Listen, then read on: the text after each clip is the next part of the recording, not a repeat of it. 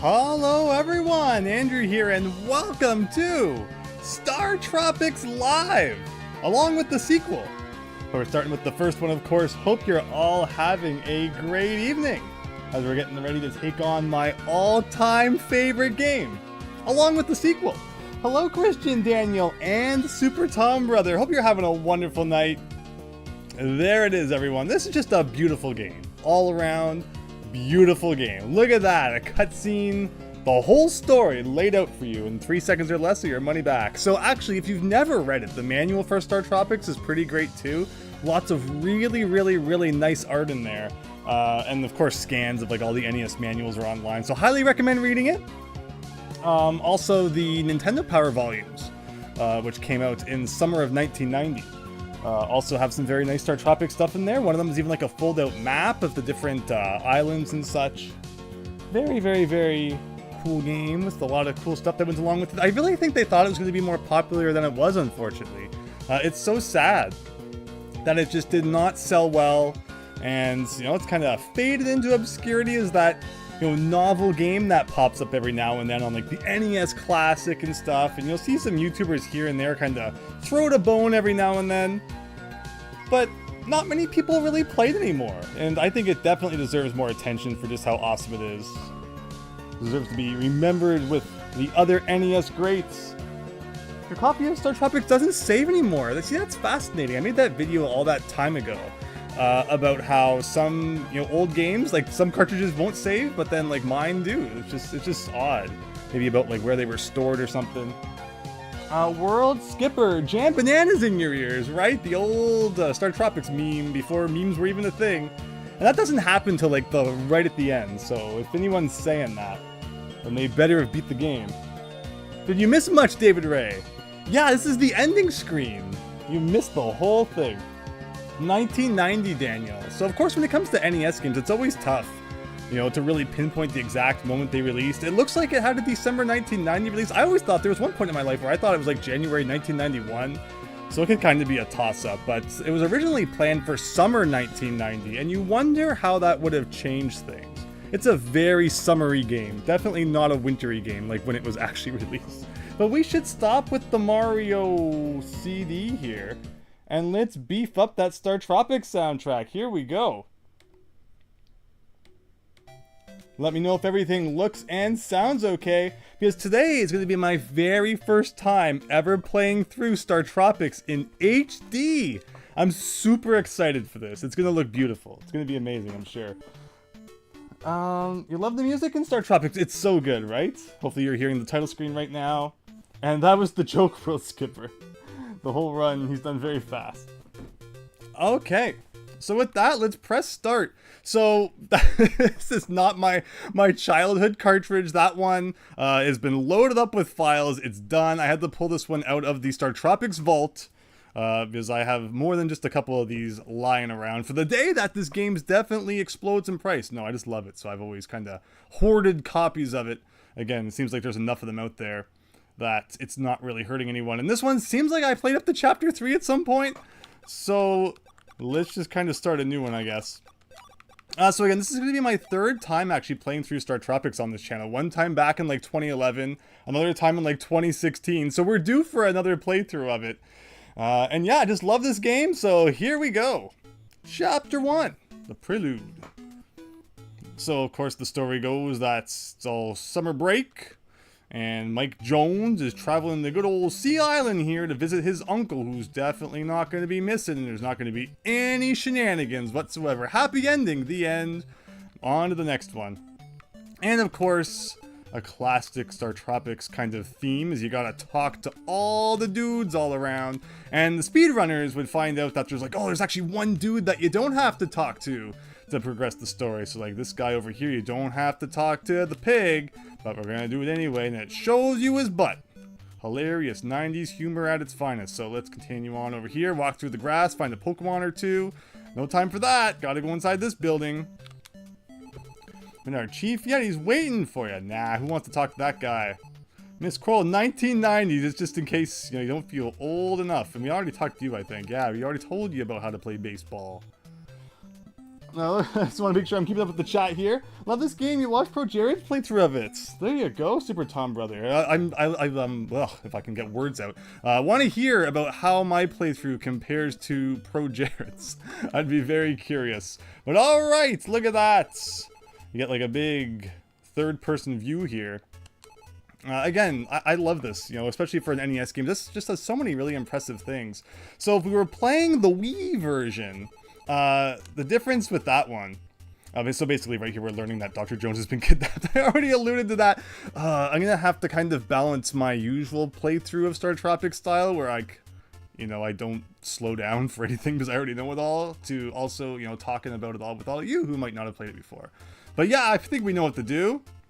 So he hands you a yo-yo, and in the WiiWare version, on the Wii Virtual Console, they changed it to star, like you got a star. Because I guess yo-yo is now copyright or something. It's one of those weird words that's like Kleenex and Velcro. That's like actually a company copyrighted term name thing. But I can't say that anymore. And there's certain objects that you have to collect in the second game that are like very copyright infringement. I'm curious if that's why we haven't seen them on the Nintendo Switch Online yet. Because yeah, no Zoda's Revenge on the Switch yet, but we're gonna roast a pig. Well, thank you so much. Sure, we'll get to that in like 30 seconds. Everyone likes Dr. Jones. So yeah, basically Dr. Jones has been kidnapped. That's the big plus, the big plot twist. We're getting the plot twists out of the way early. And again, you gotta talk to everyone, pretty much everyone, before that guy in front of that door there will let you out of the way. So that's what we're doing. But like I was saying, I really need to, balance. Is this gonna be I show you every single secret sort of thing? Is this gonna be we just kind of play through casually sort of thing? I don't know. I don't know where we're at here. Yo-Yo was trademarked in freaking Canada. Canada ruining something else, Extreme Wreck. What if Nintendo brought back StarTropics and made it a big open world game? Breath of the Wild, Tears of the Kingdom says only good games. Honestly, I've always looked at Wind Waker. I mean, you gotta admit, when you hear it, Wind Waker to me has always kind of been like StarTropics 3, the spiritual successor to StarTropics, just sailing around the islands, getting to kind of explore. And Wind Waker is my favorite Zelda game, so I mean, it makes perfect sense. But yeah, Wind Waker definitely kind of feels like what a 3D StarTropics game could look like. All right, we got the shaman here, and we hope that we never have to see her again, because if we do, it means we got game over, and we don't want that. Can we do a deathless run? Again, any deaths will be blamed on the fact that we're playing on a big old HD screen TV here, and I'm used to playing this on the old tiny like 14-inch CRT television. So in StarTropics, you jump around, you throw a yo-yo at a bunch of stuff, and you open the door and you get the star. Because 5 stars equals 1 heart, which is like the worst exchange rate ever. But yeah, that's how this game works. This is all you do the whole entire time. So people will complain that StarTropics has like the most stiffest controls ever, but I love it. Once you understand how StarTropics' controls work, you'll never go back to playing Mario Party 3 again. But like, so one thing about this game is there is a score system. StarTropics is like the world's first game to encourage pacifism. Because score is based, already the no hit run, or the no damage run done, because I'm trying to do a pacifist run here. I'm trying not to kill you, dude, and you're getting in my way. But basically, score works, I think it's like you get 7,650 points for beating a level, but for every enemy you defeat that like wasn't required to be defeated, you lose points from that total. So yeah, basically you get higher score for being pacifist in StarTropics. Definitely kind of an innovative thing at the time. When NES games were typically about just blasting everything out of the way all the time, 42 hours a day. But yeah, this is StarTropics in a room right here. He goes around throwing his yo-yo at people. And sometimes in this room, you'll defeat like one enemy and the door will open. And then like other times you got to defeat them all. So it's inconsistent as heck in that sense. But yeah, so like, again, to what degree I should like actually show off all the things? Like, do I need to show off that these rooms are dead ends? You get the big skull on the floor, which is design we're never going to see again. Basically, if you've come in here, you've proven that you're a big StarTropics know-nothing person. And that you're going the completely wrong way. Because you defeat all those dudes, you can go backwards. And then we can go up and go the real way. So basically, I really love the puzzling in StarTropics. Just how you gotta look at the tiles. You can't move diagonally. Everything is kind of set to a grid, but it works really well with the game. And so, again, sorry, I'm getting too excited here. Let me make sure I'm reading all of your comments. In a way, these islands give me a Hawaii or Guam vibes. Yeah, definitely. Hawaii vibes for sure. But Extreme Wreck, glad to hear that you've been enjoying StarTropics there. Very nice. Tetris, says Daniel. Yes, that may or may not be the game that we'll be seeing in the second one. Never thought of that. Only good games. A real StarTropics III would take place in the late 1990s. Yeah, that's the thing. If they ever brought back StarTropics, none of this freaking, oh, it's modern day. Everyone's got a cell phone, Mike posting pictures of his adventures to social media. It's like, no, it better be like 1995 or something. None of that modern crap in my StarTropics, please. It's got to be in the 90s. But yeah, otherwise, level 1. Yeah, we're almost done here. So like, again, what I'm talking about is, do I show off every secret? Like, we're not going to need mini potion bottles, probably. And see, again, we're defeating dudes that we don't have to defeat, so our score is going down every single time we beat up one of those guys. But you go over here. So yeah, I should also talk about like the items that you pick up. So we picked up torches right here, and they're kind of just like a slightly different weapon that goes like a little bit further. Let's see, like we can press this button. And there's lots of secrets in this game. I love how just there's so many like secret side rooms that you can find. So if you're having trouble with StarTropics, definitely look around for some secret items that may help you out. So admittedly, my last playthrough of this game, I used to do like a yearly playthrough of StarTropics. I can still see it like the back of my hand. But there's the odd thing, like the exact, position of every single button on every single tile that I might just kind of need to, search out for a second. So StarTropics teaches you a lesson in greed, where if you go up one more room, it's instant death. It's just pure water. No way to kind of go back through the door once you've realized your mistake. So yeah, good luck with that.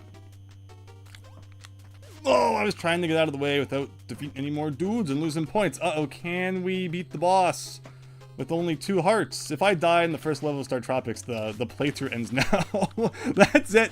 It's not the right night to play StarTropics, obviously. Again, I got like a million potion bottles there. We should be good. So the first boss is the sea serpent, because we're on Sea Island. Get it? So with the matches, you can kind of stand here and just throw them at his face. Otherwise, if you don't have the matches, or like you somehow run out, you died, you didn't pick them up, you just kind of gotta wait for him to open up his mouth there. If he's ever gonna do it, this is not good for my speed run that's going on right now. No, seriously, I've never seen him like not open his mouth for this long. You can like, no.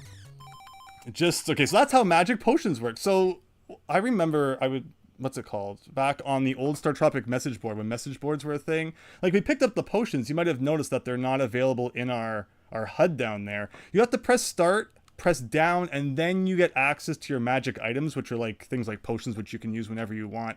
But that would have been in the instruction manual, but a lot of people didn't have it back then, so, people would be posted on the board. Like, I picked up potions and stuff. How do I use them? And, of course, later on, there's going to be magic items, which are, like, much more required. So it's not like you can just, ignore the magic items menu and never find out about it. But that's how you use stuff like that. And sometimes he doesn't even shoot fire at you. And the second he's blowing up, you can just jump on over him, and there's my secret speedrun strat. Share it with your friends. But yeah, that's the first level of StarTropics, everyone. I feel like I've said a bunch of things and none of it made any sense since we started playing here. And we're gonna get to, again, score at the end based on how many enemies we defeated. And again, you get like less score for defeating enemies. So are we even gonna hit 7,000? Okay, so again, I think it was like 7,650 is the max. So we lost some by defeating enemies that we didn't have to. But there you go. That's the first level of StarTropics. Hope you had fun. See you all tomorrow for another level. No, let's see here. Hello, Afflicted. Oh, yes. Yeah, I'm so sorry about all the shmups recently, really. That was crazy. But I think we're kind of past them now, so that's good. You like Plock? How we treat fleas? What do I think of the Bonk series of games? I never got too into Bonk. I've beat, like, the NES one. They're fine. But, like, I'm not, like, raving to play some Bonk. On the instant death one, got you the first time you discovered that secret extreme mark. I mean, it's just great, right? Like, it's just so much fun, figuring out the different things about StarTropics. Sometimes it will be unfair, and that is certainly one of those times. So we got this guy here. It's Dr. Jones's assistant, and he gives us an ID code to use the submarine, which, again, if you saw my in my starting soon screen, is a central focus piece of that. He's getting on board the subsea in the laboratory, which I could tell you more, but I'm afraid of what could he be afraid of? What is there to be afraid of out in the oceans and island here? Everything is perfectly calm, but we go inside here and it's Rob, everybody! That was their problem in StarTropics. They included, you know, a peripheral that kind of bombed and faded into obscurity, and then the game itself was doomed to bomb and fade into obscurity. But hey, it's Navcom here. Maybe I should slow down and actually complete my sentences before starting the next one. That would make sense. Hello, Hack and Quack, and welcome! StarTropics has aged well. It's a great little first level. Yeah, like, I love this game. I just love this game so much, and I can just sit down anytime, anywhere, just play through it. It's not even that long, like, when you know what you're doing. A lot of the length in StarTropics can definitely come from, you know, having to replay levels, because if you lose all your lives, it's back to the beginning of the level. If you die, there are usually checkpoints along the way, with the exception of some later levels. But Chapter 1, we got dolphins here. Dolphins, again, also included in my kind of splash screen there, but this guy's son's been kidnapped, so suddenly we gotta go worry about that. But any excuse to play more StarTropics is good. Like, I like this little lighthouse right here. Like, this is a completely unneeded lighthouse. There's no reason to ever come up here. So these, like, you know, custom graphics you'll never see, you know, should you not decide to stop by. See, he hasn't seen nothing. The most useless NPC ever made, but he says to go visit his wife, who we do need to go talk to, but like, you would just do that anyway.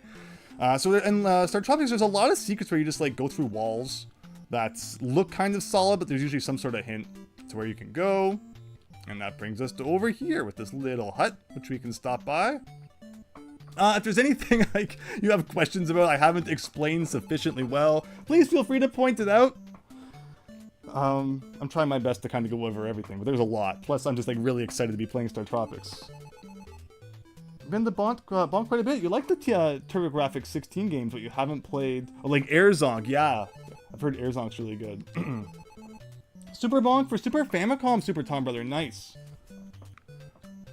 But okay, so with that, there's a bottle on the beach, and there you go. Another feature of my kind of starting soon screen there. I kind of tried to get everything about StarTropics into one. There's a note in the bottle. You read it. Help! Captured by evil aliens. Tell my nephew to use code 1776 Dr. J. So yeah, Dr. J has been kidnapped by aliens. And through the course of 8 chapters, we gotta save that guy, kind of. You can even read it again. Alright, back in through the door here. So again, like that's kind of... Like you can really see in HD that there's a difference between that piece of sand and like the other ones, like it, you know, and then if you look at the sand up above, you know, there is kind of a hint that if you press against that wall, you'll go into it. But on a CRT television back in the day, you will never see that. You will never ever see those couple of pixels that hint you can go through that wall. Bottle of awesomeness is Extreme Wreck, but I hope you're enjoying the HD. I had to play it in HD. Again, I never played it in HD before, so excited to see just how nice the game looks all throughout. Like, I guess if I wanted to play it in HD, I could have done it on like the Switch Online, but Switch Online, I don't think on the Switch, again, the Switch Virtual Console, whatever they call it, like they've washed out the colors. That was always horrible when they did that. But still, there's like some flickering and stuff they probably got rid of. NES games and flickering just seem to be a thing that has to go together. And you even find heart containers called Big Hearts on the Overworld map. You've probably noticed, though, that even just by beating the last chapter, you know, it took us up to 5, but by finding that heart, we now get to go into level 2 with a whole 6 health containers. Here we go.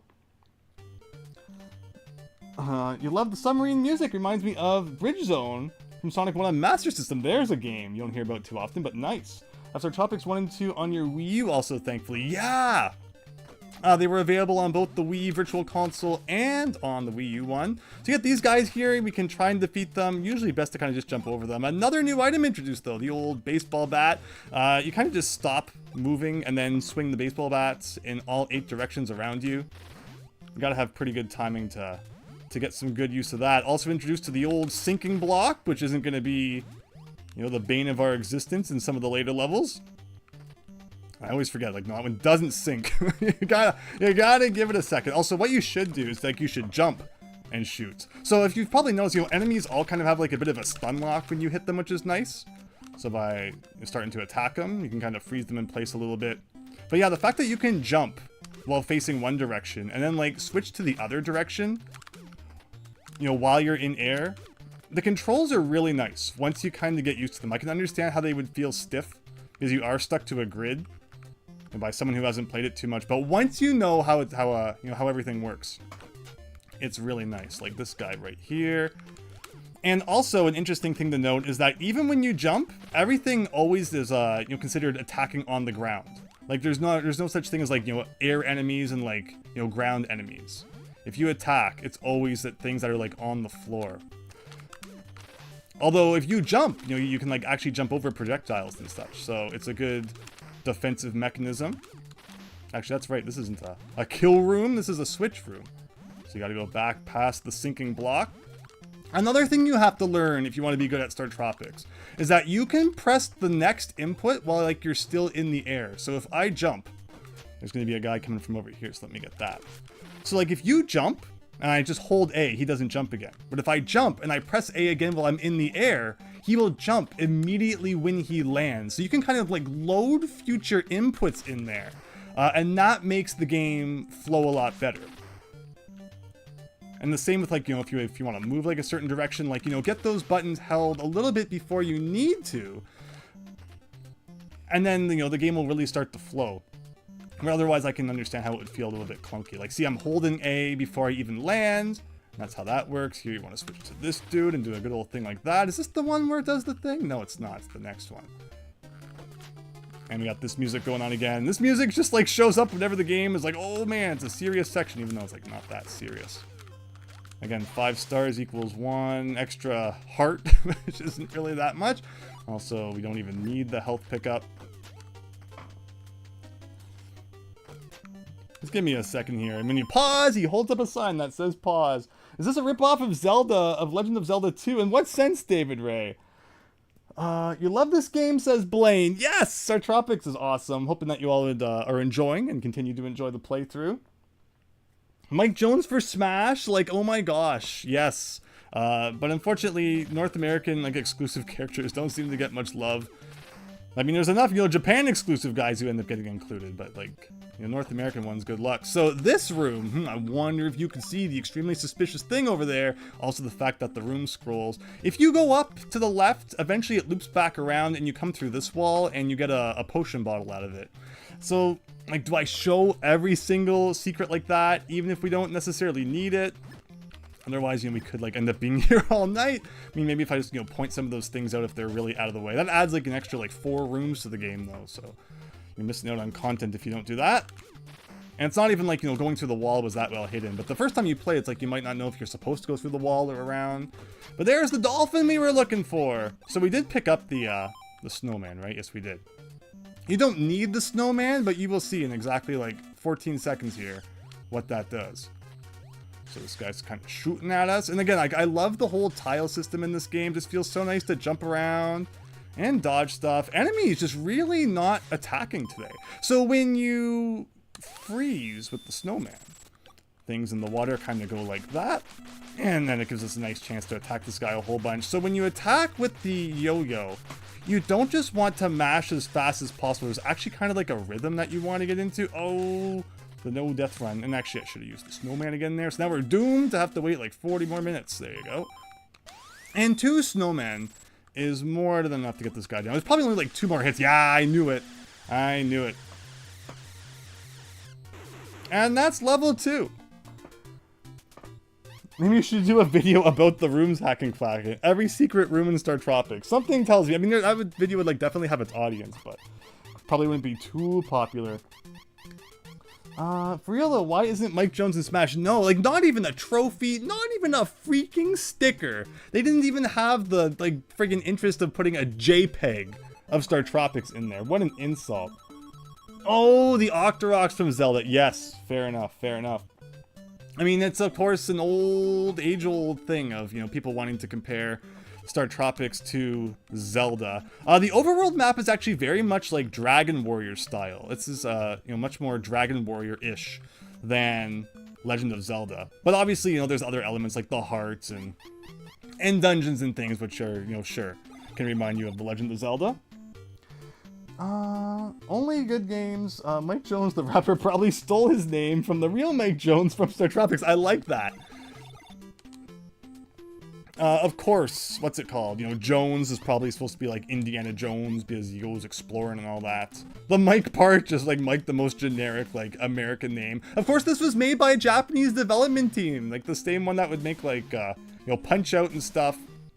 So, it's funny that it was completely made in Japan, and yet it never even had a release over there. So there you go. Actually, there was a sticker of Mike Jones in Brawl. You know, because you got it's a Super Tom. I don't believe that, Super Tom, brother. There's no way I believe that. I don't remember any StarTropics. Actually, the only StarTropics I remember in Brawl was it's mentioned in, like, the Nintendo Chronicle of, like, the list of, like, all the games that were released. Dragon Warrior graphics, Daniel. Yeah, see, that's what the overworld's always reminded me of. But Super Tom, brother, if that's true, I mean, I'd love that.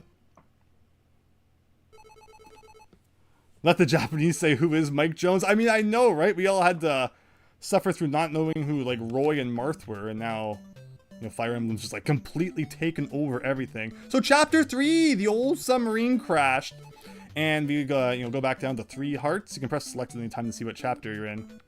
But thankfully, we can go into this guy's house here, who I just ran away from, and talk to him, and get all that health right back.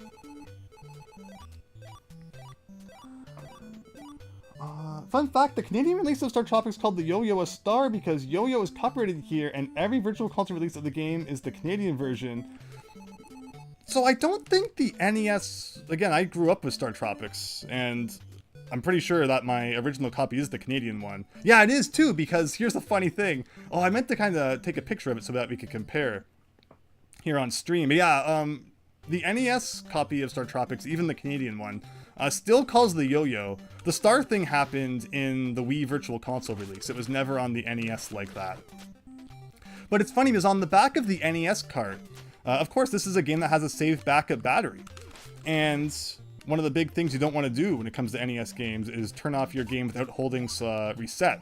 Now that's not something I ever used to do because I'm like, oh, that's probably just like an old myth or something.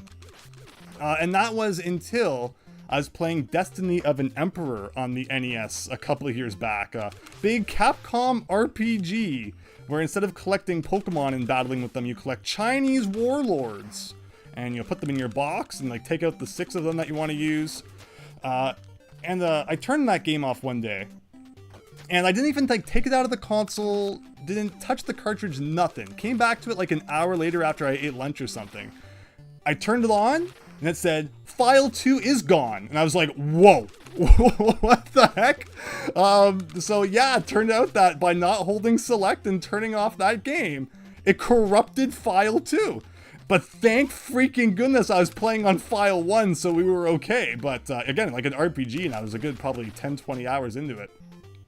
So like, you know, not having to replay all of that was nice, but ever since, I've held select when turning off my NES games. Because what happens is when you turn off an NES game that has a save battery, or rather, you know, any NES game, there's like garbage data written to a random value in data when the console's turned off. Just like a glitch that happens when you power off the NES. And normally, if it's written to like, you know, read-only memory, as you know, games were when the NES came out. You know, like it's the game data that can't be modified. It's like on a chip, solidified.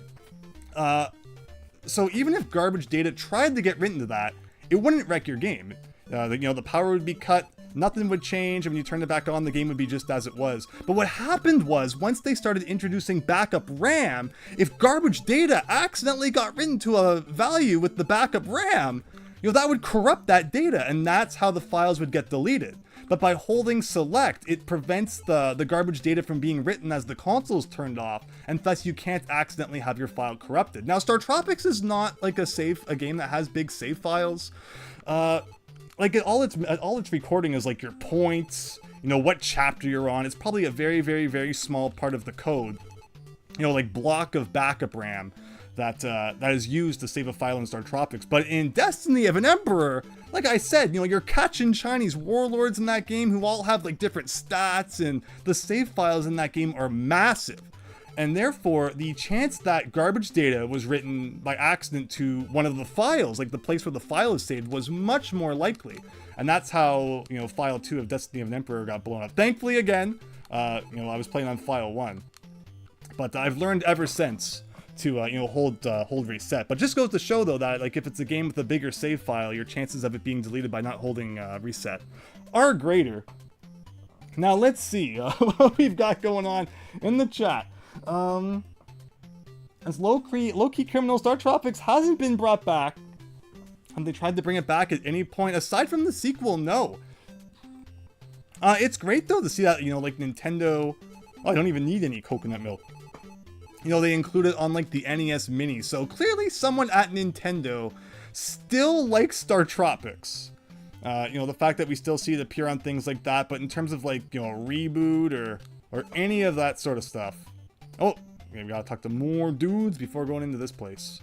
For some reason I thought we could go in there and there was like another place that we had to talk to more dudes. In fact, I think there's 2 places in this town where you gotta talk to dudes in order to proceed. So I guess we gotta go talk to this guy. There's a castle somewhere. Again, definitely not a Dragon Warrior ripoff. And was that the last guy we didn't talk to? Maybe? I'm just having so much fun, not paying attention to who I'm talking to or not. Basically, the story is Mike forgot to, buy milk and eggs. So that's where we're going. It's that one guy made all the difference. And see, here's one of those useless people you don't have to talk to. But this guy, you gotta talk to him. StarTropics has an ending with 2, but you would like more Mike Jones Adventures, Daniel. Yeah, for sure. For sure. A homebrew store. Yeah, the whole Xbox 360 Super Tom Brother. Don't know if you care about 360, but they officially disabled the digital store. Yeah, in the last part of Banjo-Kazooie Nuts and Bolts, which is thankfully some of the last you'll ever see about that. We might revisit it someday in like the really distant future, but no time soon. But we did do a little bit of purchasing on there. Hopefully everyone got what they wanted. But it's Miracola. And we've heard of your courageous adventure. Like, what'd they do? Like, I guess, carrier pigeon. Shooting stars appeared in the sky 1 year ago. Lightning flash, and it's that night. Bananette has slept and she will not awake. That's a long slumber. So we gotta go find some mountain hermits. So chapter 3 is the longest chapter in the game. There is zero consistency when it comes to how long the chapters in this game are. Like, chapter 1 had 1 level, fair enough. Chapter 2, also 1 level. It's early enough in the game, makes sense. Chapter 3 has 5 levels. And aside from that, the longest is 2. So it's like, why they packed so much into chapter 3, I have no freaking idea. But here we are. And yeah, we've only done 1 of the 5 levels. So sit back and relax. And yeah, what's it called? We got lots of levels to go. Including the level that like most people seem to get to and stop at, which is the midway point, level 3. So enjoy. The 3DS got Summer Carnival a shmup, but it didn't get StarTropics. So it's really interesting. If you try to play StarTropics on like a DS emulator, it doesn't work properly. And as we all know, the virtual console releases are just Nintendo emulating things. So my guess is that Nintendo probably didn't feel like fixing the emulation, and then like that's why it was never released on the 3DS. Otherwise, I absolutely would have bought that. But even back in the day, my motivation for buying a DS flash cart was not because I wanted to like, oh shoot, what am I, pirate the world of Nintendo DS games, but was because I wanted to play NES games on the go. And even though StarTropics is a little bit glitchy, I still certainly worked my way through it. Again, though, don't kill any enemies you don't have to, because it's hurting your score. These guys are cool, kind of how they jump over the stuff just like you do. And we saw it in the last level, actually, but this is the second instance of dark rooms. So it's kind of scary. You gotta, look at the enemy's movements, to see where you can go. Like, you can see that this one, kind of came all the way across. So that's how you know you can walk there. And then you gotta kind of look at the Octorok over there. Like, seriously? There you go. Just barely. And you can kind of see he's jumping here. So that's your hint that you can kind of do this, this, and this. But don't forget, like I said, StarTropics has got secrets all over the place. So somehow you're supposed to do a leap of faith to the lower part of the level there. And we get a magic potion bottle. Which, better safe than sorry, I guess. Jump back up. Room is dark again, but no problem, really. Thank gosh. You got the DLC for Nuts and Bolts before the store closed down. Yes. Do you have Gamer Pick 1 from Nuts and Bolts? It was removed from the 360 store a long time ago. Randomly, you think? I probably don't have that then. I think the 3DS works. You love the humor in this game. Banana immediately starts eating a lot the moment you wake her up. Super time, brother. We shall see when we get there. Also bought all the DLC for Cameo and Perfect Dark Zero. Nice. Yeah, I'm sure that's the problem with, store closures like this is, like a year down the road will probably be something that I wish I had bought. And then you're like, nope, can't get that now. Remember, don't kill anything. No, pacifist run ruin. Actually, so that's fine. Again, you see a lot of rooms like this in Chapter 3. You got to be really quick. And we get our health right back. And nothing in that one this time. But here's our first entrance of, like, spooky stairs. Leading us down into the fiery depths. And here we go. It's like the only... No, sorry, this isn't the only time you see this. But one of the only times you're ever going to see the old lava palette here. So look at that up there, everybody. That is the try your luck sign. Because StarTropics isn't difficult enough. That sign has the ability to give us 1 extra life, 2 extra lives, or it could take off a life or take off 2 lives, immediately putting us in danger of a game over. Let's do it. +1. So that takes us up to a weird 4. It's strange to see like anything that's not a 3 down there. And there's nothing in these ones. I don't know why I did the loop around the bottom, just because it was fun. Did you have fun? I had fun. Let's go up here. In this room, we should be able to find a rare instance of the stopwatch. A very uncommon item in the game. It can either freeze all enemies on screen or slow them down. I don't know what the chances are of having like either or, but in that case it froze them all, which was nice. And you get the old Mudman monster here, who kind of pops up and shoots at you. One of these has a switch in it. There we go. You can kind of like attack him, but he seems to come back anyway, so I don't usually bother.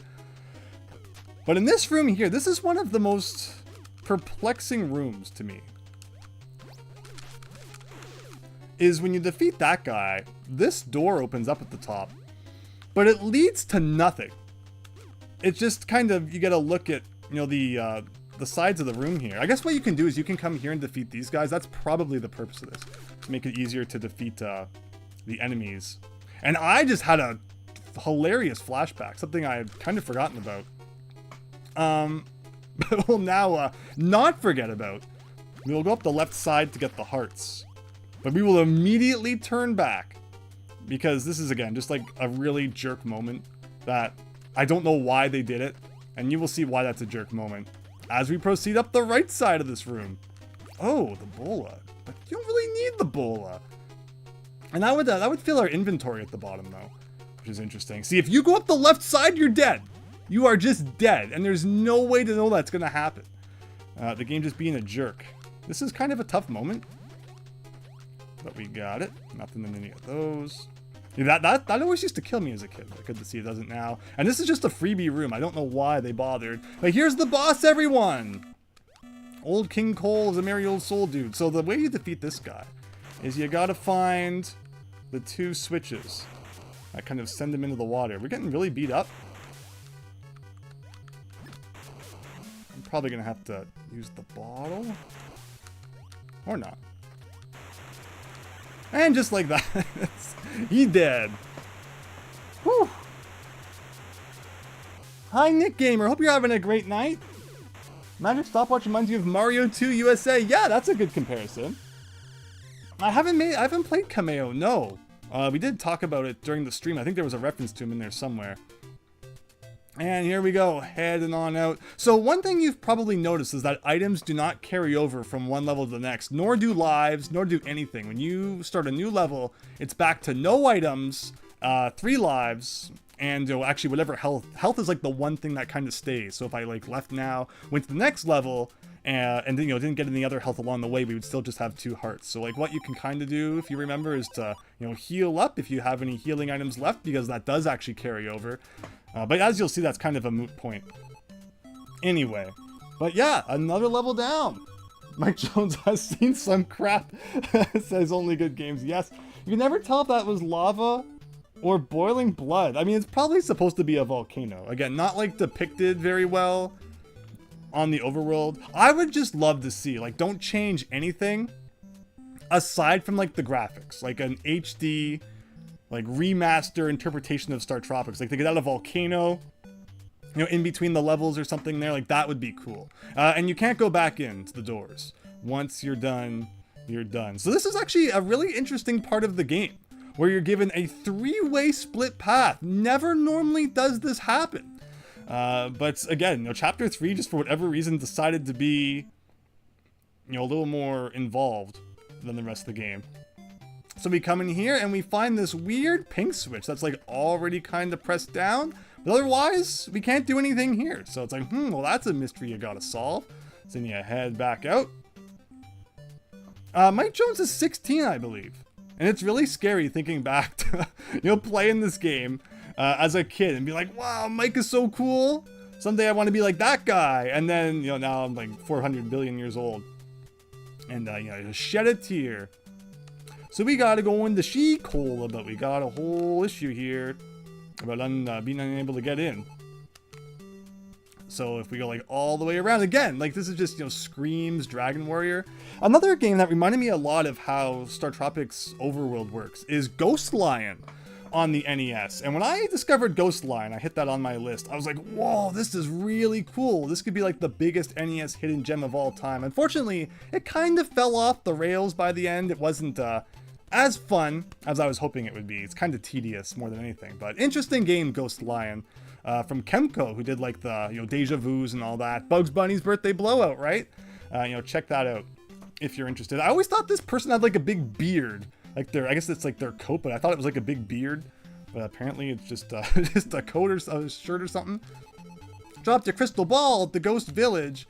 Those are fighting words. So Ghost Village are 2 words that should scare anyone who's ever played this game before. And is where the vast majority of people get to in this game. And they just throw their hands up, never to be played again.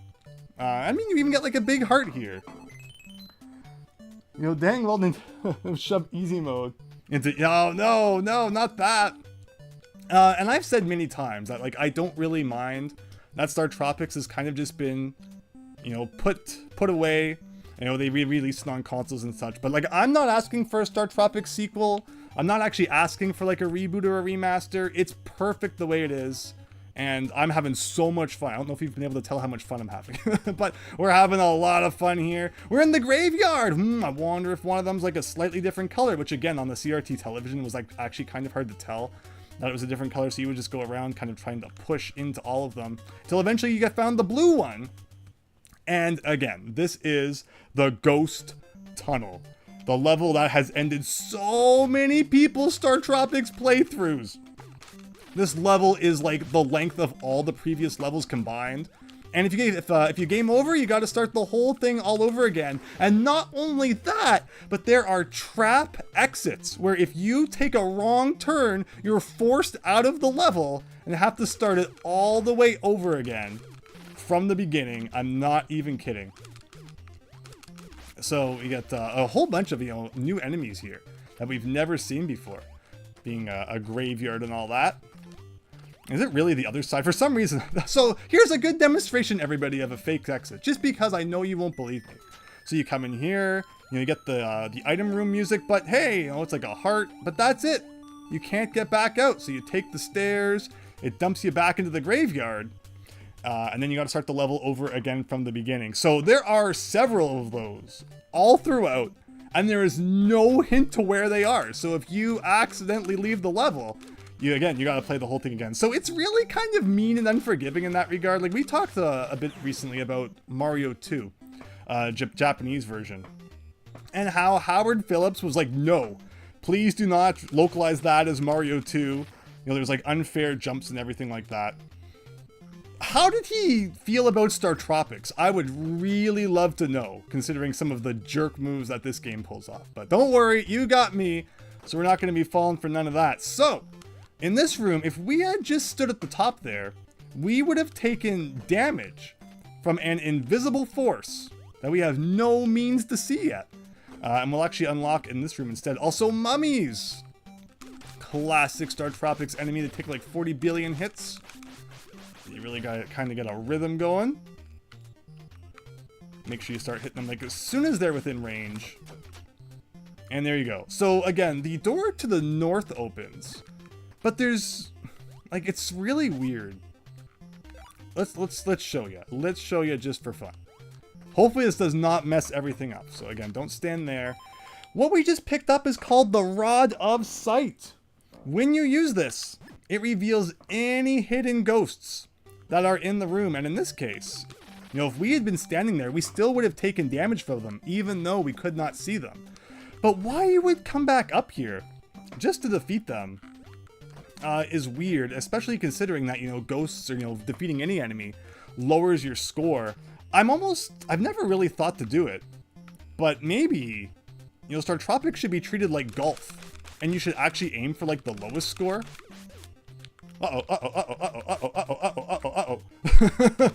Oh. This is all because I'm demonstrating things too. I didn't have to go back up to that upper room, but I decided that, you know, pain was my game. I don't think that the Rod of Sight will respawn.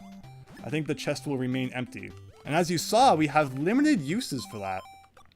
So should we run out, it means we'll have to find more. This is another room where you could just run down there and try and hit that switch, but you are very likely to run into like 40 of these guys along the way, so it's much easier to just kind of activate that. See, like, it makes you go all the way to the bottom, and then all the way to the top, and then all the way back to the bottom again, so you're likely to take some hits. Skeletons were creepy to me as a kid. I would have freaked out. Someone told me back then that you had one inside of you. You get scared of these enemies as a kid. You didn't pass, and for many years after that. Interesting. You know, dang, well, yes. Yeah, I never really thought about it like that. You know, skeletons never really bothered me. But that's interesting. Very interesting. So in this room right here, we want to defeat a bunch of these guys. I think we actually want to go this way. Yes. If you go down, it's one of those fake exits, so you don't want to do that. Right here, if we defeat all these ghosts. So the ghost tunnel, again, is considered a really difficult level, but there are actually a lot of secret rooms in this level that you can find for health and items. So look for those and you'll have an easier time with the ghost tunnel. But I can understand that, you know, many people are probably not gonna find a lot of these things, and then therefore it's just gonna be just as you know, difficult as ever. But okay, we've got the hearts into this room now, and oh no, we went into one of those fake exit rooms. Guess we gotta go through the stairs and start again, unless, see, there's like a weird part of the wall here. Like, again, this level just insists on being really mean. And that's the end of my Rod of Sight, everyone. But again, if you use it in this room, it's another instance of secret dudes appearing. I think this is where the switch is, right? Yeah, but, so you've probably also noticed that doors that open up, if you leave the room and come back, that door is back. But if it's a wall that blows open, like that one at the bottom there, that will remain open even if we leave the room and come back in. Which means that we can now do another loop here and explore the secrets within, which I may not need. I don't know if this is a potion bottle or not, because that's the only way it's really going to help. We don't need hearts. It's just hearts. And I don't think there's like any other additional secrets. Sometimes there are, so it pays to check all these blocks. But I love the, you know, the bonus room, like the item room theme, and yeah, it usually kind of shares a similar layout to this. You can still buy Sonic Unleashed. Interesting, Daniel. What an impressive NES game. You think people don't talk enough about. I don't get how StarTropics is not like way more popular.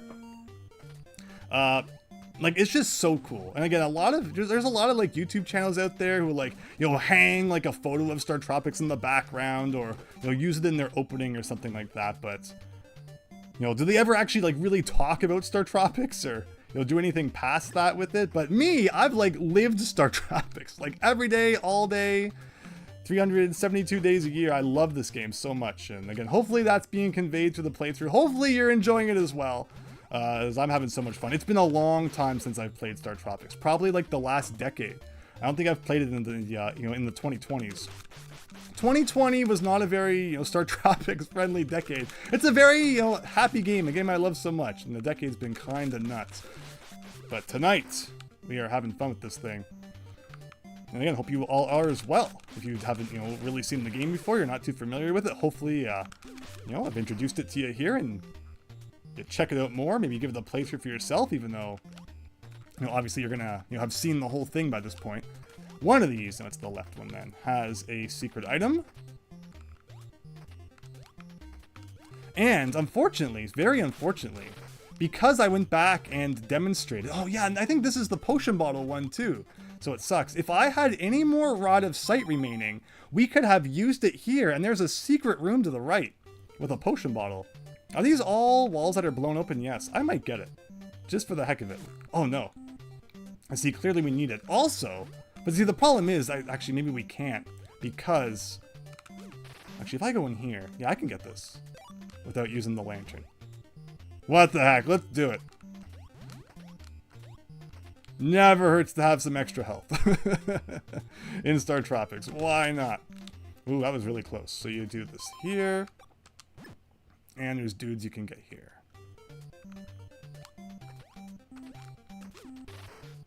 And again, everything in this game takes place according to a grid. You can only jump like, you know, 1 block distance, but they create really good puzzles out of it. I love it. Yeah, that's what we're looking for. Plus hearts to kind of make up for the mistake we made there. So see, if you know about stuff like this, it makes the ghost tunnel easier. But I can still understand why a lot of people don't really like this level. Oh, and it should be pointed out that you can't defeat the ghosts unless you make them visible, which is why I had to reveal them in order to get that secret.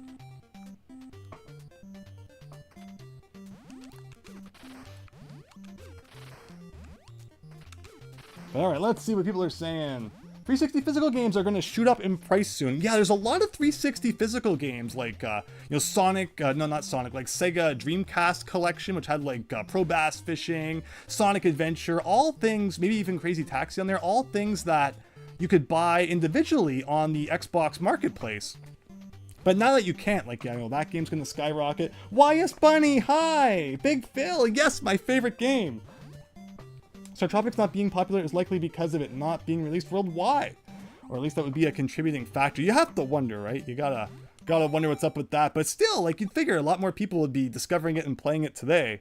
Maybe it's kind of the difficulty that scares people away. So we picked up that lantern. Activating that in any dark room will instantly light things up. And there was a time in my life when I had all of this memorized, so I didn't need no stupid lantern. But as you can see, it only lasts like 3 seconds. Okay, so I have a really big problem with this. A really, really, really big problem. And it's the only time in the whole game when this happens. They put a sinking tile right beside the ground. Like, as you can see, every other sinking tile, there's like water surrounding it. But I have my whole life had so much trouble timing the jump to this one, because if it's not fully out of the water when you jump over the spot into the water on the other side.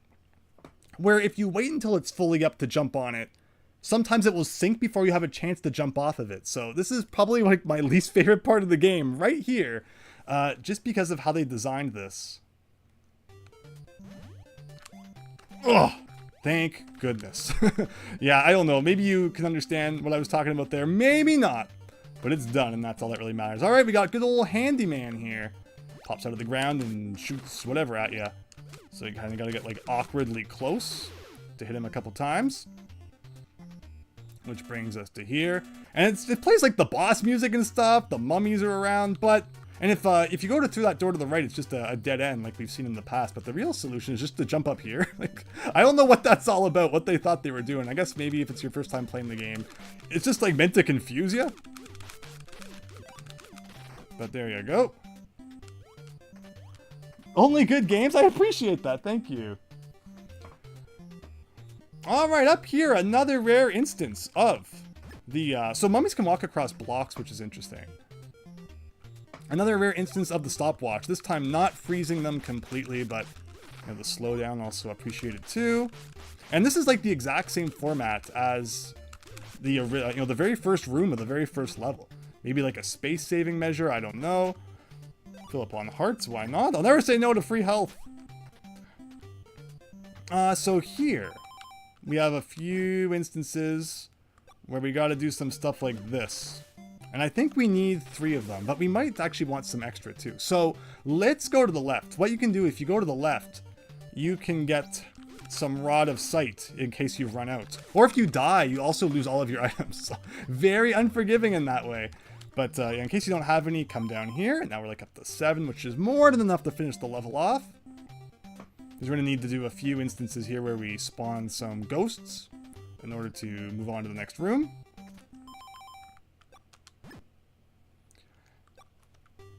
So yeah, it's basically just a filter. Like if you don't have enough, you're going to have to go back and get some more. And then this one right here, there's no ghosts to worry about. But don't accidentally go through the door before you jump around here. Somewhere around here. The last one, of course. And pick up the mirror. And just to confirm, there's no ghost in this room. No, well, see how it just kind of does nothing, but you still waste it. If you don't pick up the mirror and come into this room, it is impossible to defeat these enemies, and your only choice is to die and try again. So don't accidentally miss that.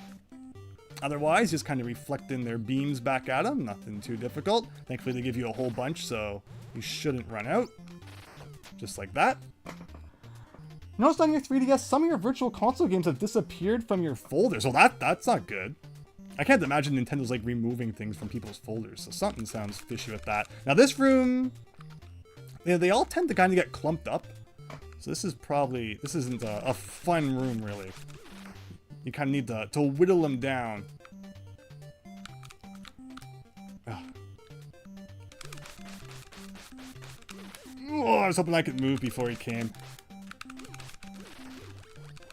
See, now they're all going to be kind of bunched up. Thankfully, the next room has another one of those secrets I've been talking about, where if you know, the game becomes easier for sure. so see, like sometimes it's so random. It's like you didn't even defeat all the enemies in the room, and the door opens anyway. I have no clue how that's decided. So here you think that you're just hitting a switch to move on, when really, if just randomly you decide to use the Rod of Sight in this room, you are awarded with a bonus, which will hopefully be 4 hearts so that we can fill back up to max. Ah, that's what we like to see. Getting ready for the boss, which is only a couple of rooms away. We're almost done the Ghost Tunnel, the level that everyone just like throws their arms up and never plays StarTropics again after. I would say that probably like 95% of people who have tried this game have not made it past this point. And just because, as you can see, it's a pretty long room. Pretty long level. And game overing or being tricked into one of those fake exits means you have to do like the whole thing over again. So I can understand. Well, bolas, oh, we don't want to use those by accident. You do not want to accidentally waste the bolas. And you will see why. And there's one last chance to pick up Rod of Sight, because you will be needing it in the next room. For this, it's the boss, everyone! A bunch of cannons out in the water. Oh, that's not right. The boss is a giant ghost, and you need these to hit it, so don't waste them. Oh, okay, well, as I've just so elegantly done. See, he kind of stops moving. Oh god, this is not good. I think you can still hit him if he goes to like the absolute sides. I've never run out of bola before though, so this is going to be like a really scary moment where I'm probably going to do it. Oh shoot, oh shoot.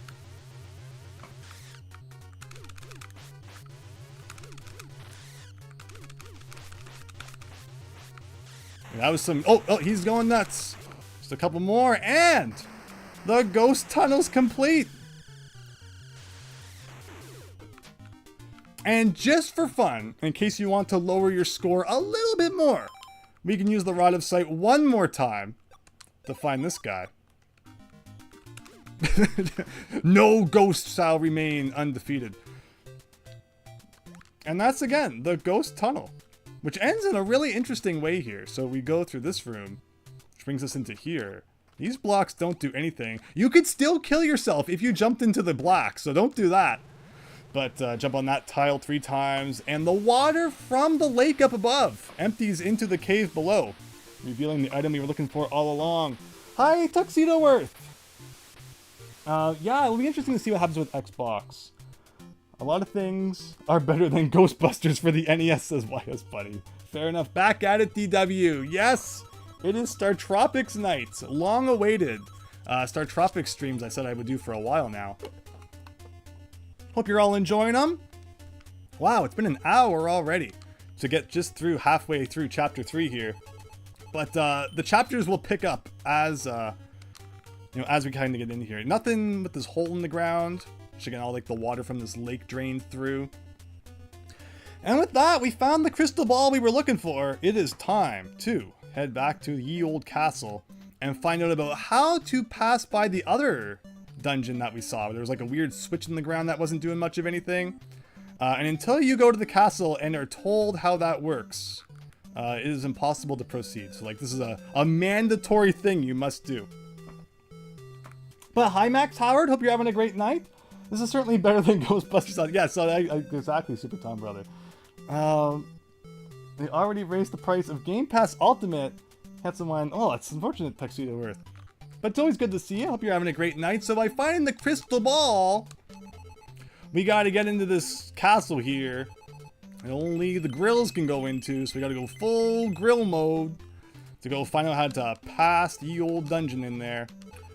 So let's go. Risking life and limb, a bridge over troubled water. Struggling to escape evil mystic powers from a star far, far away. I didn't know this game had anything to do with space. Should have put that in the title. But okie dokie. So again, this is just like that literally looks like, one of the characters from Dragon Warrior on the NES. Same with the whole castle here. You can go around and talk to all the peeps. Warrior from She-Cola. From her Cola. I don't know where like the naming all the islands with Cola came from. I guess Cola was just really rad back in the 90s. Get the whole symbol here. And who are we supposed to do? Go over here. And then down here. I think this is the one who tells us how to get by the thing. Or do we have to go talk to the other person first? We're busy training. Okay, so first we gotta go into this room here. And finally, after like what, 5 levels? We get a better weapon. The yo-yo's fun and all, but it just ain't cutting it. It's Queen She-Cola. So we literally beat every single one. There was like that one that was hiding in the corner that did absolutely nothing wrong. We got that one good, don't worry. So from here, we get the shooting star. And oh my gosh, it is such a better weapon than the yo-yo. But the really interesting thing about weapons in this game, like when upgrades to your main weapon, are that they depend on how many hearts you have. You must have 6 hearts, or else the shooting star reverts back into the yo-yo. So this game punishes you for playing poorly. You think about a game like Paper Mario, your attack power goes up. Maybe if you like attach Power Rush or whatever. I thought you're the one who's supposed to tell me how to do the thing. Okay, here we go. Want to travel west? I showed abracadabra and jump 10 times at the tunnel's end. So that's what you had to do in order to proceed on through the game. But yeah, you think most games, when you get low in health, you kind of get like a power boost or something, where StarTropics punishes you for playing poorly by reverting your weapon back to a crappier version. So basically the moral of the story is never, ever, ever drop below 6 hearts. But with that whole side ordeal going on there, now we get to go to the islands over to the left here. And again, we went in here, got to save that data. Up through this door, and you scream abracadabra and 10 jumps. Can you jump on the bridge without doing any of the ghost business, Super Tom Brother? No, so none of this works. We came in here, and as you could tell, there was like a sound effect every time we jumped on that tile, but the first time we came and checked it out, there was no sound effect, meaning that it would not work no matter how many times we jumped on it. You have to do the ghost business and go in there and be told what to do. Unfortunately, that would be like a massive time skip. It would be cool if they let you sequence break the game in that way, but then you wouldn't get the shooting star, and that would actually be really interesting if there was like a way to proceed without grabbing this more powerful weapon that you can see we're using right now. It has more power, more distance, everything you could want from a weapon. And yes, like, oh my gosh, now we can start playing the game. I mean, again, yo-yo, iconic 90s video game character weapon, but my goodness, does it kind of suck. So yeah, we're in the shooting star zone now. Much more fun. Should be like a couple more dudes here. There you go. And that is the game's shortest level, with like a bit of an asterisk. I mean, shortest level that you actually get points from, I guess. Just kind of meant to be an introduction to the new weapon there. And it's kind of a, you know, again, we had to figure out how to get through that. So it's meant to be kind of a, like a blockade there. But alright, the final level of Chapter 3. But first we gotta go visit this guy and learn all about Poe's poem. I'm Poe, the famous poet of Southern Island. Like my poems, raindrops from heavens, fountains spring from earth, lifting my spirits high. So, here's an interesting thing about that guy. In StarTropics, I will discuss this. So let it save. I'm gonna press the reset button.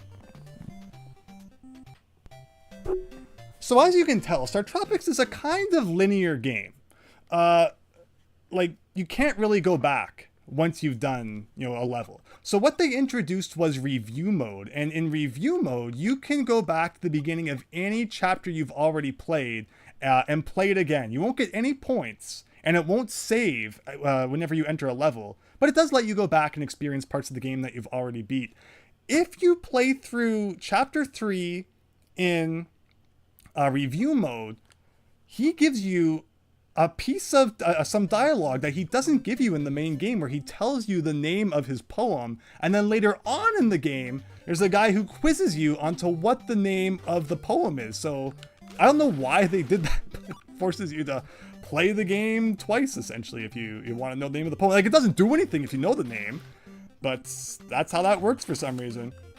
But okay, the last level of World 3. Let's get out of here. This level introduces invisible tiles, because there's nothing more fun than just jumping out into the random places in the water in order to find secrets. Oh, StarTropics, is there nothing you won't do to cause us pain? What a crappy poem, says Max Howard. Ball and chain mace, awesome, yes. Yeah, how can you complain about that as a weapon? Have we seen them yet? These white tiles that sink into the water. And again, this is where it's really important to know that trick, where if you press A and hold it while you're already in the air, you will jump immediately when you land. So it's not about, like, you know, trying to get a frame perfect input or something. It's just pressing that button while you're already in the air, and you will start that jump immediately as you land, helping you not fall into that. So, how do you get to that? Something like that. Again, they're introducing the invisible tiles. Now, do we risk the no death run? I found a secret in this room. Way back. A completely pointless secret. I think it's here. Yes! Yes! There's no reason for this tile. Not one reason for it. But I found it! I might be the first person to have ever discovered that. There's no reason for that to be there. It leads to nothing. But for some reason it exists, and it was invisible, so there you go. I don't think there was one if you jump from the top tile, which is why I was kind of scared there for a second. It was going to ruin our no death run. But yeah, just a weird thing that's there. This level also has one of the very last secrets that was ever discovered in StarTropics. That we know of. I really wonder. You know, there could be so much to this game that nobody has found. Nobody really dives into StarTropics. You know, like, no one's really, you know, torn apart the ROM. There could be lost levels. There could just be rooms and things that, like, we haven't found, because no one's really looking into any of it. Everyone's busy disassembling freaking Mario 3 for the 5 billionth time. But I'm really wondering, you know, curious, you know, what just might be hidden inside StarTropics that nobody has found before. And again, this secret coming up is one such thing that's like, whoa, it's really freaking obscure. So yeah, that tile that I just showed you, that I made the discovery, along with this other thing coming up that someone else made the discovery, are just two things. It's like, just what the heck? Cap is jumping out of the lava. Yes, Super Tom Brother. A pointless tile tuxedo with, indeed. Skeleton chickens, Max. Yes. Yeah, the misplaced tile, YS Bunny. It's definitely possible. So... And then they give you the clock so that you can go back and get that. No, I don't think we needed it though. But okay. So here, that opens the door above. But this is a bit of a tricky room. And also, the interesting thing is the skeleton is like actually revealing where hidden tiles are. I think that's like the only instance in the game where that is a thing. +1, we've had luck with the try your luck signs tonight. Going up is a dead end. There's no reason to go up. Yeah, having to kind of juggle is not fun. Oh, and actually another instance of the sinking tile being right up against the thing. Why did I demonstrate this? I don't even, like, there's no reason you should ever need this medicine bottle. The level's almost over and there's not even a boss. So I probably just toasted myself.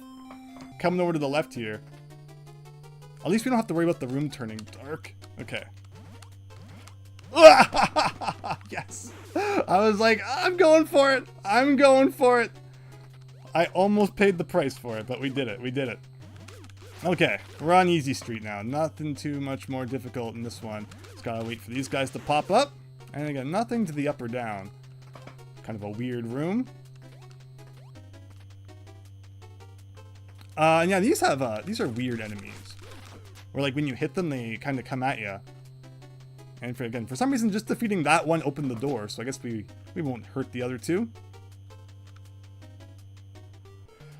And with that, back up to the surface. So this is where the level ends. We get some rooms here. We get a mud monster. If he ever shows up. It's like sometimes he doesn't show up. It's really weird. Like again, there's just so much that I think could still be discovered about this game. When it comes to the RNG and, you know, how things work. But just no one, no one cares to really take a deep dive into StarTropics, which is unfortunate. Yeah, we get some rooms here. So what we are in right now is a 3x3 square of rooms. And you can kind of tell where we are in that square based on the spikes on the side, which by the way, they don't do anything. Like you can't jump into them. They are just kind of block tiles that impede your path. Hitting this here, we can see that in the center of this 3x3 square is a fountain, but we cannot get to that fountain. From this door, anyway. So we got to keep working our way around the square. And defeating some enemies and opening some more doors along the way. So the next room has one of the most interesting things in the entire game. Something that is never seen anywhere else in the game that we know of. And I'm excited to share it with you here today. So another room where we cannot get access to that fountain. Fair enough. So you might say, Andrew, how is this room as interesting as you say? I don't see anything that could possibly make this room as fascinating as you say. Nothing could be hidden in this room that is just so obscure. It's nowhere else. And that is, in the corner, I cannot walk on this piece of grass, as you can see.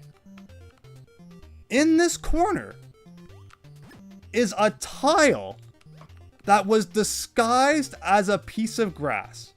Nowhere else in the entire game has, to this point, been discovered an ordinary ground tile that secretly acts like a switch like that. Now, I don't know if I've walked on every other single piece of grass in the game, so it's completely possible that there's one more hiding out there somewhere. At least one more, who knows? And again, that's what someone digging a bit more into the game could possibly discover. But like, wow. And it's funny because, yeah. Because the discovery of that dates back to the StarTropics message board. Like again, when message boards were a thing. Someone joined, and they just made a post. And it was like, I think I discovered something in StarTropics that no one's ever found before. I'll let you all know what it is tomorrow or something like that. And then tomorrow came, and they never posted it. The next day came, they were nowhere to be seen. It was like 3 years later they finally came back and posted what it was. But all of our minds were blown. There's no one else had ever found that. But yeah, weird, right? Cryptic grass. Why do the skulls and bones disintegrate in lava? Why don't they disintegrate? Who knows, right? It'd be interesting if they did a reverse Fire Emblem 1 and released StarTropics 1 and 2 in Japanese. I would love to see StarTropics 1 and 2 get Japanese releases. That would be really cool. So what you've probably noticed now is we've done a complete loop around all of the rooms. And we never found a way to that fountain in the middle. And I just did that to kind of demonstrate because the true solution to this puzzle. I was also having like so much fun rambling about secrets in this game.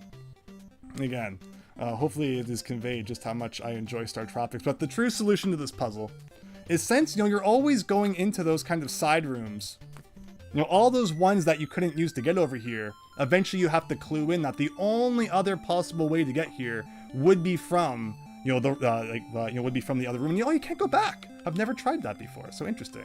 Nothing kind of hidden around here. There's only one thing to do. Jump on the fountain.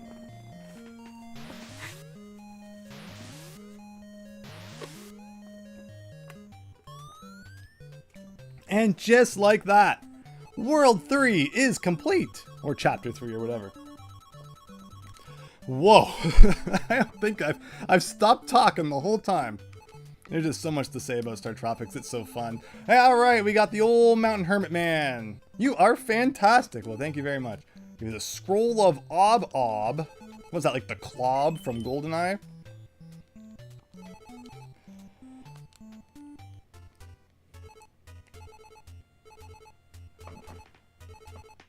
And I mean, we just went through all that, so I guess he has to run back all that way. Read the scroll and wake Bananette. It sounds like that SpongeBob episode. Bebo, Baba Bebo, Oma Obobo. Bebop. I'm not going to read the whole thing, but you get the point. And also Shield Your Eyes. It was the NES. They didn't care when it came to the flashing lights. So let's see, if you played on like the NES Classic Edition, you wouldn't get the full eye-burning experience. It's a Maricola! Yes, YS Bunny, the hermit at the top of the mountain has an unused sprite if you talk to him from behind, because you never get to see his back, because you can't get in behind him. So that is something that, you know, people have actually dug out of the game. But you wonder what else is in there for sure. She wakes up after a year, and the first thing she wants is that banana cream pie. Again, banana is like a big, long, kind of running joke in this game. Order the repair of your ship. And there you go. Good luck. So with that, the longest chapter in the game has come and gone. And with that, we're like almost halfway through the game, even though we still have over half the chapters to go. But Subsea is ready to launch, all ahead full, into Chapter 4. Hopefully I didn't accidentally play review mode. No, I don't think I did. Or else we'd have to do that all over again.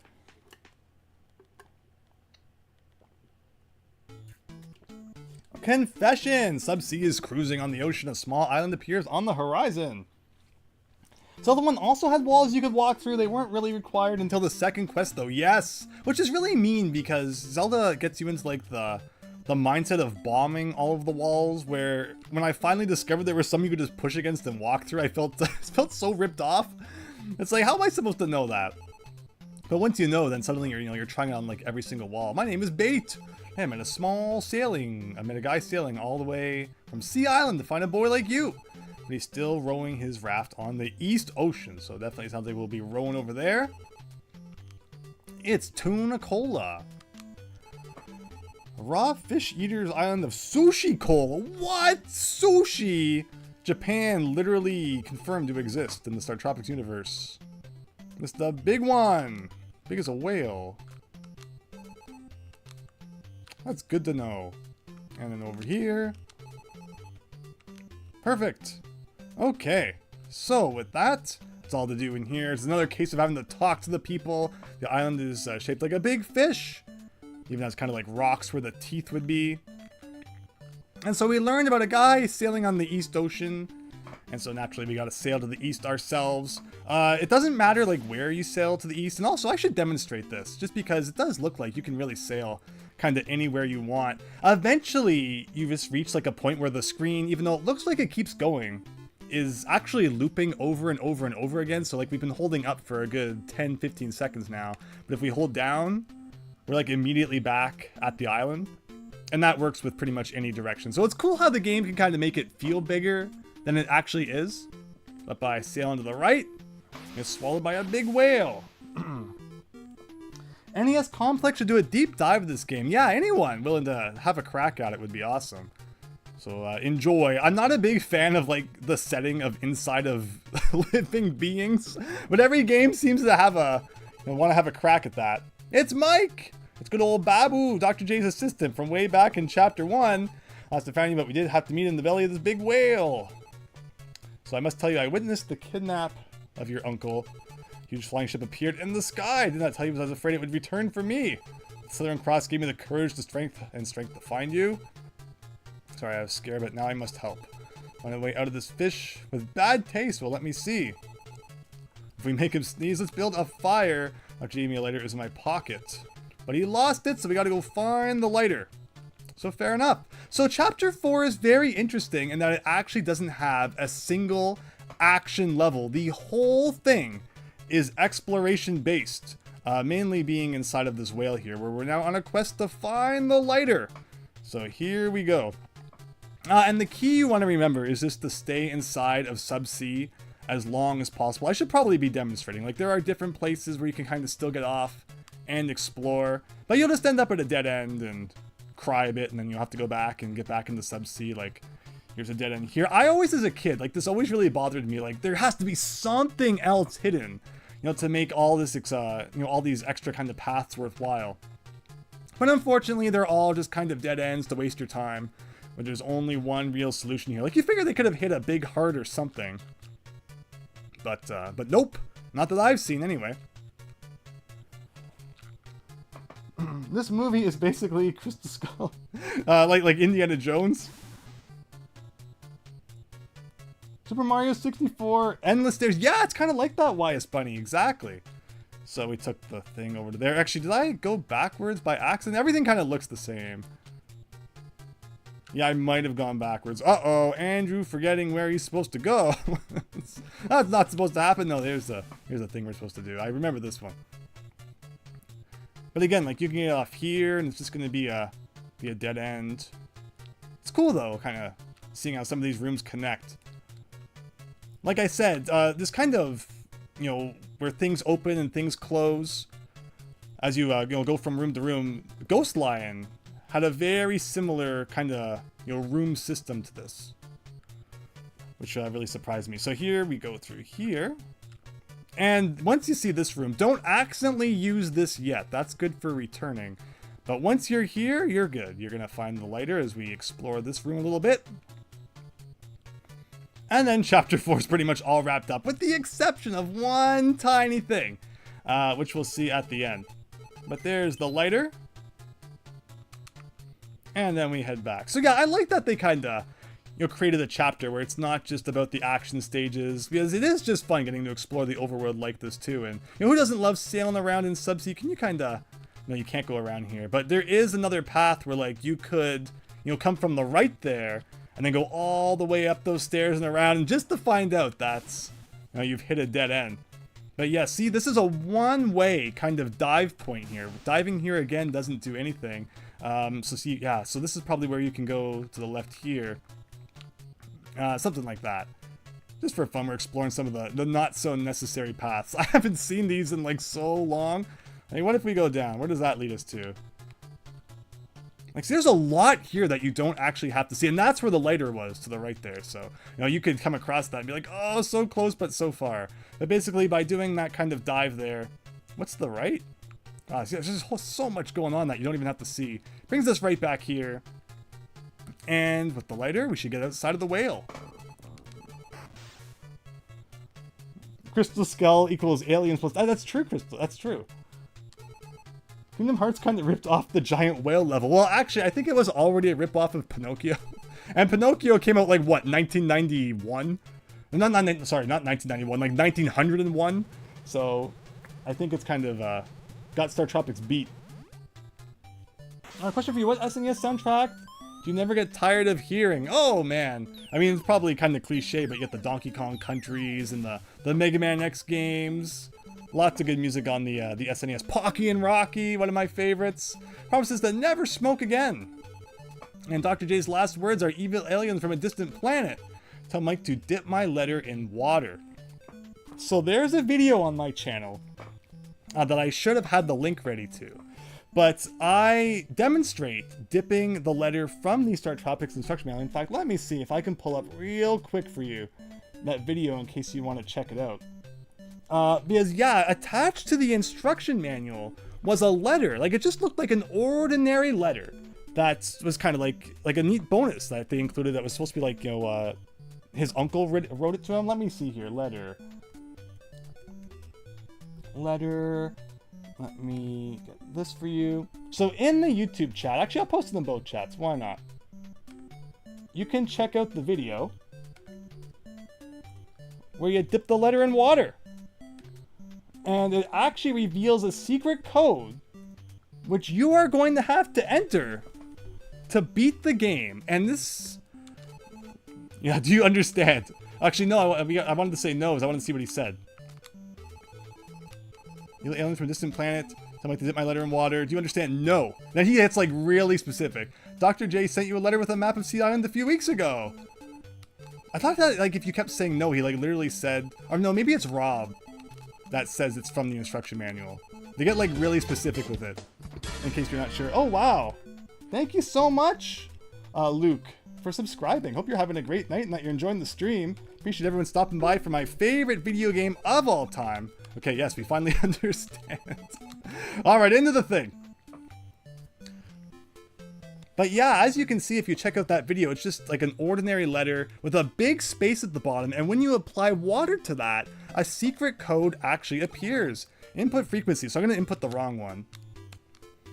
Important info from Navcom. Put water on Dr. J's letter in the instruction booklet. And of course, I could never forget.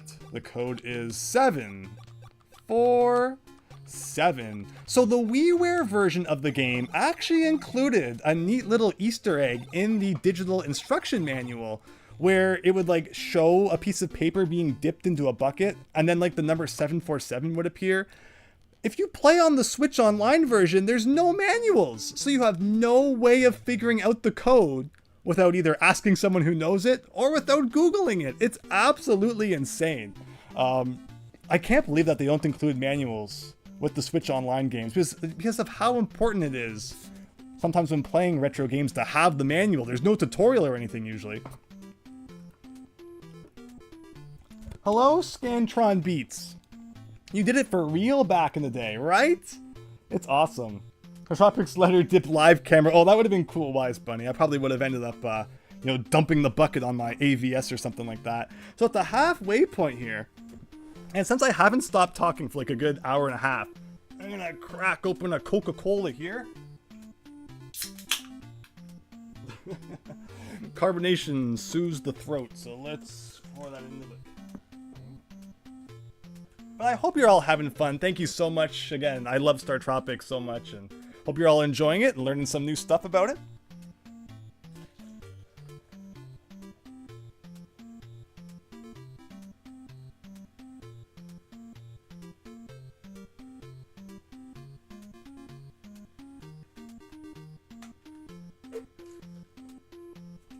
All right.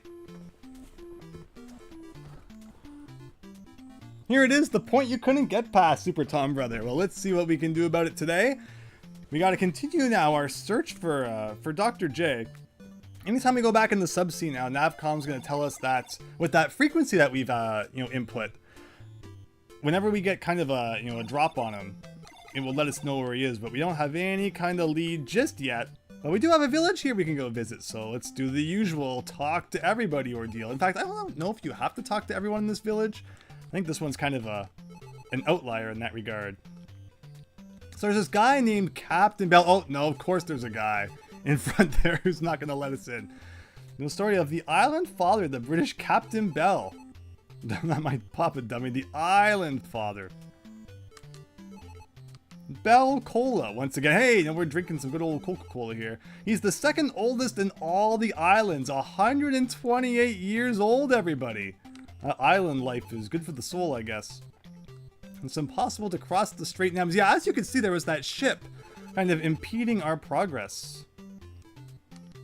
That guy is kind of misleading because he sings a song and you might think that's relevant to this chapter, but it's not. Early bird catches the worm, you know. Is there someone back here? No, that should be enough to hopefully go inside the hut here. The dungeon trap speed is crazy in this level. Yeah, there should be some interesting things to talk about in this one. Hello! Oh! Scam message thing. Let's see what we can do about that. There you go. Right, hopefully that worked. Alright! Back to StarTropics. Chief Bell Cola! Got a letter from Sea Island. Hey, there you go. So they do exchange the letter by carrier pigeon. Secret of the Straits. If we say no, it soft locks the game. No! No secret, no chat. But he'll probably like forget that we ever had that conversation. Yeah. It's just like Rambo. The game doesn't start until you say yes. In 1680, the British Captain Bell battled with pirates invading our islands. He blocked the strait by sacrificing his own ship, saving the island. But since then, Captain Bell has been known as the Island Father. But he left a secret in his cave to open the strait. So that's what we're going to have to go do. But before we can do that, there's definitely a whole ordeal we still got to go through. If we go to the left here, there's a parrot. Is every village in the game named after a cola? Yes. Was the cat I saw was the Scantron Beats. Yeah, that will be coming up soon enough. No gift, no chat. So we got some parrot here, and he's featured, although a bit smaller, on the Be Right Back screen. He's like tiny version of Peter the Parrot, who lands on the rock beside Mike there. But let me see, let's get back to that. But yeah, I love StarTropics a lot. Let's go into old Subsea. Pepsi Cola. That sounds like a copyright infringement waiting to happen. So yeah, another one of those cases where you can kind of go around where you want. For some reason, you can't just kind of dock your ship on the beach here, which would save us a lot of trouble. But instead, you're forced to go all the way down here. On the right side, we should find a place where we can dive. So yes, we're officially, over halfway through the game, with there being 8 chapters and this being chapter 5. Although level-wise, like again, chapter 1, 2, and 3, that's 7 levels. So level-wise, we might actually still have about half to go. In this building here, we can go in. And this guy is Hook, the fishing master. You want to know the ABCs of fishing? What if you say no? Is your name Nestor? Howard and Nestor. Is that supposed to mean like you're a big dummy? Like Nestor is? Okay, wake up early and find a fresh worm for bait. The island saying is the earlier we catch the worm. Hey, we heard that already. And fish too. Here's a fresh worm for you. So now that we have that, we gotta walk all the way back and give it to the parrot.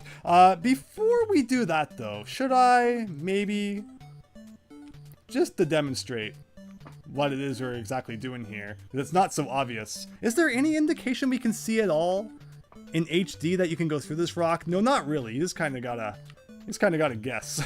That's where you're going. And so you get kind of stuck here. But what you really do is go this way. Yeah, that's just like randomly cryptic for no good reason. And this is the Captain Bell Memorial. And again, you have to come to this place. So as cryptic as like those pathways were, it's not like it's optional. Captain Bell's pet parrot. And we need to get to those stairs, but there's fire in the way. And you need to enter a code on this piano, which obviously we don't know yet. Unfortunately, even if you know the code, which is do mi so far do mi, if you try to enter it before being told it, just like in chapter 3 with the the switch they have to jump on 10 times, it doesn't work. So unfortunately we gotta go all the way back with the worm, which, I mean, it's a really cool kind of quest you gotta do the first time. But once you know it, it's just like, gotta swim all the way back. No one talks about RC Cola, says Tuxedo Worth. A submarine puzzle, then a music puzzle, and then a deadly pirate dungeon. A great level, a very, very fun level. This is a great level. chapter 6, 7, like all the levels are great. In terms of like what the worst level is, probably that really short one in chapter 3. And that's just because it's like really short and there's like not much to it. But I love every level in this game. There's no part of StarTropics that I kind of like dread. It's just all awesome. All right, hand over that worm.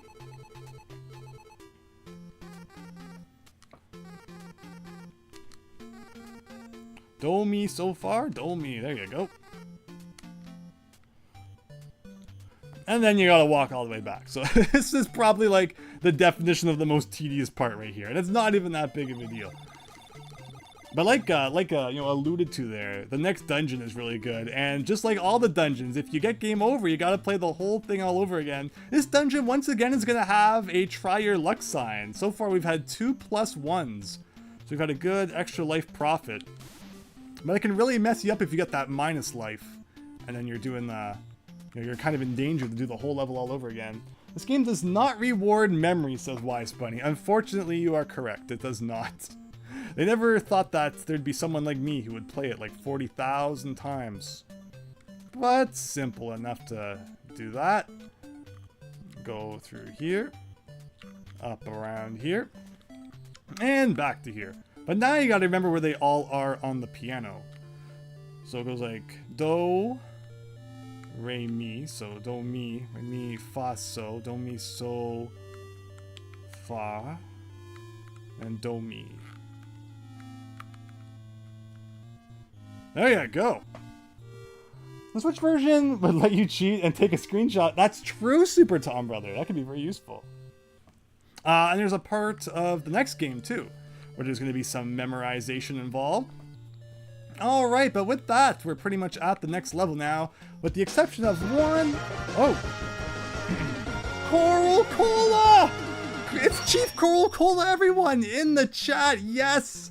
You messed up me in the big heart reveal here, where it's like, there's nothing in this room, but you can actually go through this wall, and you can like just slightly see how it's like a different shade of gray or blue there. But welcome, Coral Cola! Thank you so much for the subscription.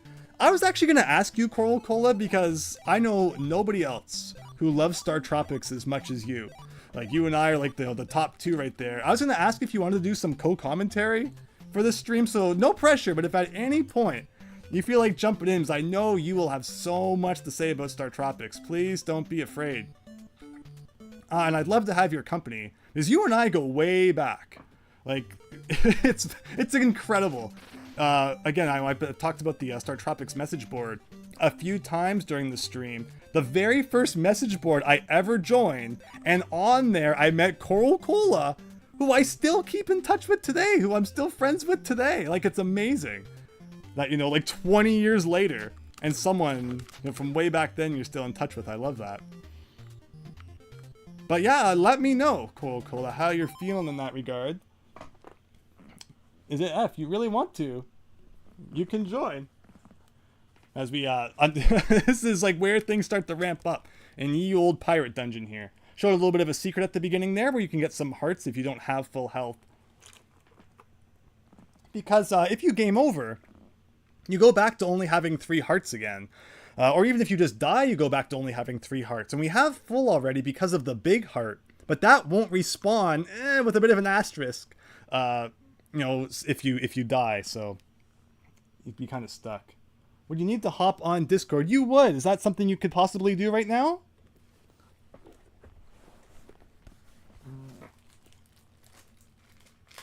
Thanks everyone for your patience. Just 1 second.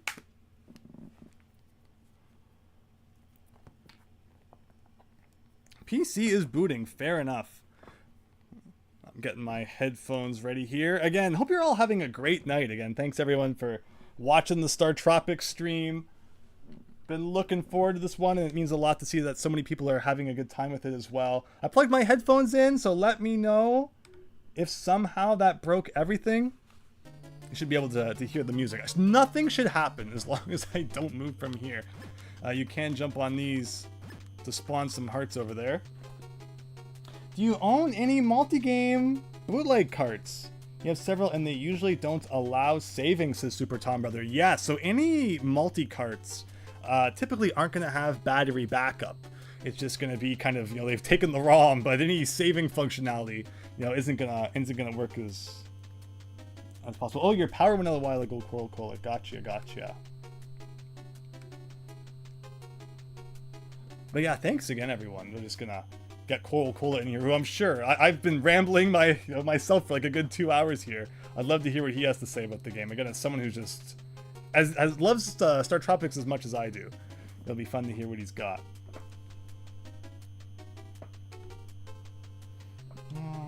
Let's see. All this cola talk makes you want to drink one tuxedo worth. Yeah, this was like the biggest advertisement for cola out there, wasn't it? The Switch. So the gimmick with this dungeon, I guess one thing I should point out before Coral Cola joins is there's a couple of rooms like this one where, as you're jumping across the blocks, they will start to break behind you, so good luck with that. Coral Cola, you done screwed me up! I don't know why I thought it was the bottom tile that you're supposed to jump on when actually it's the top one. Now this is a fantastic example of what happens if you die, is you go back to having 3 hearts. And, you know, you kind of got to suffer with your crappy weapon. No, I don't know why I thought it was the bottom one that had the switch, when it was definitely one of the top 2. But I got pressured! The thing behind me was scaring me, and that's the first time tonight that we've seen the 2 extra lives on the HUD down there. So see, once you get to a certain point, the earthquake comes to come after you. Is it the first one though, or the second one? No, it is the second one. Doubting myself. But see, it's like really pressure. Now, normally you would go down and have time to get some of those hearts, but because I tried the wrong one, just for me kind of run by all of the arrows. And usually you jump over that one. I took off like a good 2 hearts just from one hit. And this is the first instance of like really hearing the, you know, the danger sound too. Which like isn't as annoying as the Zelda sound effect when you're dying, but it's still kind of spooky. But yeah, there's lots of traps in this level. You kind of got to remember exactly what you're doing. Like this room here has some help. But it's risky. Yeah, Coral Cola screwing me up. That was your plan all along, wasn't it? Takes Thirsty to a new level. Yeah, just let me know when you got everything booted up there. How do they expect someone to pay for 3DS? It's $2.80 a month. It felt right to talk about piracy while inside the pirate dungeon. That's a good point. Going down, fingers crossed that we can get some extra lives from the try your luck sign. Clearly this is the point of the game when I fall to pieces. So as long as it's not a -1, do it be a +1 again so we can get back to 3. Okay, 4. I'll take 4. Now anyone who's just joining will never know that we had a silly death like that. And I don't know why they close all those doors just to like instantly open them again when you enter the room. There's a rat guy here. So this room's kind of tricky because you get 4 sets of stairs on each of the sides, but you don't really know where it is that you're supposed to go. And the solution is to come up around here, go to the top, because if you go other places, I wanted to demonstrate that, which probably wasn't such a smart idea. Like you fall through the floor. So the only way to get out of this room is to do the bottom right one, and then through this kind of section here, and then through this wall here. So that definitely takes some trial and error. Go through here. You're in, Coral Cola. Okay, very good.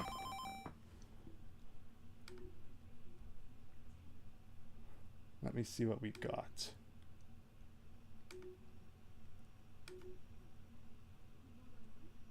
One second, everybody.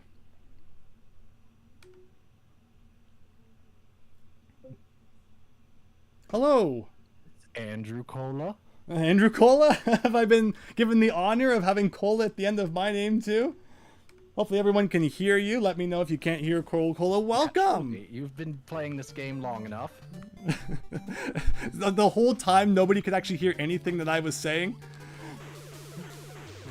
Alright, very good. Oh, thanks for joining tonight. Hope you're doing well. Yeah, give me 1 second. There's a little lag going on, so let me try to fix that. No problem. So this is the bowling ball of doom. You got the bowling ball that goes back and forth. There's actually no way to defeat it. So your dodging skills will come into play as you just kind of try to get away from it there. You can attack it to slow it down, and normally if you have the shooting, what is it called? The shooting star, or like any better weapon, you know, you can kind of give yourself a bit of distance between it. But when you have the yo-yo, it's a lot riskier to kind of try and stop it mid-roll. Once again, though, we're picking up the mirrors, because we got Pirate Ghost this time, and we got to shoot beams back at. And that takes us into this room, where we're once again presented with a little bit of a maze. Whoops. Okay. So you wanted my thoughts about this game, right? Sorry, what was that? I said you wanted my thoughts about this game, right? Absolutely. There's no one else I know who loves StarTropics as much as you. Well, I got some thoughts about this level, I'll tell you what. I'd love to hear them. This room right here is really mean because they put that white block right at the entrance. So you can easily be trapped by that. Yes, I died to that room, of course. And the first time I played through this level, this was one of the scarier ones, because this is the first one that kind of felt like Indiana Jones big time to me. You had the bowling balls and all the death traps. For sure, for sure. No, I love that. I love that feel. The Indiana Jones vibe. I'm sorry. No problem. I said, is my volume okay? Because I just making sure we're like even. No, for sure. Everyone, can you hear Coca-Cola? So see, this is an instance where you're gonna want to kind of stop that. If you go up By the here, way, Bunny, I didn't see that. oh, why is Bunny? Welcome to Coca-Cola. You're welcome. Again, thanks for stopping by tonight. Yeah, so thank you again for inviting me, but oh my goodness. This is probably the single video game I have beaten the most over the past almost 35 years now, if you can believe it. No, I can, and you know, it's probably mine too, so we're similar in that regard then. This is probably one of the few games in which I could literally say that I've beaten over 100 times.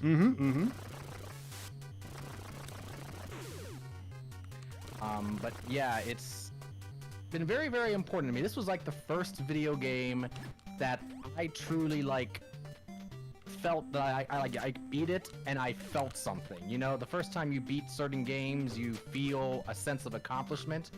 Little like 5 or 6-year-old me, whatever it was, back in like 1992 or whatever. You know, when I beat this thing, I actually, you know, was proud.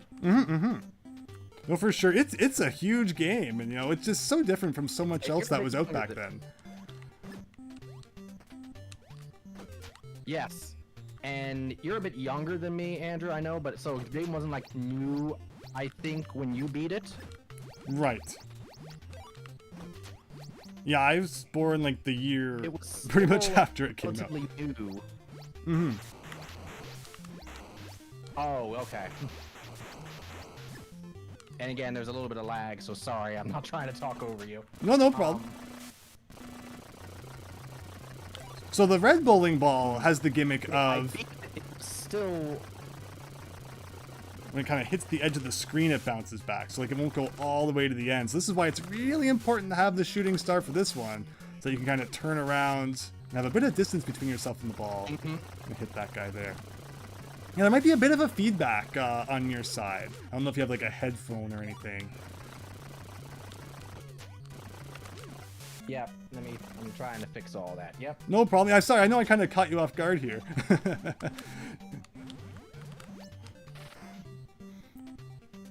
Yeah, Well, my setup is not always the most ideal for Discord. It works well for streaming, but even that there's a little bit of delay. Fair enough. So that's the pirate tunnel, everybody. Unfortunately, met our first death at the beginning of that one because of silly shenanigans. But there you go. Another 3 jumps onto this tile, and the straight is cleared. My face when my most beat game is Portal 2, says why it's funny. That you died at today. Yes. channel, the monkey. Oh, Portal 2 is a great game too, Bunny. Oh, by the way, we gotta do this. Oh.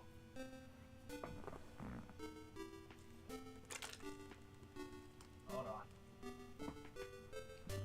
And you gotta listen to the song while the boat sinks. Are they pirate ghosts or ghost pirates, says Super Tom Brother? Fair question.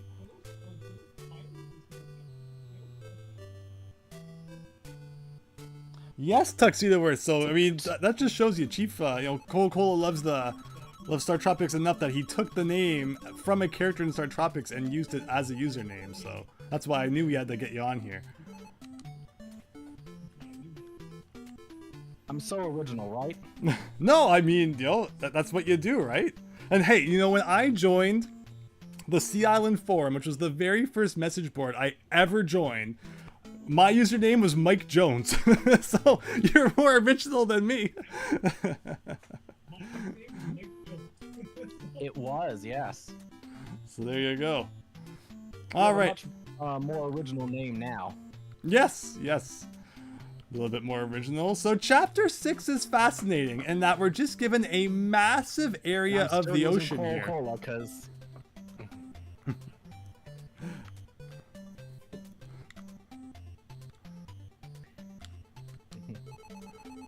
It's 199 years old. Display, yes. It's literally a game here display. are all the old people. No. But yeah, this chapter is all about looking for Dr. J now. And whenever you get back, how do you do, Cola? I'm a game master. So here's Poe's poem. Do you remember the name of Poe's poem?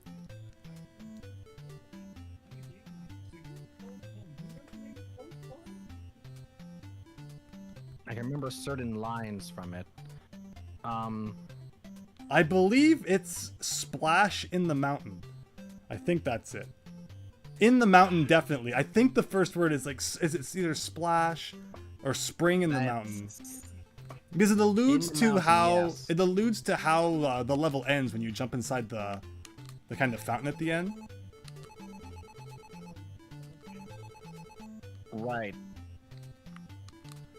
Okay, here's second. So there's a lot of islands in this chapter that you don't actually have to visit. If you play it in review mode. Yes.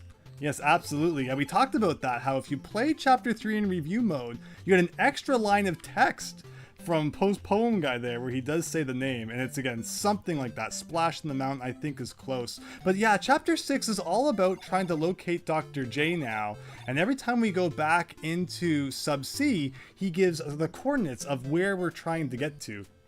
Of course, north being, like, up on the map, east being to the right. So we're trying to go 49 up, and then to the east as well. So that's just kind of our goal at the moment.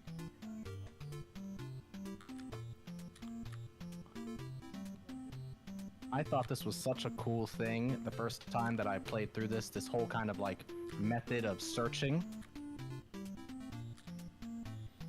No, absolutely, right? Like, it just kind of lets you go do your own thing. It's pretty much as close as you can get in the way to, open world back on the NES. It almost kind of feels like sailing around in one of the Dragon Warrior games, and I love that they incorporated that into a game like StarTropics.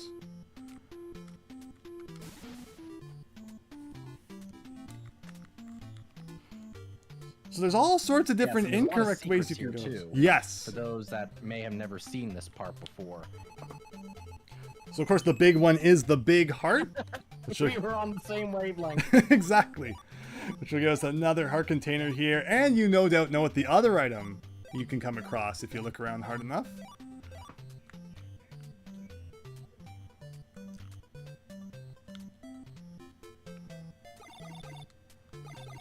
So we're up to 13 north, 53 east now. And the sailing goes on. So in Nintendo Power, one of their fold-out maps was actually like this whole area. So it would have really kind of helped you look around and figure out where you were supposed to be going back in the day. Even just like random places you can get off at, like this one. Like, this is what I'm talking about. If someone ever, tore apart StarTropics, like maybe there's a secret on that island somewhere. You got to stand on that island for like 10 minutes. And like a secret staircase appears or something. But we'll never know otherwise. Yeah, well. But alright, you got all these here. There's only one correct one. I believe it's second from the left. Truly are. You wonder, because remember when I was talking earlier about that secret in 3-5? That random piece of grass that you jump on top of and it reveals 2 hearts? Like, for the longest time, no one knew about that. So you wonder if there's another like thing like that in StarTropics, just hidden somewhere that no one's found yet. So, I have a question for you, Andrew. And I do have an answer for this myself.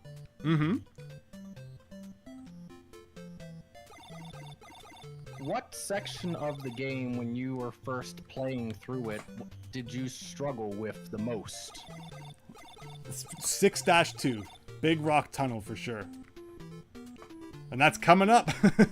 Here we are in Chapter 6. Interesting. Not so much these days, but back then, it was a whole ordeal.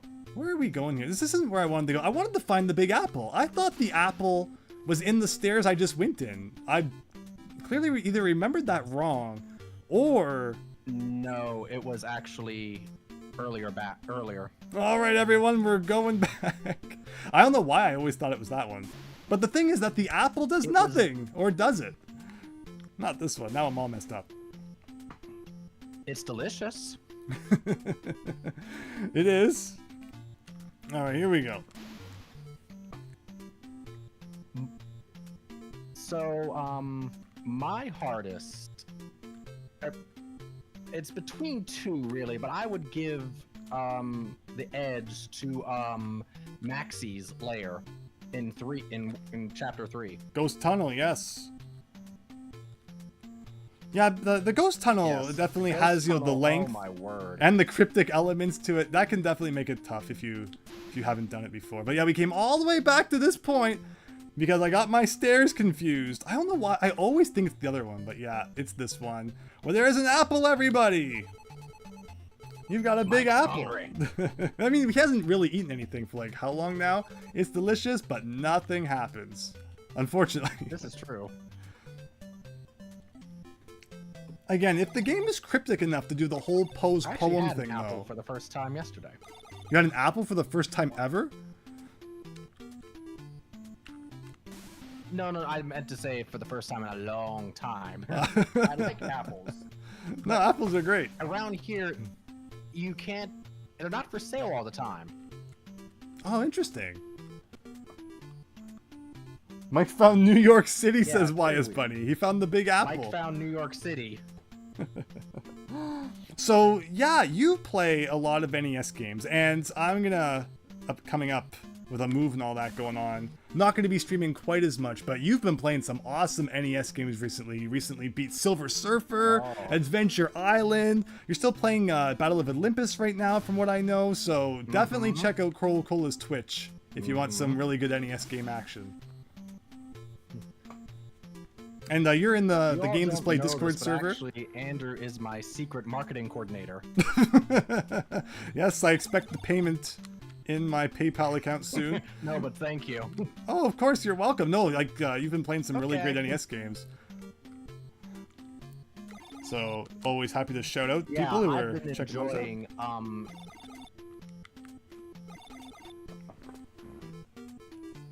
I'm sorry, I was trying to wait until you were done. No, I can hear enough lag that it makes it difficult. I can hear that there's quite a delay. I'm amazed how much of a delay there is. But we're doing our best here. So we found it's not like my connection is bad. Yeah, it's very strange. But here we found where the coordinates stop, everybody. The signal has stopped. So which means the only thing to do is dive down here. And you get a really cool look at the full body of Sub-Sea here. Not impeded by any of the water or anything like that. The little short section where you get to actually kind of, not swim around, drive around underwater. And then this really interesting section here where it's kind of like a level, but it's just a really straight path. And it's the only place in the whole game that you see these blue walls and this blue color palette, which is really nice. But all of that just to kind of lead us to here. I always thought that this was going to be...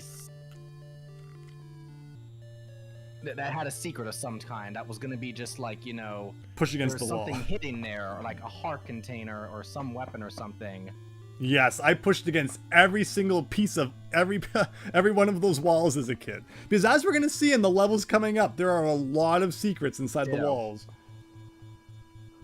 Star Wars soon, says Joseph. Yeah, I didn't know Star Wars was supposed to be that difficult, so that would be interesting. Can't believe Pokemon Ruby and Sapphire ripped off this game by being able to dive, Wise Bunny. Everything ripped off StarTropics. It's ridiculous. When he said he had an apple for the first time, I thought he meant a computer. I like the way you think. Everything ripping off StarTropics? It's true. I mean, especially if you look at, like everyone likes to say that StarTropics is a Zelda ripoff. If you look at some of the Game Boy Zelda games, it really feels like they do have some inspiration from StarTropics, like the jumping mechanic. Like, you couldn't jump in Zelda, but you could jump in StarTropics, so therefore Zelda 100% ripped off StarTropics. So this level introduces the anklet, which allows us to jump 2 spaces instead of 1, but it only works for the room that you pick it up and making it almost kind of useless. It'll show up again, so don't worry. It's not the last we'll see of the anklet. And thankfully, mummies are a bit easier to deal with now that we have the shooting star. Making a reappearance from the ghost tunnel. And here we go. I've always really liked this room. This is a massively wide room. This is probably the biggest room in the game, just for like how wide it is. And you got to defeat all the dudes. So it becomes a puzzle. I also like this room. Of like where you can jump.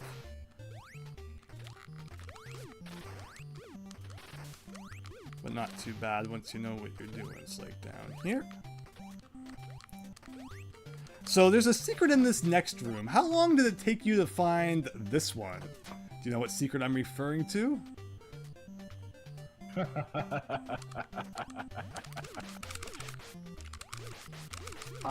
Let's see. A long time. Again, you can't blame you when it's an invisible. It wasn't until the 2000s. There you go. But yeah, if there's something suspicious like that, it means there's probably a way to get it somehow, but do you dare make the leap of faith and have to replay the entire level all over again if you mess it up? And that brings us to the boss of 6-1. I'm already taking damage from, but there should be a thing here.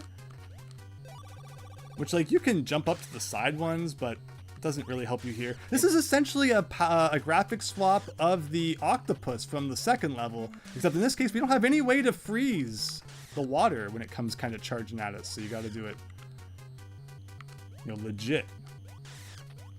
Yeah. Turboss is Octo's much more hard-shelled, spiky older brother. We were having really bad luck today with enemies attacking us. Like, he was attacking for, like charging at us. But there you go. Once he finally did, not too bad. And that's 6-1. 2 cycle, very good. Thank you. Wrapped up and complete. Playing the victory music, there's definitely not going to be more. Oh wait, that's only halfway. So we get levels now introducing more than one boss fight. I love it. I absolutely love it. And here we got a whole bunch of walls that we can go through. Was something about StarTropics. Mm-hmm. That really, to me, felt different compared to other video games at the time. And I didn't know how to describe it back then, but the best way I can describe it now is that it had a sort of cinematic quality to it. Oh, for sure. I mean, yeah, it has a lot. There was almost like this. I'm trying to figure out how to describe it, but there was a sense of progression. There was, pauses. There was the climax. There was the build up to like certain points. The twist. It had an actual like plot line that you could like draw. Remember, like in English class, you had to draw like the plot line of like a book. You could do that for StarTropics a little bit. You couldn't really do that with even like Zelda or Mario so much.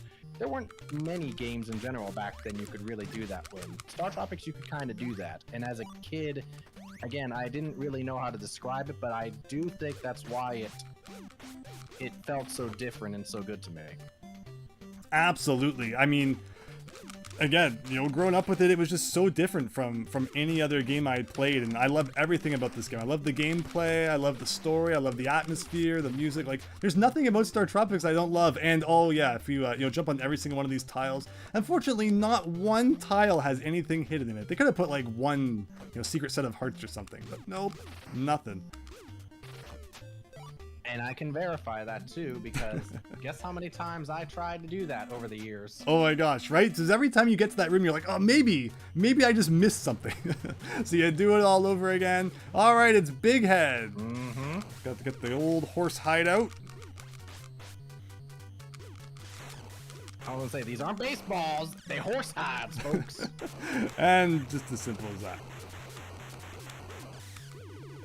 And that's the only thing that hurts them. So like if you run out of those. Joe, indeed, very broken. There he goes. And that's 6-1. Anklet that makes shirt and shoes orange by his bunny, right? I love that. Oh, we got the Moa head icon. That's more of a Konami thing, but yeah, even making an appearance here in StarTropics. Nice. 30 points away from 60,000. I've always loved this area. This whole, you know, chapter 6 has such a vibe to it that I just always really liked. You know, getting to explore these underground ruins. I mean, it probably also helps that I spent way too much time in this part of the game, as you know, mentioned, 6-2 had my number as a kid, but eventually got by it. And it's just, yeah, this has always really stuck with me. So the first thing we're doing before going to the next level is finding the big heart.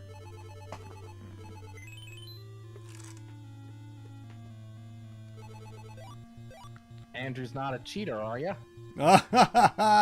Oh, everybody. So, good that you brought that up, because I was definitely leaning towards that as well. Not something I knew about as a kid, but another thing that we used to chat it up about on the old Sea Island forum. Ditto. There's a glitch you can pull off with that big heart. If you go into the next level and then leave the level and walk all the way back to where that big heart is. I just want to go to the left and just show you kind of what's around. Because again, I just love this whole area. Even if it's dead ends, as a kid, I'd be like, oh, there's got to be a secret somewhere. So if you go into the level, leave it, and then walk all the way back to where the big heart is located, it comes back. So you can cheese it to get max health for this level, if you're willing to walk all the way back to to those stairs from the level a whole bunch of times. And for this level, it's one where you could definitely use the help. But as a kid, I never would have thought of that. But we have a big rock here. This big hunk of metal. I should note too. Mm-hmm. This is such a very simple tune. In StarTropics, this was they were very good at this, about setting a tone. This is a very ominous song. It's a very simple song, but it definitely sets a certain mood, and of course what's coming up with the plot here, there is a logic to it. But StarTropics had excellent music composition, and again, as a kid, am I conscious of that? No. But, you know, you're a kid, you're kind of living with the game. Mm-hmm. This was the first game that really had me pay attention to the music in the game. I love this track. This is still like all-time top tier track. Again, the atmosphere it gives off is so perfect. And I love how this level begins. You know, you think, all right, you know, we've got it all figured out by this point in the game. Go up. That's how the level begins. And then it throws a curveball at you. This thing's even kind of shaped like an arrow. I kind of love it. Because what you're soon going to realize if you go up at the beginning of level 6-2 is you end up in this room and there's nowhere to go. So it's like, what?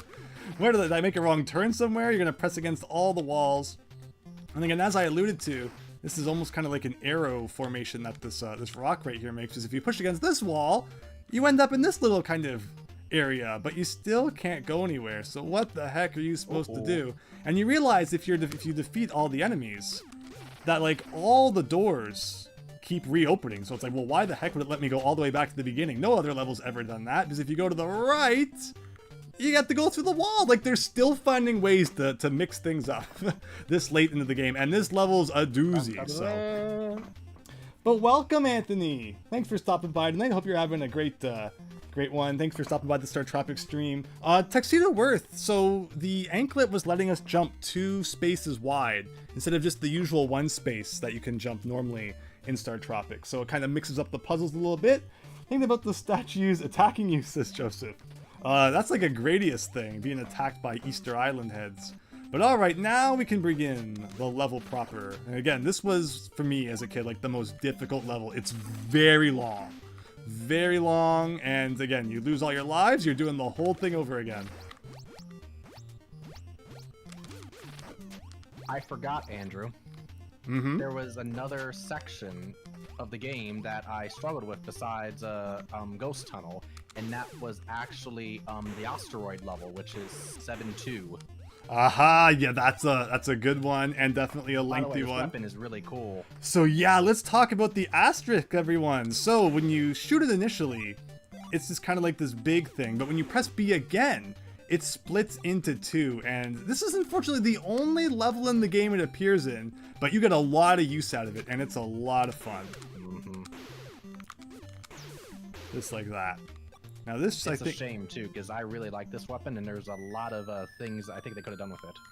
there really are, like, there needs to be a StarTropics level editor, and you probably remember, Jellin back in the day. There's the whole StarTropics 3 level creator, but I would just love to see like an actual level editor for the NES game, so we can be loading it up on flash carts and stuff. And there's already so many elements in here, like the asterisks, like that could be used in more levels, and like there's just so much you can already do with these base elements that if there was just a way to make your own levels, it'd be so awesome.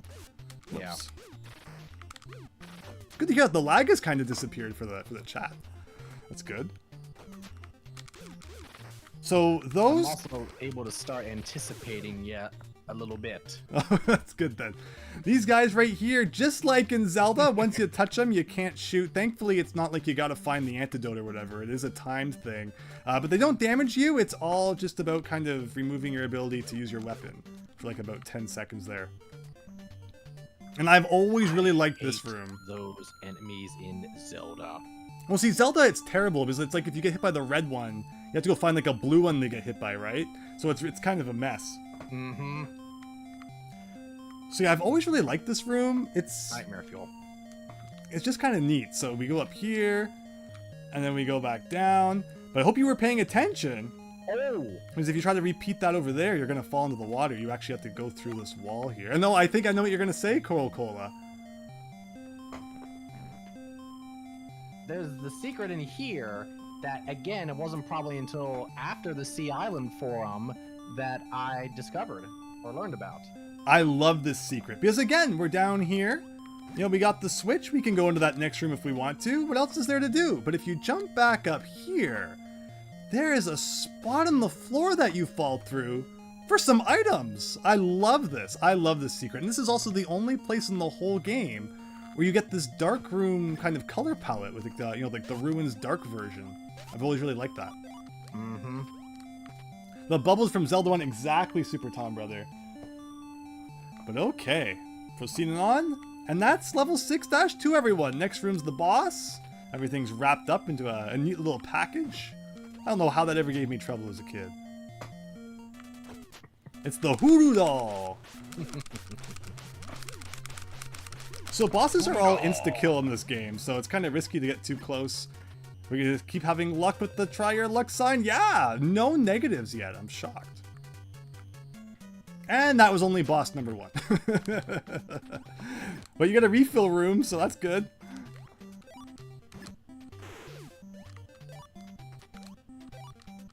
All right.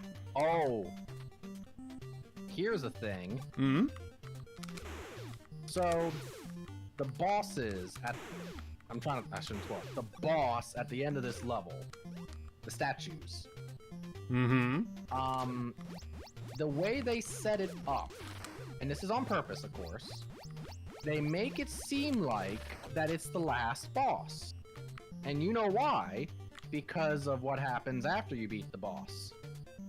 And so the whole bit after the end of this chapter is kind of like a surprise in a way.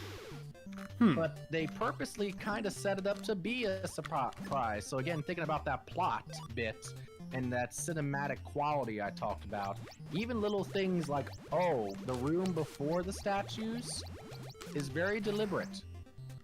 Interesting. I've never really thought too much about that room. I'd love to hear more of your thoughts in that regard. So, and again, because I've thought about this game way too damn much during my life, because of how much I love it. Oops. But the room before the statues is dark. Yes, yes. Which we are going to see momentarily. First time in the game that you have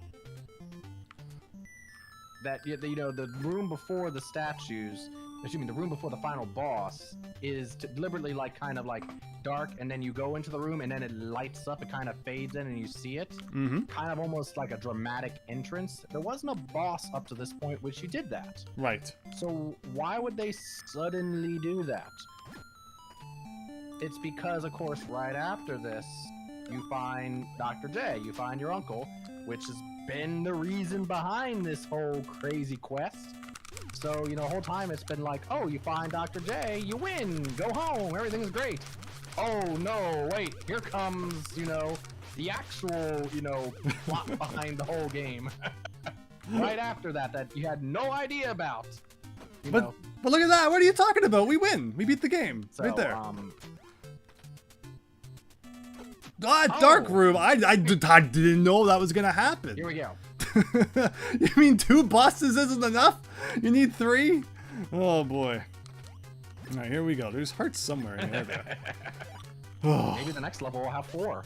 Look at this. We already have 98 freaking asterisks, but here's a 99th one.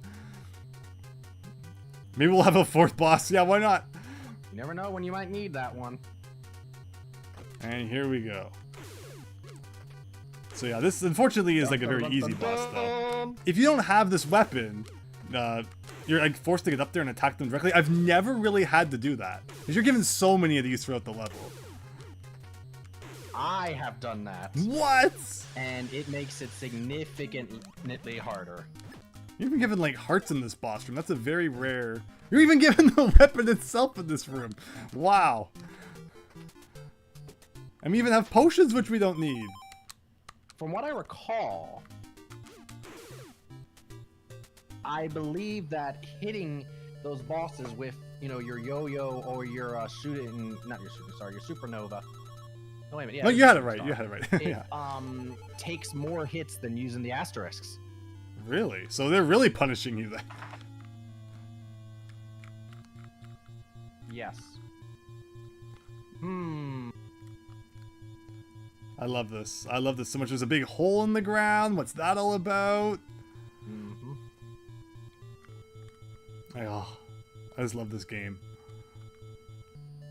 Which, you just saying that makes me kind of think, are we right above where the yes, burned up spaceship is? Yes, exactly. Point, exactly. That's exactly it. But that makes perfect sense because you have the hole in the ground above. Yeah, that's what I've always. There you go. I'm happy. So I just had another realization here. Because that's what the hole above the ground is too, right? Like 4 years later. Like we're gonna after we leave this place, we're gonna see the hole on the surface, and then like that's another layer of the hole, and then even below that was the burnt the melted metal. So yeah, you're getting like multiple layers of holes here. Right. Oh man, it's some crazy guy. It's Uncle Steve. Wait, that's my uncle? No, and this music too is just so great. When I first saw this, I was just so happy. Yeah. There you go. We did what we set out to accomplish. All wrapped up into a neat little package. Got a big rock. We must have won with this kind of music, right, Andrew? It's done! Roll the credits. So there's the Argonians now. There you go. Because, I mean, you know, we've seen the Tropics part of the title. Haven't even seen the Star part yet. So we gotta go find 3 magic cubes. Wait a minute. So Dr. J, you're telling me that after everything I've been through, you want me to go up into space and save an entire civilization when I can't even finish my dang homework because I'm bouncing around these islands trying to save you? Well, it's not Japan. You shouldn't have summer homework, I'd What hope. the heck, Uncle Jay? Did you get the bananas out of your ears? So that's like the first reference of bananas in your ears, right? Because yeah, that's like something that doesn't even happen until later. And then he tells the story again. But this time the music's not as happy, so it's not as fun. No, wait a minute. There is a reference to bananas in your ears before this. Oh, okay. Yeah, I think we did see that. I'm trying to remember where it was. I know we were called Nestor when we chapter 3. when we said that we didn't need help with fishing. But all right. So see, yeah, when you go through the stairs here, that hole you're seeing, and then that hole you saw below, that's where the spaceship crashed through the ground into the caves below. And that's the conclusion to chapter 6. Just kind of breezing along here. You've never Max. It's horrible. Max says he's never had homework before. Big Phil. StarTropics is a game for the Nintendo Entertainment System. That is a fun fact. So you can go down here forever, and it loops forever. It's the endless staircase of Super Mario 64. But going up, it's spaceship time. Again, you spend so much time in all these underground ruins, and suddenly you're in a spaceship. It's like what a contrast there. Back down to 3 hearts though. We go from a what I would call a tropical sort of, I don't want to say native because that's not the correct word, but there's very much a cultural type of vibe to the game. Just suddenly, oh, now it's sci-fi. That's a shift. Mm-hmm. And this level is really interesting because it is completely open. It is a gigantic rectangle, and it's your job to kind of find where the exit is. And we're also introduced to Vitamin X, which shoots your hearts into the stratosphere even if you don't have the heart containers for it. But you notice that Mike here is now peach colored, and that's because he will gradually lose health automatically until you're back to kind of where you had max heart containers. This is what drugs does to you, man. Don't do it. Don't do drugs. Do what the arcade machine said. Don't do it. And over here. Tuxedo Earth has got the right. Yeah. Okay, so this kid just went through hell to find his uncle, but now he's got more to do. Yep, that's about it. You got it. I'd be pretty peeved too, man. Oh shoot! But I forgot the thing that I should have got before we went in here. Actually, come to think of it. No, not that one. But yeah, see, so you can really tell how this level is just like massive and open. You kind of just get to go where you want and do your own thing until you find the end. I always love that. You're growing up and playing this one. Definitely has a different vibe than the other levels. Yes. Would this level be considered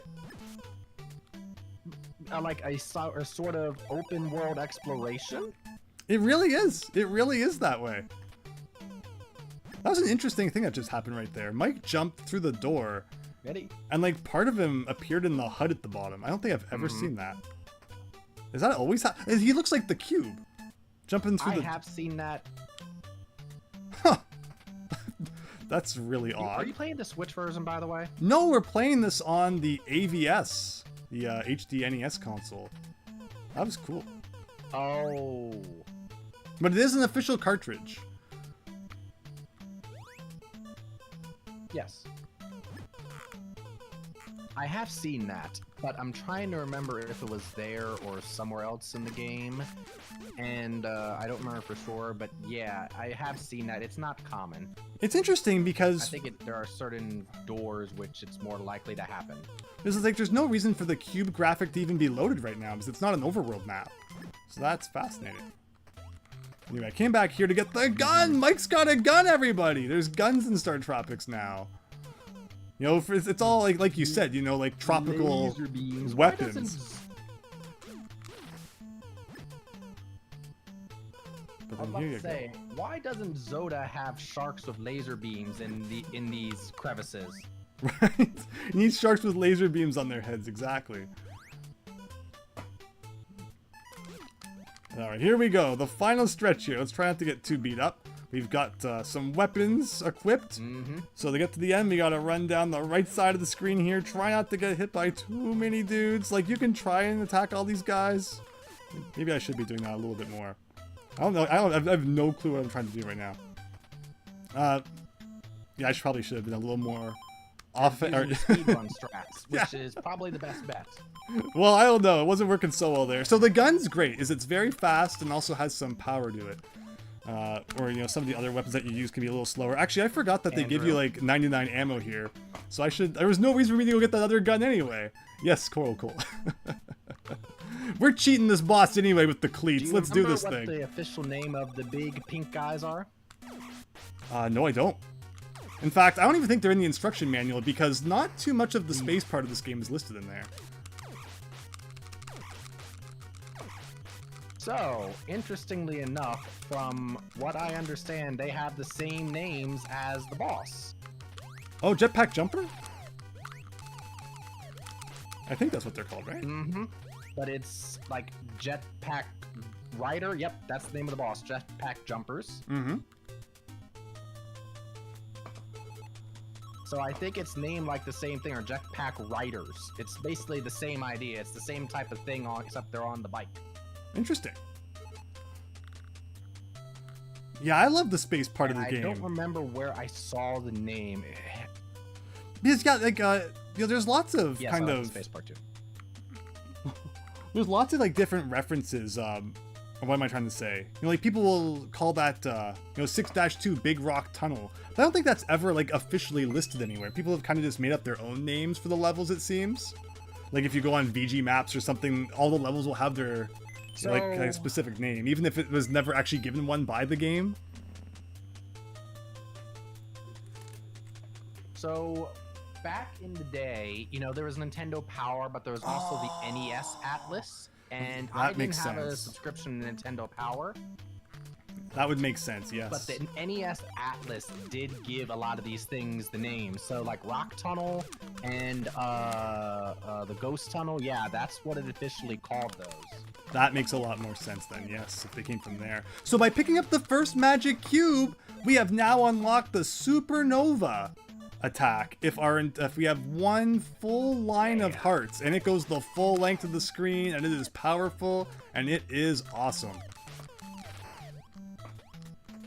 But again, you got to keep your hearts up there. It's I was mentioning earlier, StarTropics being one of the rare games out there that, you know, punishes you. Like, as you take more hits, your weapon gets weaker. Where a lot of games today, especially, it'd be like as you take more damage, you know, you get like a power boost or something. But StarTropics begs to be different.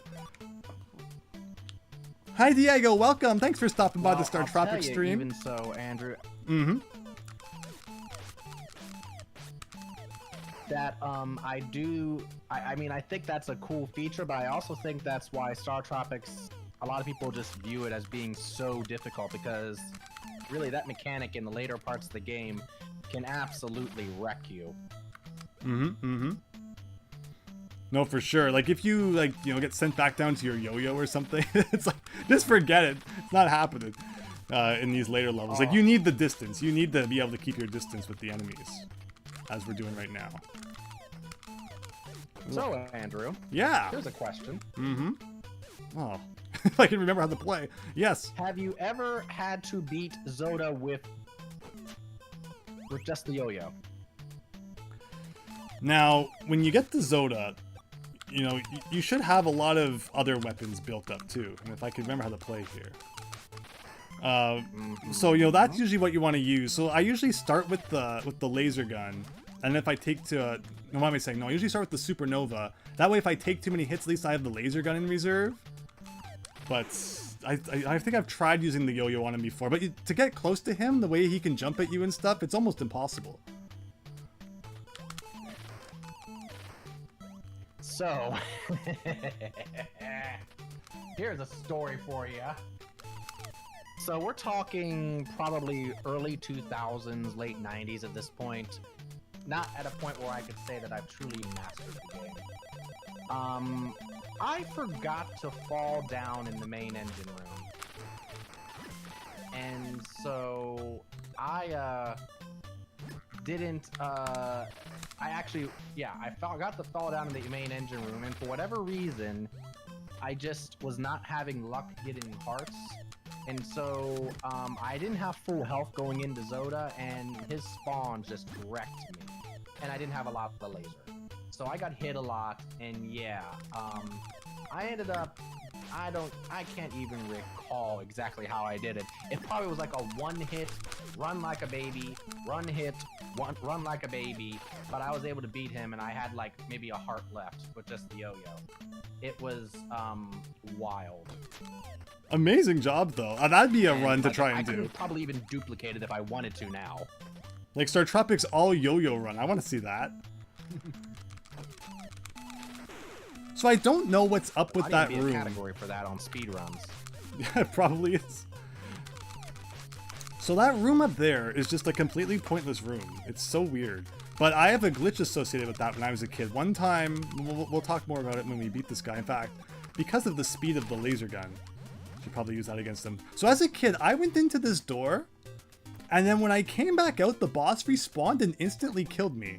But usually when you go out and come back in, like, he doesn't respawn. So I had a glitch where I went up here. There's nothing in this room, so again, I have no idea why it exists. And then when I came back out, the boss was there again for some reason, and I died. So. I had that happen too. Yes! Not just me! I'm trying to remember, like, it was years ago, and it, like, shocked the heck out of me. So I've always been scared to go up there since, but we did it anyway. In review mode? Maybe. Maybe that's what did it. Yeah, review mode's really interesting. Maybe I should do a, like, review mode playthrough someday. Review mode. They do seem to. And, like, the instruction manual says, like, Game Pros play on review mode or something like that. So maybe the game's harder on review mode. Maybe just none of us ever play on review mode. Because why would you? If you're going to play the game, you're going to start, like, a new file. Maybe I need to do a review mode playthrough after this, and we'll see if anything's different. That'd be real. That's a good thought, though. Good thinking, Cole. So as a kid, this wrecked me. These things take off, like, 40 freaking hearts if you don't know the pattern. Oh, boy. Oh. Review mode. If you beat 2, says Daniel. We'll do both games again tonight. We'll beat them twice. So here's what the boss you were talking about, Cole. You gotta push this guy back. So you can defeat him if you hit him enough times, but that's not the recommended method. Only if you're like really, really crazy. Otherwise, you hit the switch, and then the floor breaks, and you gotta push him off the floor. Really creative boss, though. Like, I really like this idea. Yeah. Wow, I made that look way too easy. It's not that easy. Like you said. Yeah, just game skills, right? Now I wish I had tried to do it without the floor. See if we could have defeated him. Oh, we'd be here a little while. Yeah, he has a lot of health. A ridiculous number of hits. Well, when we play through it on review mode, we'll see. All right, do you have this maze memorized, Cole, or do you just kind of wing it each time? I have it mostly memorized. Sometimes I mess up, but I know you have to get down at the bottom. Yeah, unfortunately, again, another case where there's like nothing to find really, but you know, just kind of trying to find your way out. Oh, Andrew. Hello, Joseph. Was the uncle just chilling to this song?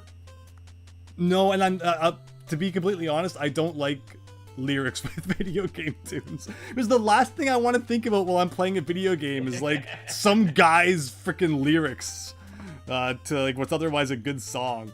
So I don't usually listen to that sort of stuff. No. I won't sing it then. Appreciate it. But there you go, everyone. 2 magic cubes down, 1 to go.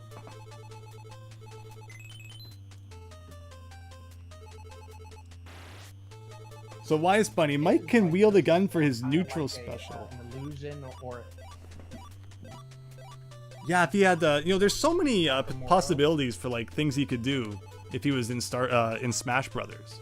Like there'd be no shortage of potential moves for him, that's for sure.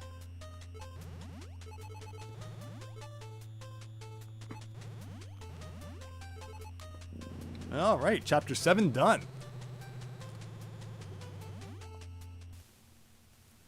But the ship's starting to take off.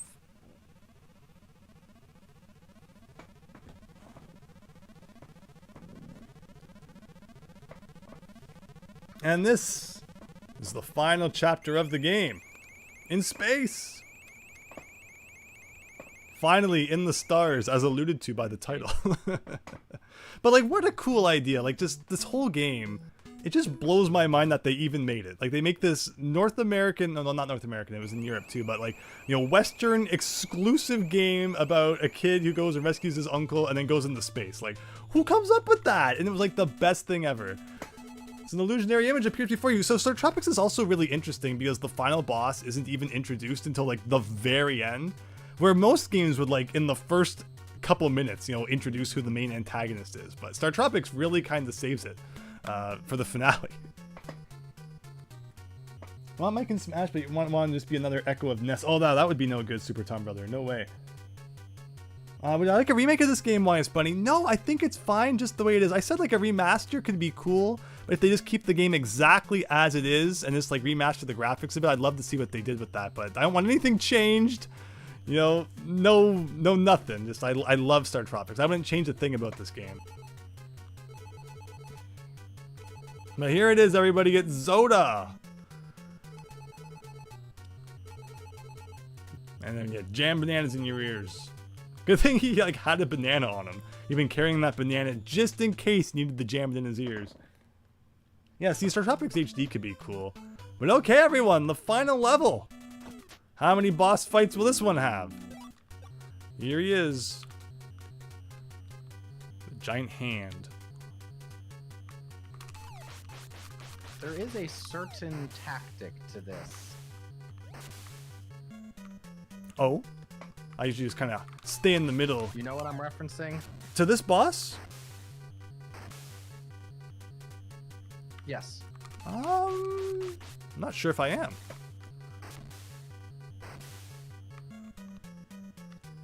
So you're hitting him a lot, right? Right. Oh, is it just like only one hit counts or something? Only the first hit counts? Only one hit counts per every time he shows his head. Interesting. I did not know that. I love that. We're teaching each other new things about this game. That makes a lot of sense, but huh. So I'm just wasting ammo then. So literally you could literally shoot him like, yeah, and it could be any it could be the yo-yo. And it would be the same. Now, I don't know if I've ever actually hit the face with the yo-yo. That's an interesting thought. You have to get really close. And I think I might have mentioned it, but in case I didn't. That's difficult. Yeah. Touching any boss directly is insta-death in the whole game. If you touch like a boss physically, you are instantly dead. So that really makes you nervous to get anywhere near any bosses. And this is why you definitely want better weapons. So here's the old, you know, secret room you were alluding to. If you fall down any of the holes in this level, or like any of the opening up tiles, you fall into this room down here. Now see, so here's another memory that I have. So maybe you're onto something with your review mode theory, and it would definitely be worth checking it out. I also had an experience, and maybe, I don't think it's gonna happen in this case, but let's find out. So yeah, you defeat everything and then you pick up the vitamin X. And because you have full heart containers now, you don't gradually lose any health. Pick up that, and this is a medicine bottle worth 3 in 1, which is pretty cool. So I had another instance where I came out from that room and all the enemies were back. You had that too? Oh, I've had that before. We are definitely testing after we beat this if it's review mode that does that. Definitely. Now I'm really curious about your theory. Like, if all this time review mode has been like secret hard mode. If there was something else. If it was almost like a Zelda thing where, you know, if you leave a single enemy in certain rooms, but depending on like the room, maybe all the enemies respawn. I don't know. I'm speculating. I don't know that much of the code. But you have to defeat all the enemies to open up the door. You know, if you leave a room, there's one enemy left. So that's... In Zelda, yeah. No, but in that one down there, in order to get to the medicine bottles, if you don't defeat all the enemies, you can't even get up there. Oh, that's true, yeah. Alright, so we gotta destroy the engine, everybody. So it opens up a little bit, and then when it closes back up, it heals one stage. So you gotta try and get a whole bunch of hits on it before it closes up again. We're gonna take some hits here. There's a good chance to get some health back coming up. But if you fall into the holes, you fall back down into that room that we were in before. If you've ever seen speedrunners play through StarTropics, one of the big time saves if you're able to one-cycle the engine. It can kill runs if you can't one-cycle the engine. Oh, interesting. A time killer because of that regen. Huh. Yeah, I need to watch more speedruns in StarTropics. Again, I know this game so well. I feel like maybe I should try to do some speedruns of it myself. This might be one of the fastest runs I've done, usually just because, you know, I play the game more casually. But yeah, this has just been a lot of fun. And see, these guys are great because, yeah, so speaking of, you know, not having many hearts going into Zoda, this is the best spot right here to kind of just, you know, kill as many dudes as you can and refill your health before the final battle. But with the engine destroyed, the ship... This was when I talked about that story earlier when I... Mm-hmm. Here we go. When I had the yo-yo, I was so scared of the spawns even, you know, that I was just like, alright, let's just get this over with. Come on. So that's why I didn't bother grinding there. Now, of course, I'm like, oh yeah, let's get it all the way back. Right? But see how he jumps at you? I have no idea how you would beat this with the yo-yo. Like, he can just kind of gain ground on you so fast. And again, you know, I didn't do it on... Oh, you did it on the tiles here. So you gotta have a bit more control. Yeah. Ah, that makes sense. Yeah, I should probably stay on the tiles too. Uh-oh. So I haven't really used the super... Speedrunners use the tiles, actually. The super gun. The super gun you can kind of attack even if he's not directly lined up with you. Speedrunners use the tiles. Interesting. So you can kind of do a thing like that.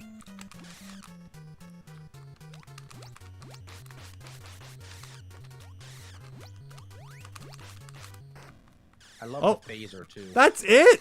That's it! Why is this game so much easier than I remember? Like, what? The phaser does some real good damage, actually. Interesting. And so the thing about it, though, is it doesn't have the best range, so kind of, you don't think too much about it. And alright, so your health will forever be frozen in whatever state it's in at the end of this level. This is the final save point of the game, so let's fill them up. And there you have it. StarTropics 1, everybody.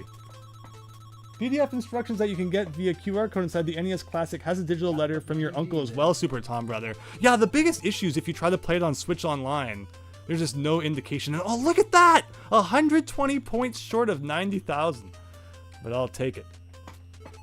Soda has just straight up trash talking you. Bosses has the Contra Touch. Yes, the spaceship is starting to explode. Hurry! Get the last magic cube. And this one isn't much of a maze. It's literally just a straight line to the end, but you're still supposed to feel all the suspense. And it's not actually like time related. Like you can't run out of time to get the cube. It's just like when you step on certain tiles on the ground. Yeah. That's text based. But as a kid, you're like, oh my god, oh my god, oh my god. But you know it's saved, so I guess it's not even like if you could somehow die, it would matter that much. Yeah, yeah. The first time you play it, you're gonna be freaking out. And that's all 3 of them. Oh, it was a no death run except for that stupid pirate cave moment. Next time will be a no death run. Now what do I do? Oh. Well, you were more or less thinking a remake like Link's Awakening, YS Bunny, or Samus Returns. Yeah, something like that could be cool, where they don't like mess with it too much. They kind of give it a bit of an overhaul. So yeah, something we haven't really talked about this whole time is that you know Mike can't swim, Imagine how easy the game would be if there was like a if he could swim. But uh-oh, there he goes. Bad ending. But wait, see, doing a good deed does pay off. And we're back to Sea Island. Ready for our victory parade. And even Sub C got back here. Oh yeah, I guess Dr. J brings it back. What kind of dinky looking town is that? Now, Coral Cola, fix up your freaking town. All right. By the way, the pig's not there. Uh-oh. Uh-oh, where'd it go? I mean, it did moon us, so. Let's see what happened. You're gonna roast a pig for your victory party. There you go. Who are you? Stay away from here. Just kidding. Yum, yum. Wait, that's StarTropics 2. Let's not go there yet. There might be people who don't know as much about that one. We're gonna get to that in just a second. You're welcome to stay along for that one, although definitely don't feel like you're obligated to keep keep you here the whole night. I'm sure you have stuff to do too.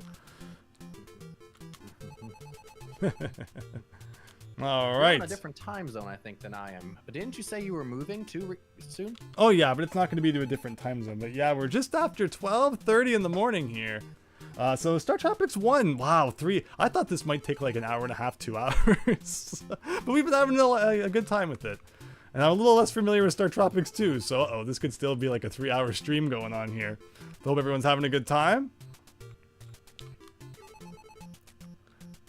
And with that, only thing left to do. After 12:30 here too. Yeah, so looks like not gonna be getting much sleep tonight, but it's StarTropics time. Who needs sleep?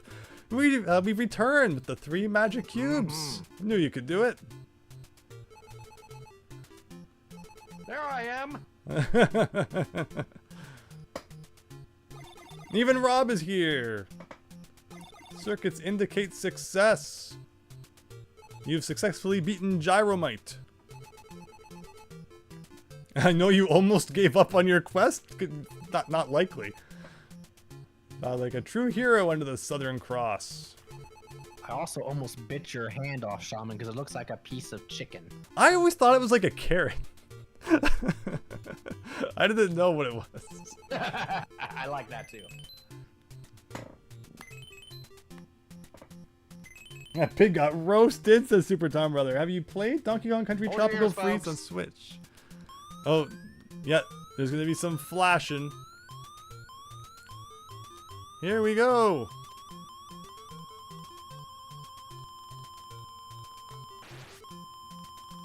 They're transforming.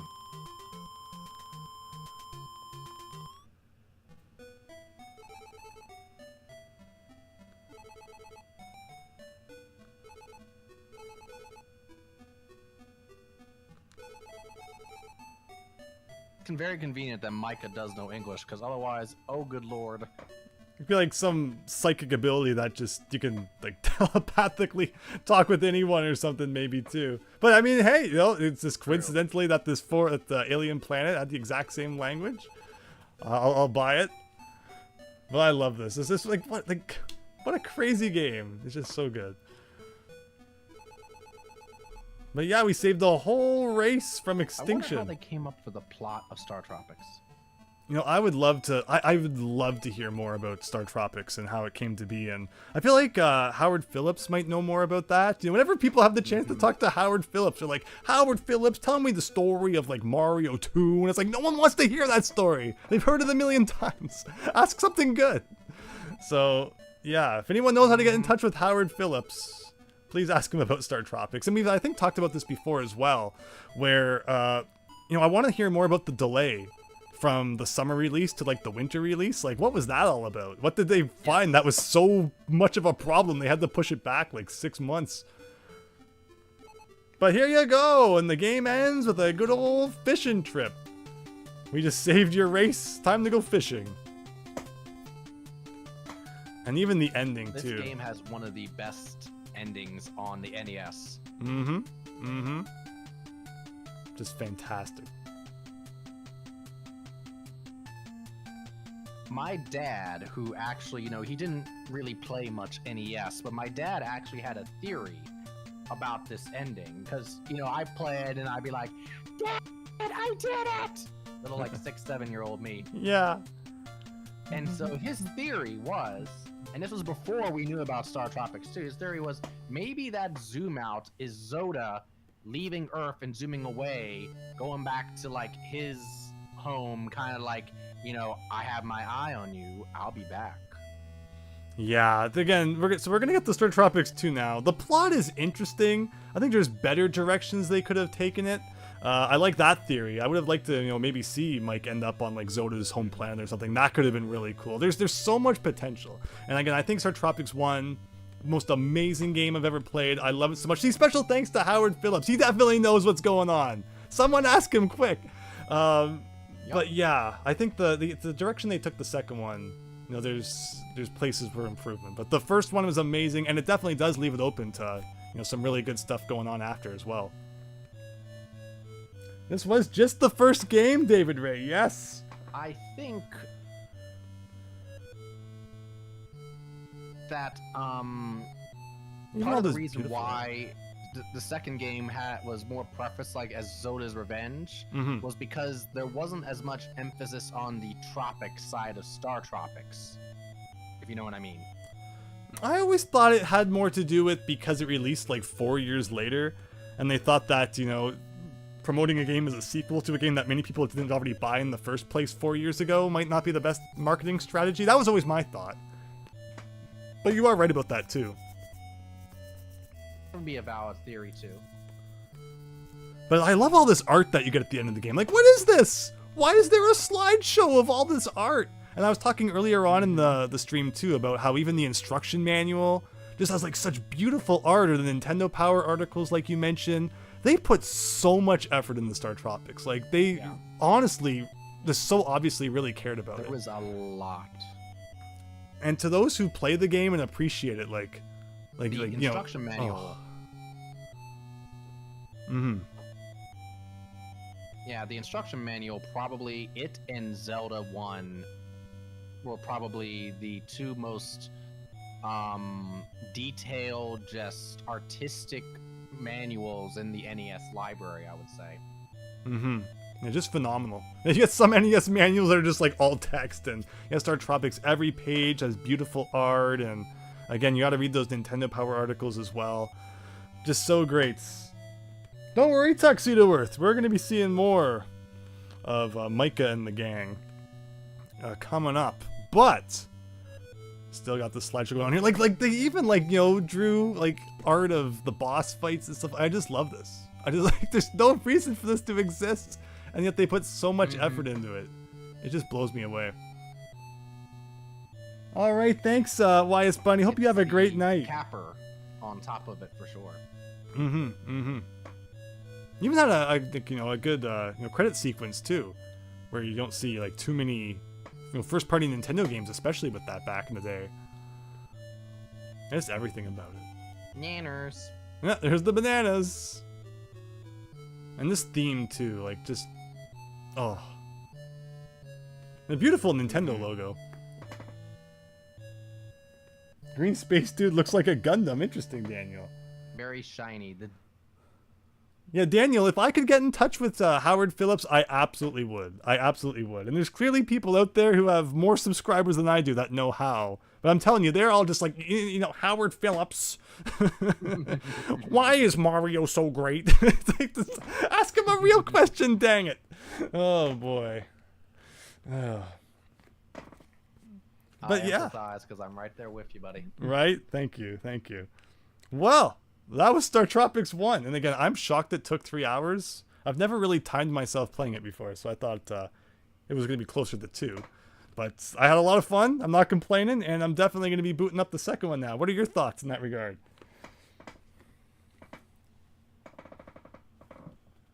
For StarTropics 2? Yeah. Up for another one? Well, yeah, I mean, I'm not tired yet, and thankfully I'm working from home tomorrow, so nice. I can start a little later if I need to. Very nice. How hard is it to deal with news government and the video games thing? You were asking how it was working for Nintendo and also StarTropics. Yeah, I mean, there's lots of questions that, I'm sure Howard Phillips probably has so much cool knowledge from back in the Nintendo days.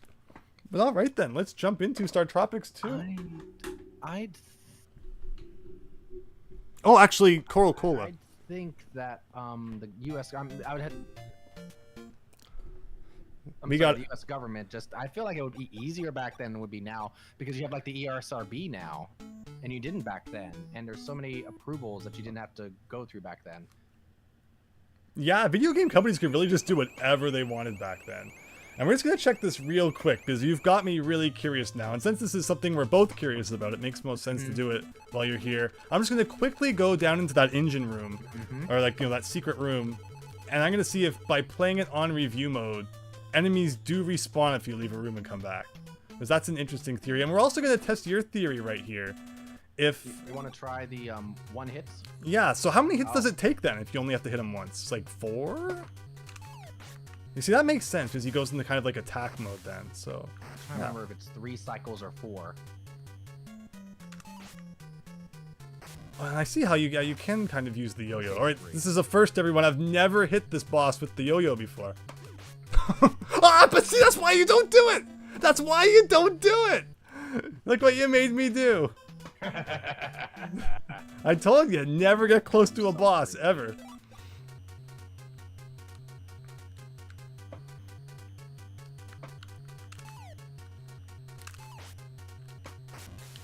You get kind of close again. Okay, there you go. And it takes off 2 hearts. Watch, we didn't have a game over the whole freaking run. And now we're probably gonna die here. Okay, that's 2. I trust you when you say 3. I feel like it's gonna be 4. I don't think it's only 3. No, see, it's not only 3. Okay. Now, I couldn't remember if it was a 3 cycle or 4 There's the cycle. 4th. That was the one thing I didn't remember. No problemo. And there's the quick run to that room down there. But actually, to a point that you made a second ago, the yo-yo, just having that at this point is so crippling. And to think for like the first half of the game, it was your primary weapon. And so it's a stark contrast because it shows you just how far you've come and just how difficult the enemies are now. Yeah, it really takes a while to get the shooting star for sure. And it is funny, at this point. It's a complete, 180 on just how useful anything is by the time you get this late into the game. So, okay. So we're going to find out once and for all if... I have another theory too, Andrew. Yes. I was going to say, maybe don't collect the laser. I was going to say don't collect the vitamin X, but don't collect the laser. Sorry, you're a little... Yeah, but that was a good idea. I feel like as a kid, I would have collected it. That was the lag. No problem, no problem. But let's see, review mode? Maybe it was the laser, but okay. Yeah, fair enough. I don't think the laser would do it. If I ever discover what's going on here, or if you ever discover what's going on here, we'll let everyone know. But okay. Yeah. Game just... Maybe it's like what file you played on. Again, there's probably still so much to discover about this game, but everyone's busy disassembling Zelda 1 for the 4 millionth time. No time for StarTropics, but alright. Next game. Yeah.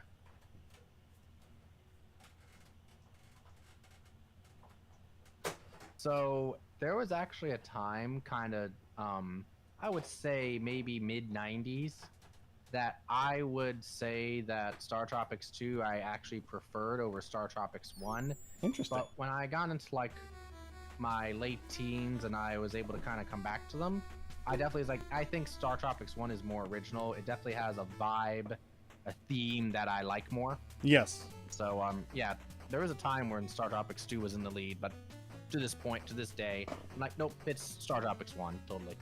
StarTropics 2 is a lot of fun, but I definitely, a lot of the things that I listed, like, just the overall atmosphere. I love the puzzle-solving elements that being stuck to the grid enable, where you'd think, all right, StarTropics 2, you're not stuck to a grid anymore. Yeah. You can move anywhere, anytime you want. And yet I feel like that took away from a bit of the uniqueness that StarTropics 1 has that really makes it stand out for me. And just, again, the story-wise, it's a little kind of, shoehorned in more than it is in the first one, so... But it's still a fun game, and I didn't know it existed until 2003 when I joined the Sea Island forum. The internet was my introduction to even knowing this game existed, and then prior to that, I'd always dreamed of there even being a StarTropics 2, so I was so hyped. I was so hyped to discover that there actually was a sequel.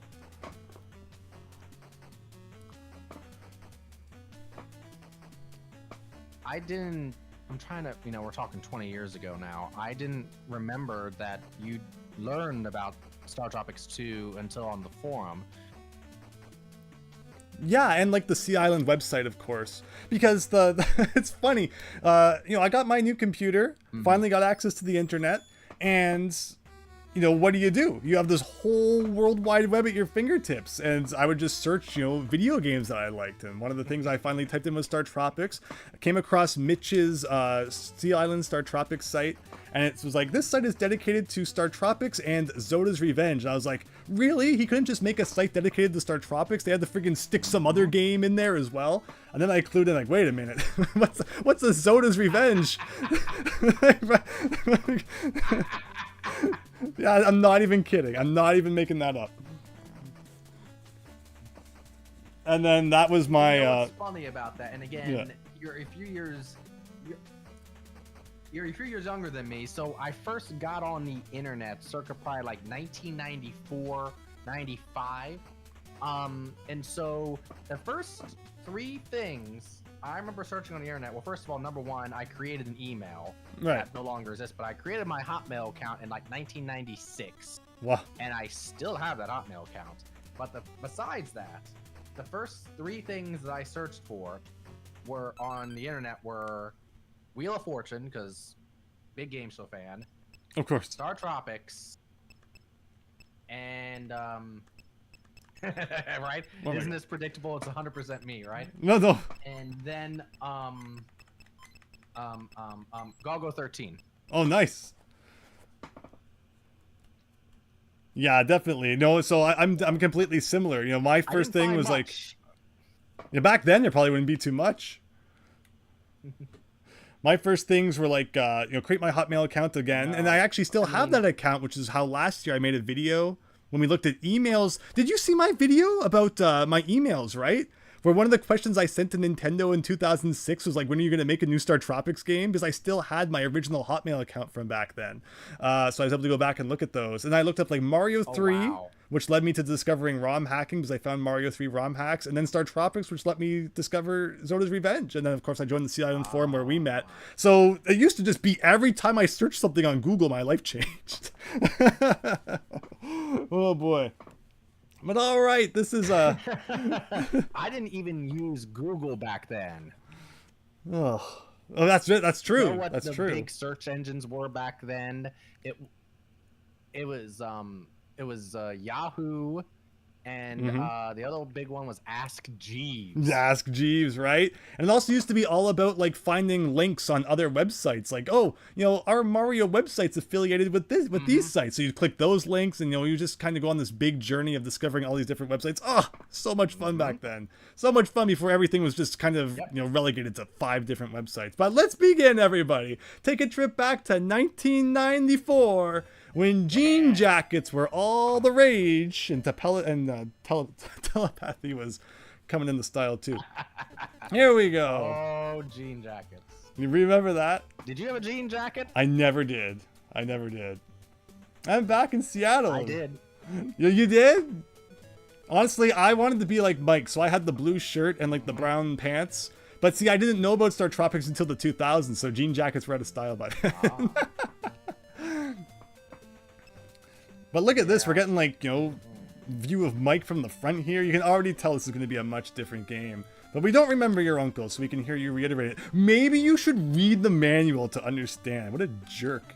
My uncle's Dr. Jones, the tropical archaeologist. Well, Mike, for God's sakes, I don't have time to play through that first game. Just get on with it.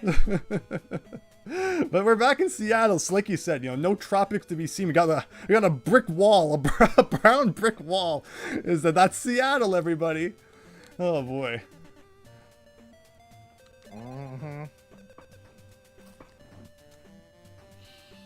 Gotta get jean jackets, says Daniel. Tuxedo Worth, 1982, Whoa. nice. But here you go, there's Micah from the first game. So you'd be really confused if you play this without beating the first one first. Mike's facial expressions in this game, I should just say, are just, looking back on it, hilarious. Now this one would be after Howard Phillips' time, but I would really love to hear how StarTropics II came about. Again, being the second last NES game ever released. Only beat out by Wario's Woods. You wonder why all of a sudden they decided it was time for a StarTropics sequel. So. Oh, and like just the kind of process they went through to making it. But yeah, it sounds like you got some cool insight into that. One thing. There's Dr. J. Looks like his shirt looks like car tire tracks. So I had that. Mm-hmm. Sorry. I had that.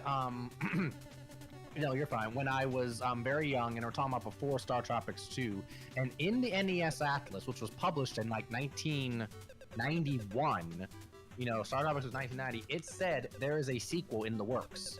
Yes. Back then. Mm-hmm. So I literally think they already had the plans for a sequel when they released the first game. Yes. And so my thought process was, I don't think they fully knew where it was going to go plot-wise, but they had the thoughts was like, we're going to make a sequel to this.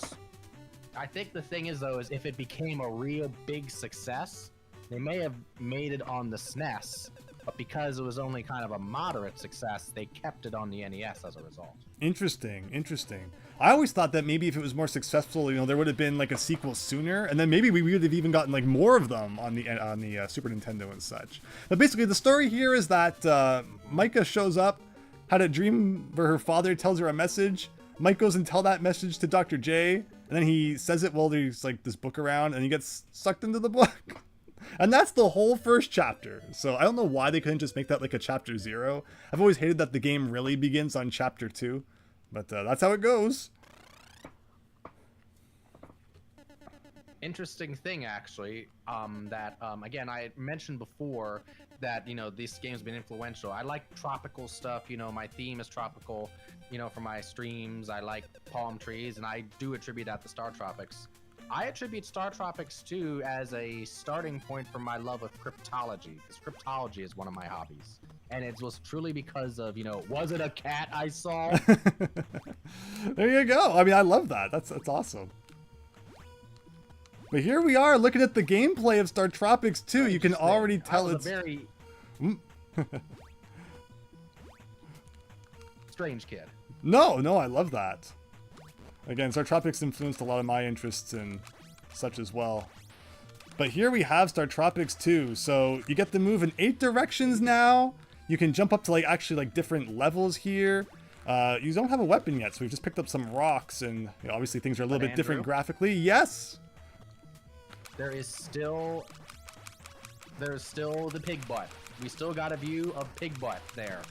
Oh yeah. Paid attention. Oh, I ran out of weapons. A lot of things may be different, but there's still buttholes. They had to make sure they got into that in StarTropics for some reason. Ah. And up is just some health, I think. But as you can see, like we're already kind of into an action section here, just from falling through the floor. So you are going to have hazards like that on the overworld map as well that you have to worry about. Also starting the game with 5 hearts instead of 3. I know this weapon is just so bad. There you go. But as you can see, same general vibe. Rocks at a bear. See how well that goes for you. Your comment about Mike's joke, Super Tom Brother. Unfortunately, I don't see like any ability to add anything, so YouTube must have just totally destroyed it. Anthony Gleason, but when you're in elementary school, you would also just look at walkthroughs and such of your favorite video games, and you always tell Andrew this story. You looked at Pokemon Blue cheats on YouTube, and that's how you found that cheat video I did way back then. Well, thank you. I don't remember where the freaking holes are, but you're getting the whole StarTropics 2 experience here of just falling into like random places on the ground, and you have so much control in the air in this game, like it's not even funny. You can change direction like 40 times. There's no grid that you're stuck to, but like I said, I miss the grid. I think there's a lot of cool puzzle solving elements that come with the grid. But ugh, more holes in the floor. This big empty room. And again, I keep bringing up speedrunning tactics. I don't speedrun this game myself, but speedrunners, when they play this, they know the exact path to hit no holes. There is a way you can get through this and not drop. Absolutely. I was able to find it myself, but in terms of remembering it, not great. As a kid, I knew it. Now it's been a little while. I think this is probably the last one we're gonna fall into, though. We're almost to the other end. You're close. And this is, of course, like the longest room of them all. Thankfully, we get like a real weapon soon. Good thing you're here, though, Coral Club, is you can help us with some memorization that's coming up. Yeah, for sure. Yeah, so this game really kind of emphasizes the whole kind of time travel, you know, different dimension element. And that's fine, but I do kind of like the theming, the consistent theming of the first game more. Getting to explore all these tropical islands, then going into space at the end, like it's just such a good progression. Where this kind of game's more all over the place, where you're just in a bunch of different locations. Almost kind of like Mario is missing in a way, or Mario's Time Machine. They're not really connected in any way.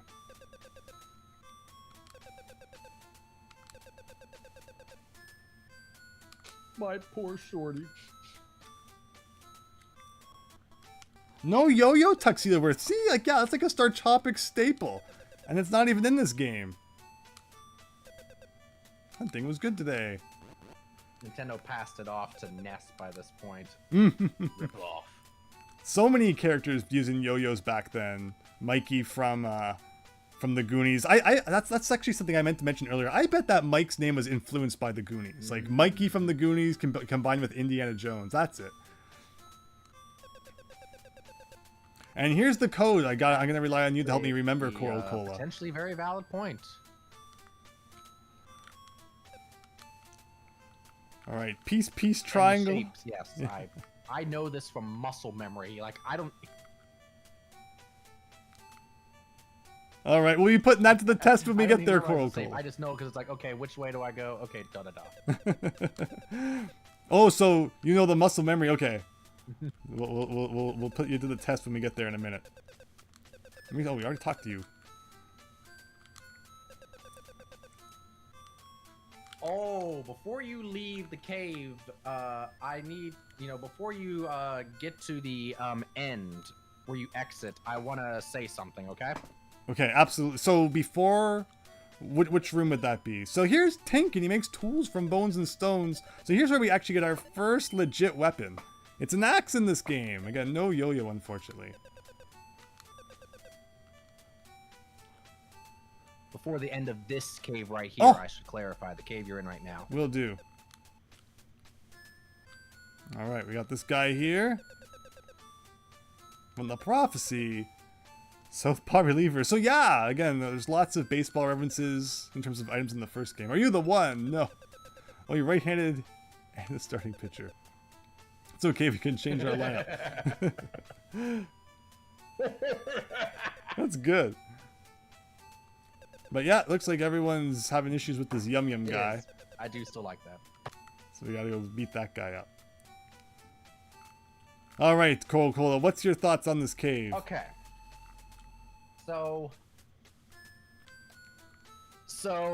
when I was a kid, I discovered something.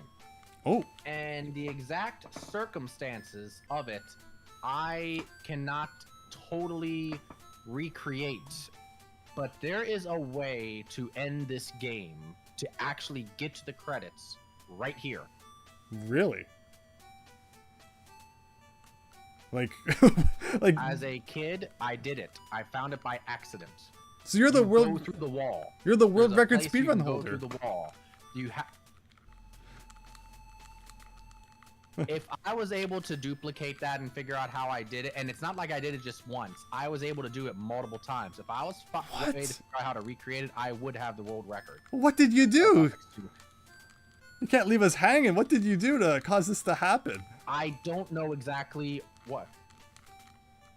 Well, that's the problem. I don't know exactly what it was that allowed that to happen, but there was a wall I was able to walk through, and I walked through the wall a bit, and and Mike stopped, and it went straight to the credits with this music still playing in the background.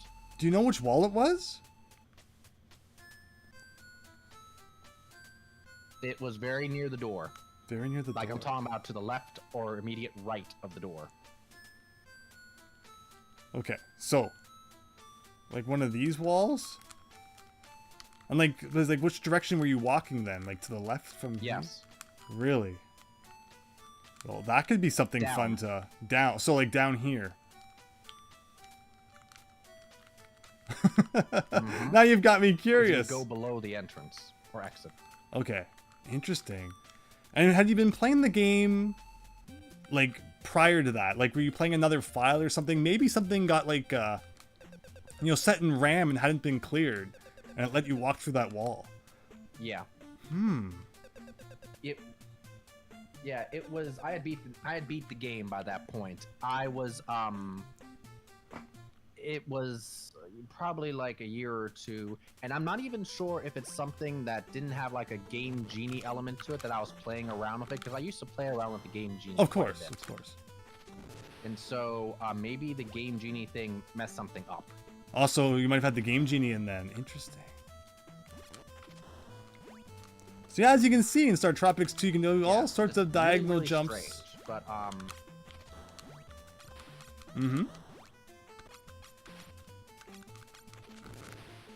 No, go ahead. I was done, actually. Oh no, but that's fascinating. Yeah, if you ever find out more about that, let us know. But that's really cool. But yeah, we got all the kind of, you know, platforming and stuff that we had in the original game. Right here. Done a little bit different though, and hey, all the enemies respawn. There you go. But yeah, that's a little bit of a tough one because you got to defeat everyone and then go like all the way back to the left. Hopefully, we won't be needing the potion bottle anyway. And look at this, already kind of a bigger room here, but you can't go up. You got to go all the way around. But don't got to kill any of these guys. We kind of just walk right by them. And again, the diagonal movement trivializes so much of kind of what made the original StarTropics more difficult. Also, you're not stuck to that grid anymore, so you really have to be careful with your jumps, that you don't accidentally kind of jump off target. You have to be a lot more careful with that. There we go. What? What did I do? What did I do? Ooh! All right, that's what I'm talking about, everybody. Whoops. Well, yeah. no death run out of the picture early on today. But there you go. Yeah. So for me personally, StarTropics II is one that I've played a lot less. Saying is, you don't need the potion bottle. I hate this dang lag, Andrew. God dang it. I can't believe it. I don't understand why it's so bad. Oh, I can't. I'm all over the place here. I don't either. Again, I appreciate you, doing our best with it.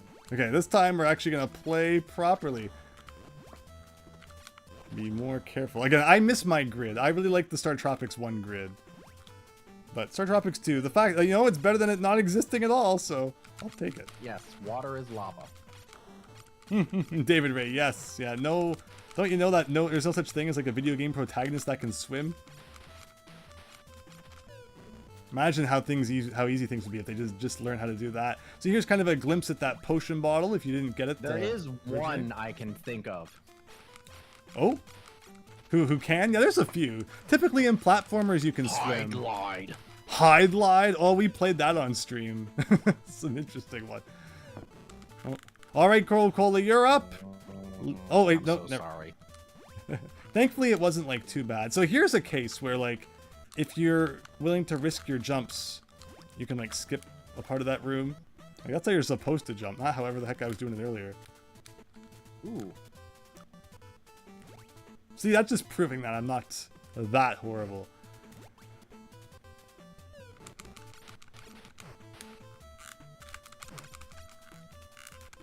But I wonder, so, we talked earlier about if StarTropics 1 had sold better and it had been more successful. I wonder if we would have got another game with the grid system.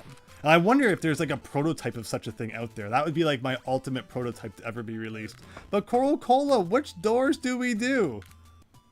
I think I know it.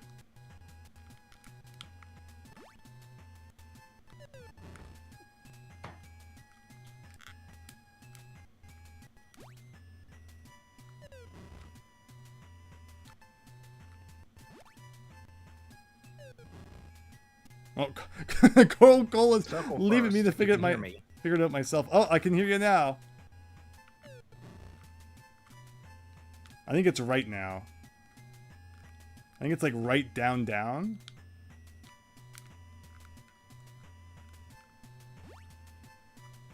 So if you go the wrong way, you end up at a set of stairs and you have to replay the whole level. But it looks like man, we got I'm it. really behind badly now. Uh-oh.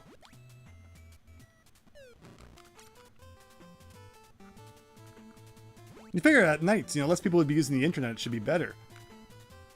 Yes, you go right down. So Yum Yum is interesting. If you defeat this guy that he's eating, you get a much more difficult boss fight because he's angry. But since he's had a chance to eat his meal, he's kind of more subdued and laid back. I was contemplating doing the more difficult version, especially if you get the potion bottle. There's like no reason you still shouldn't be able to do that, but just thought I would point that out. And again, this is the only weapon you get at this point, so when he's in the back row there, you can't really do anything to hit him. I like the boss music in this game a lot, though. It's great. In fact, StarTropics II has a lot of really good music. There's more level themes than just the original one had. I discovered the hard way about Yum Yum and his meal. Oh yeah, you would always defeat the meal and then had to do it the difficult way.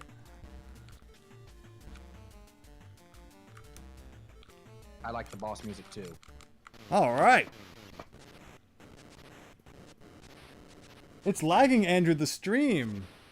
Well, everyone's internet taking a crap tonight. I see that now.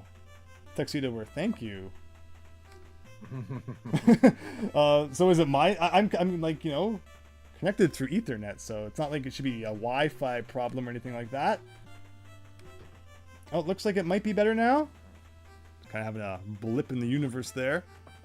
But that's the first level of StarTropics II. Thanks everyone for bearing with the lag there for a second.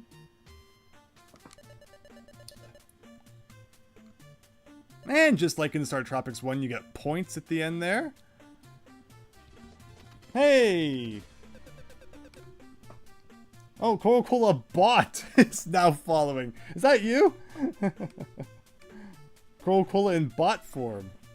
But yeah, we saved them all.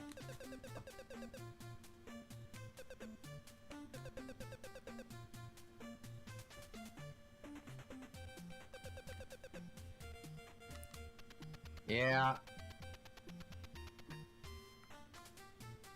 Just trying to fix the lag. I do actually have that alternate account just as like a mod thing. Oh, perfect. Well, thank you for following on that one. And look at this, everyone! Copyright infringement town. Here we go. It's lagging too. Is the stream lagging again?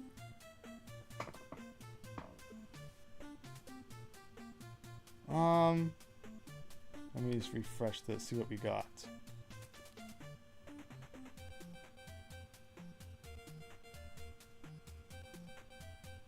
Oh, it looks pretty good. Thankfully. So here we go. It's a Tetris piece. StarTropics II is all about block. Yeah. A block. Woo! It's all about collecting all the Tetris pieces. I like the question marks. It's like, why? Why did I just find this? A dead end?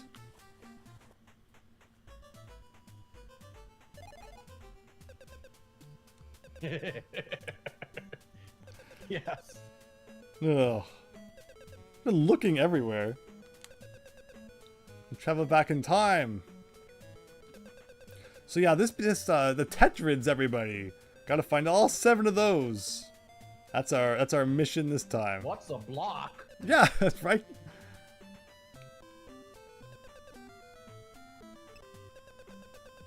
Just the same text again. Well, that's it.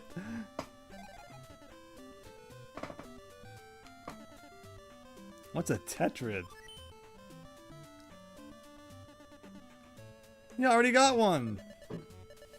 Alright everyone, guesses on what time period Mike's gonna travel to next.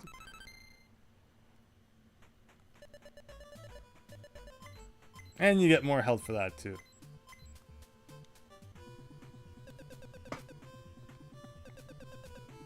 So as you can see, yeah, StarTropics II is a much more kind of disconnected game, where it's just about going to like different time periods and completing levels, which I like, but it just doesn't feel like the cohesive experience that the first one was. Still really fun though.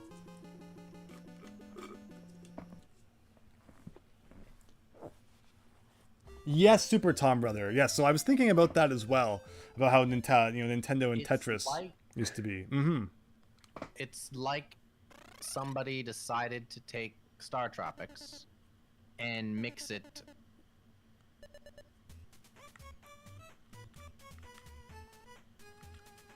Back to the Future, or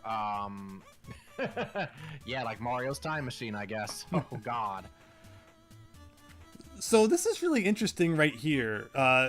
Later on in this chapter, you get a weapon upgrade, but you can actually speed up that process. You can upgrade your weapon earlier than otherwise if you go through a cave here, which I've always thought is really cool.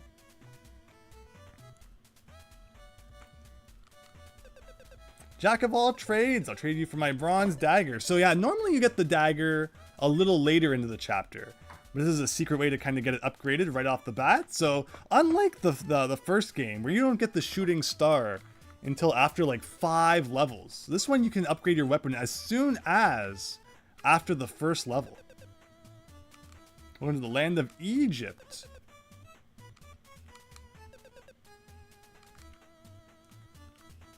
Bill and Ted, says Daniel. We got a boat here. The Queen's cat is hungry. Now there's a question there. Looking at Daniel's comment.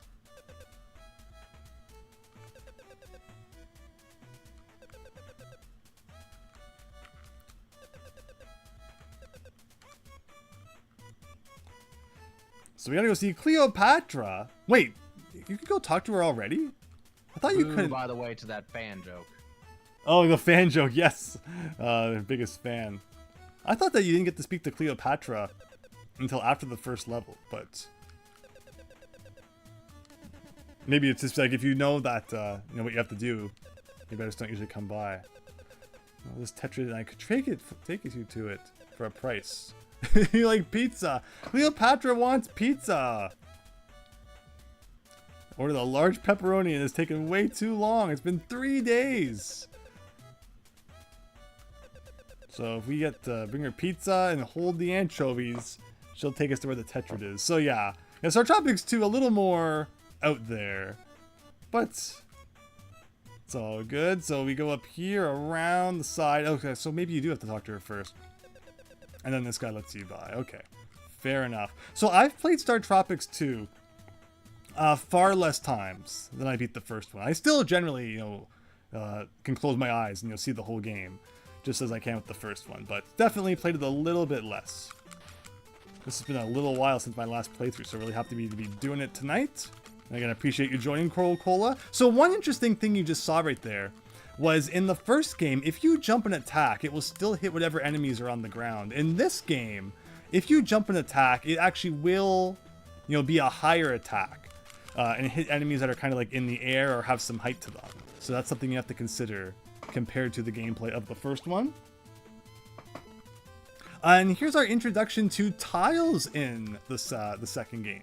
Where jumping on them will make orbs appear sometimes, and that's what will open up doors or chests. And that's the slingshot in this game, I think. Kind of a weird graphic.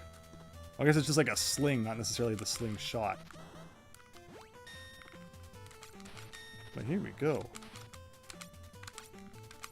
Now, if you have found the dagger already, I don't think the slingshot offers much advantage. It's a little bit better distance-wise, it looks like.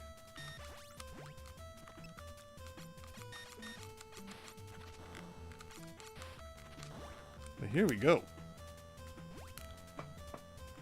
But yeah, Bill and Ted, that's a great comparison. Yeah, Daniel. Very true. Speaking of which, have you played Bill and Ted on the NES? That's a scary one.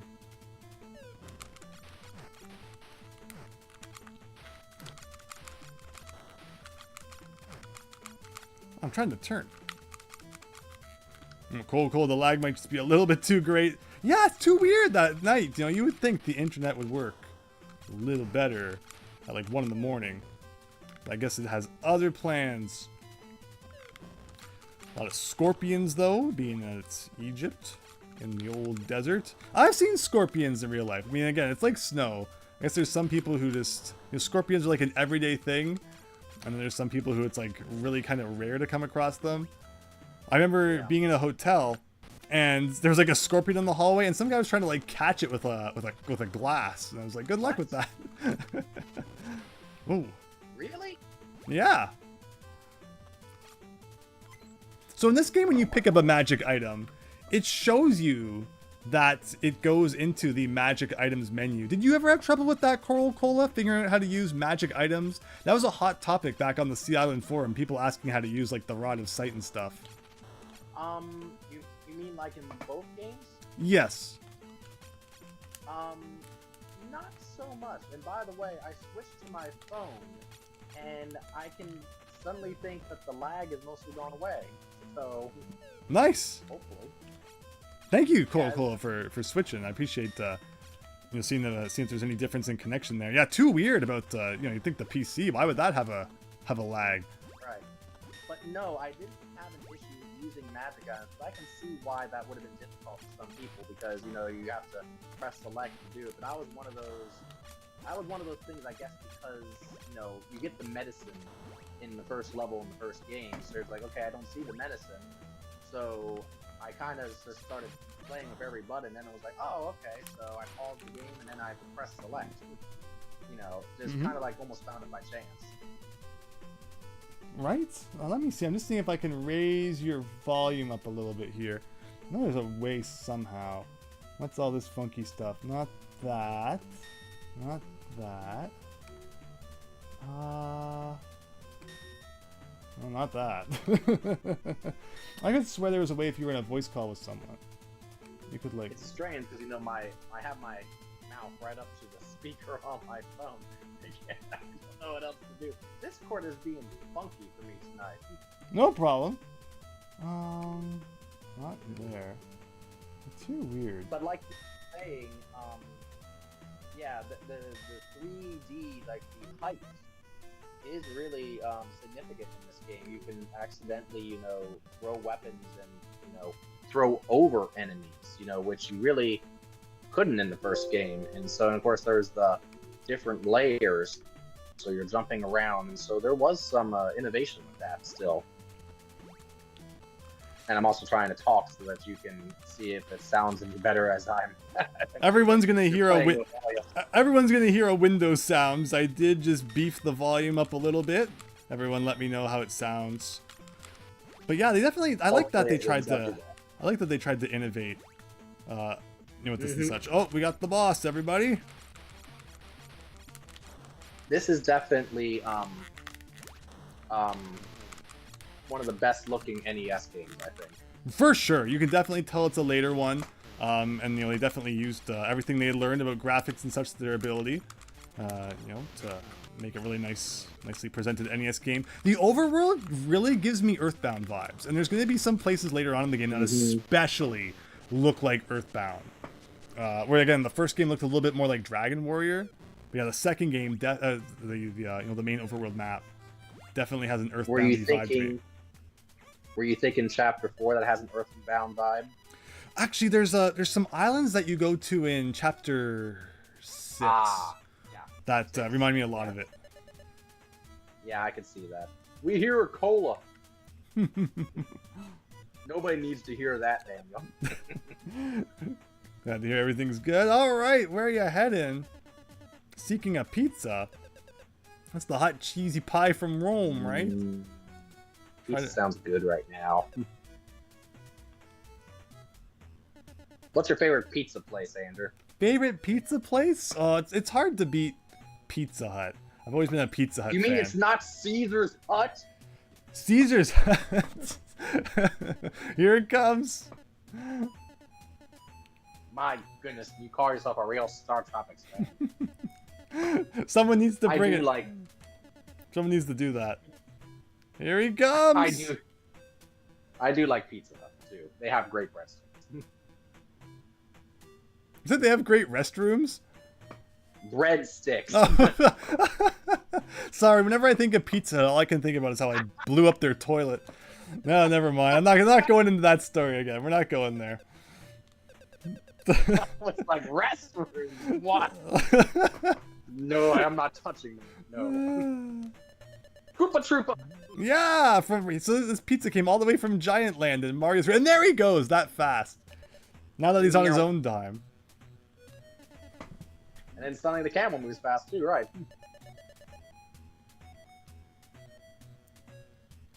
And all the way back here. So all that debacle just to get a pizza. And we get to bring it right to Cleopatra. Give it to me before it cools. It was coming for 3 days, but I guess the hot desert might keep it warm somehow. That was always my theory. Mm-hmm. I've never been to Egypt, but I've been, in southern Italy before, and yeah, it gets hot. Oh yeah.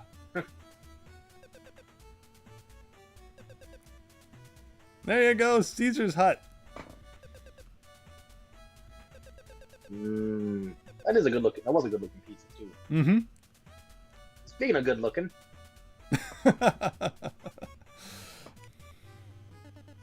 she's a knockout. Oh, StarTropics. I like how they made that whole frontal portrait there just for that 2 lines. Mm-hmm. It's one of your favorite stories, the Pizza Hut story, Anthony? Oh boy. Oh, we get more of it. So alright, it's a pyramid level. Pyramid levels are always fun.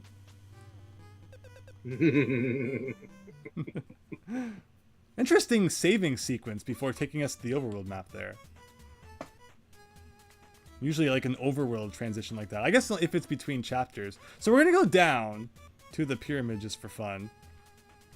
Which is over here. So as a kid, did you go to the pyramid first or did you go to the other place first? I went to the pyramid first. As you go in here. And I was, very confused.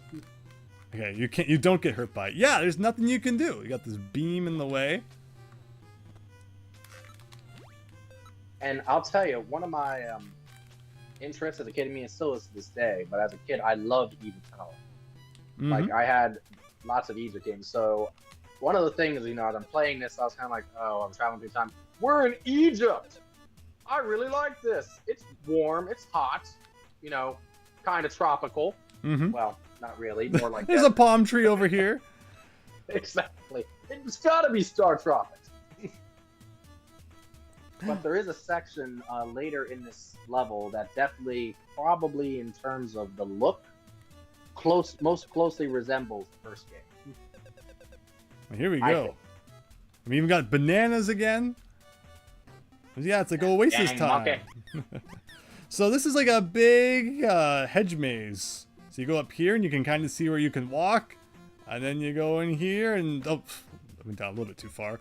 But basically you got to do the hedge maze without actually being able to see where you're going without going up on one of those things. So, the first game had mazes like inside the whale and stuff. So this is this game's way of kind of trying to bring that back. And there is a big heart hidden somewhere in here if I remember.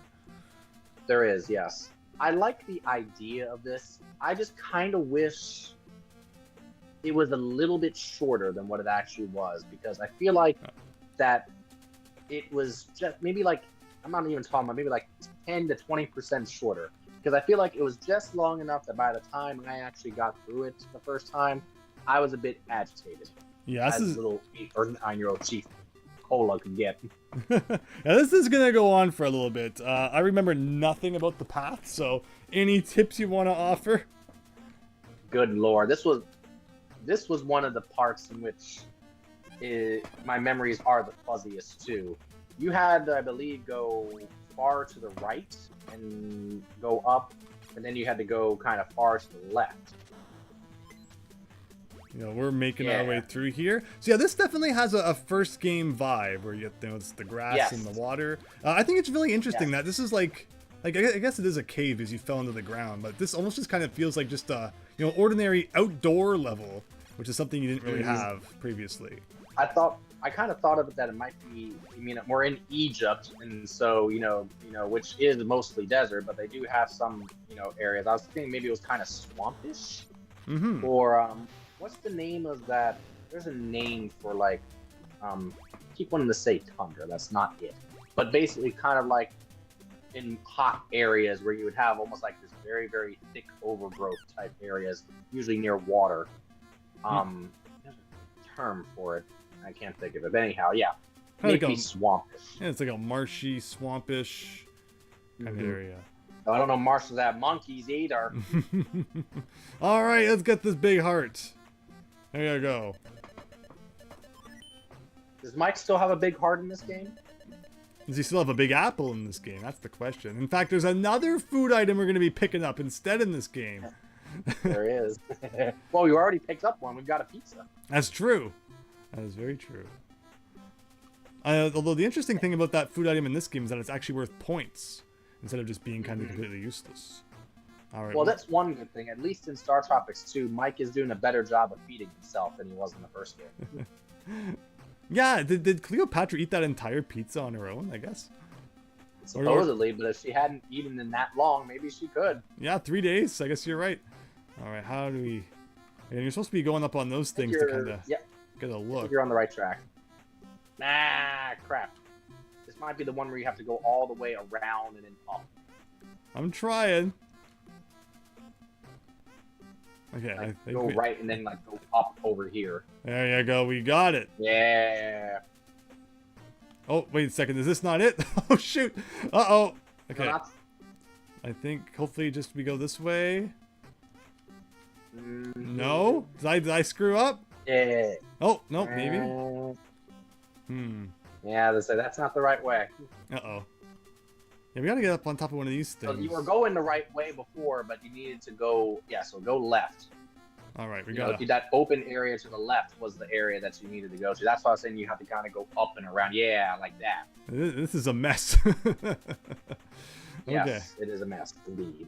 That's why this is not one of my favorite sections.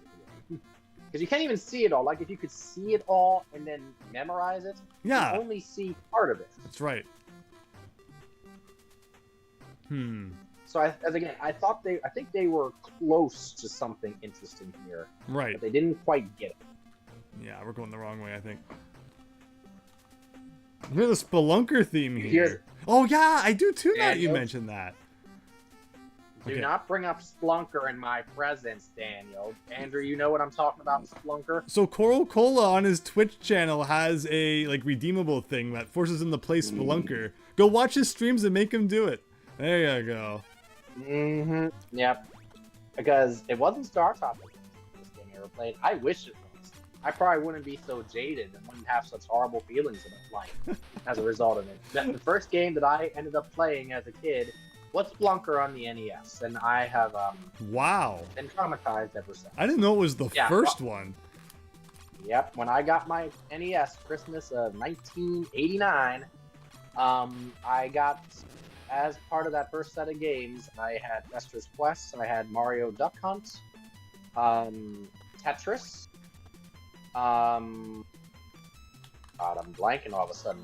Fisher-Price's Perfect Fit. Amazing, amazing. Back to the Future 2 and 3, Big Bird's Hide and Seek, and yes, Splunker. So little 3-year-old me looks at all of these games, and I'm like, what do I want to try first? What's this Splunker game that has kind of a cool cover? And I pop it in, and I'm like, I can't get anywhere. and there was photographic evidence. Oh. There are pictures, of that day, Christmas 1989, including my dad playing Mario. Nice. So I was like, at some point, I will put those on my stream and be like, let's have a chat about retro gaming. But yes, Splunker was the first game I played. It was, I made an unwise choice, my little 3-year-old self. Mario 1 and Kirby, you definitely did better than me, Daniel. You did heck of a lot better than me. What was the first game you played, Andrew? Oh. Thank you so much, Mother Goose 2, for subscribing. Hope you're enjoying the stream. So, Unfortunately have no memory of the very first game I ever played. So, when I was born, my mom, my parents already owned the NES, and they would play it while they were raising me. And my very first memory, like my youngest memory ever, is me sitting in a high chair watching my mom play the bowling ball part of StarTropics I of level 5. That's my earliest memory. Oh. So like right. That's a traumatizing. There you go. So yeah, and the way it worked was, she played StarTropics raising me, but she got stuck at 6-2, and then I actually like picked up the game and beat it for her at like the age of 4. But I was gonna say like mother like son then, right? There you go. So I've heard to thank for introducing me to the NES and.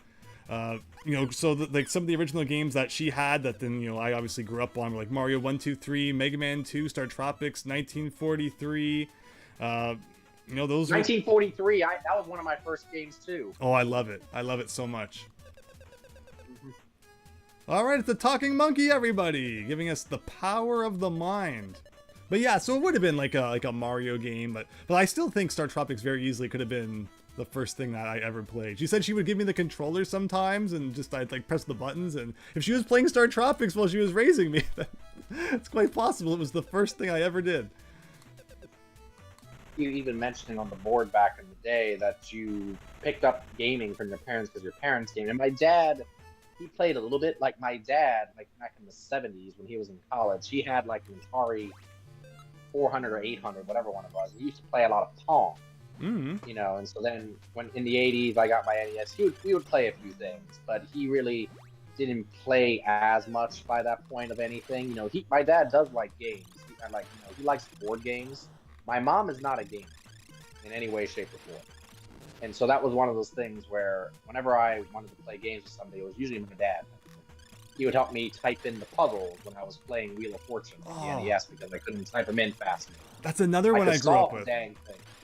Another game. I couldn't I could solve them. Like I actually could solve Wheel of Fortune puzzles at like 4 or 5 years old because I could read, but I couldn't type it in fast enough, and I didn't know how to necessarily spell the best at that point. So I could see it's like, okay, that's the word, but it's like, Dad, I need help spelling the thing, And sometimes I'd be playing, I call there now like, and only vowels left or whatever. Then I do it, and it's like I throw him the controller, type it in. That's awesome. And here's the question: which version of Wheel of Fortune was it? Family edition. Family edition. Interesting. I grew up with the OG edition. Yeah, I was back then when I first started collecting. What I think say that I started going into like that whole collection mode in the 90s. My first goal was to get all the game show games. Mm-hmm. And at first, you would have thought with how many Wheels and Jeopardies the show, they would have been easy. They were not the first ones I was able to find when I started that. It was Hollywood Squares that I didn't have, that I found first. It took me a little while to find all the Wheels and Jeopardies. Which was weird. But I also grew up in a very rural area. And so I don't think that necessarily as many games made it over here either. 1 second here. But yeah, the NES was really good for game show games. I didn't even know what Classic Concentration was until I played the NES game. And it's actually a pretty fun game, and I was sad to find out that the show was like canceled almost right when the NES game was released. So there goes that. Wheel and Classic Concentration are my two favorite game shows. I grew up watching them both. But yeah, I mean, like, and again, this ages me. I have old VHS tapes of both from the 80s and early 90s. So, Classic Concentration, actually, my grandmother had an NES. She didn't play it, but she had an NES for when my cousin and I would visit them. So that's where our Super Mario Brothers 3 was. That's where Classic Concentration was. So I had Wheel and Jeopardy. Actually, I had Jeopardy Junior at Graham's, and I had Classic Concentration there. And at my house, I had Wheel. Did I just have Wheel at my house? Yeah, I just had Wheel at my house.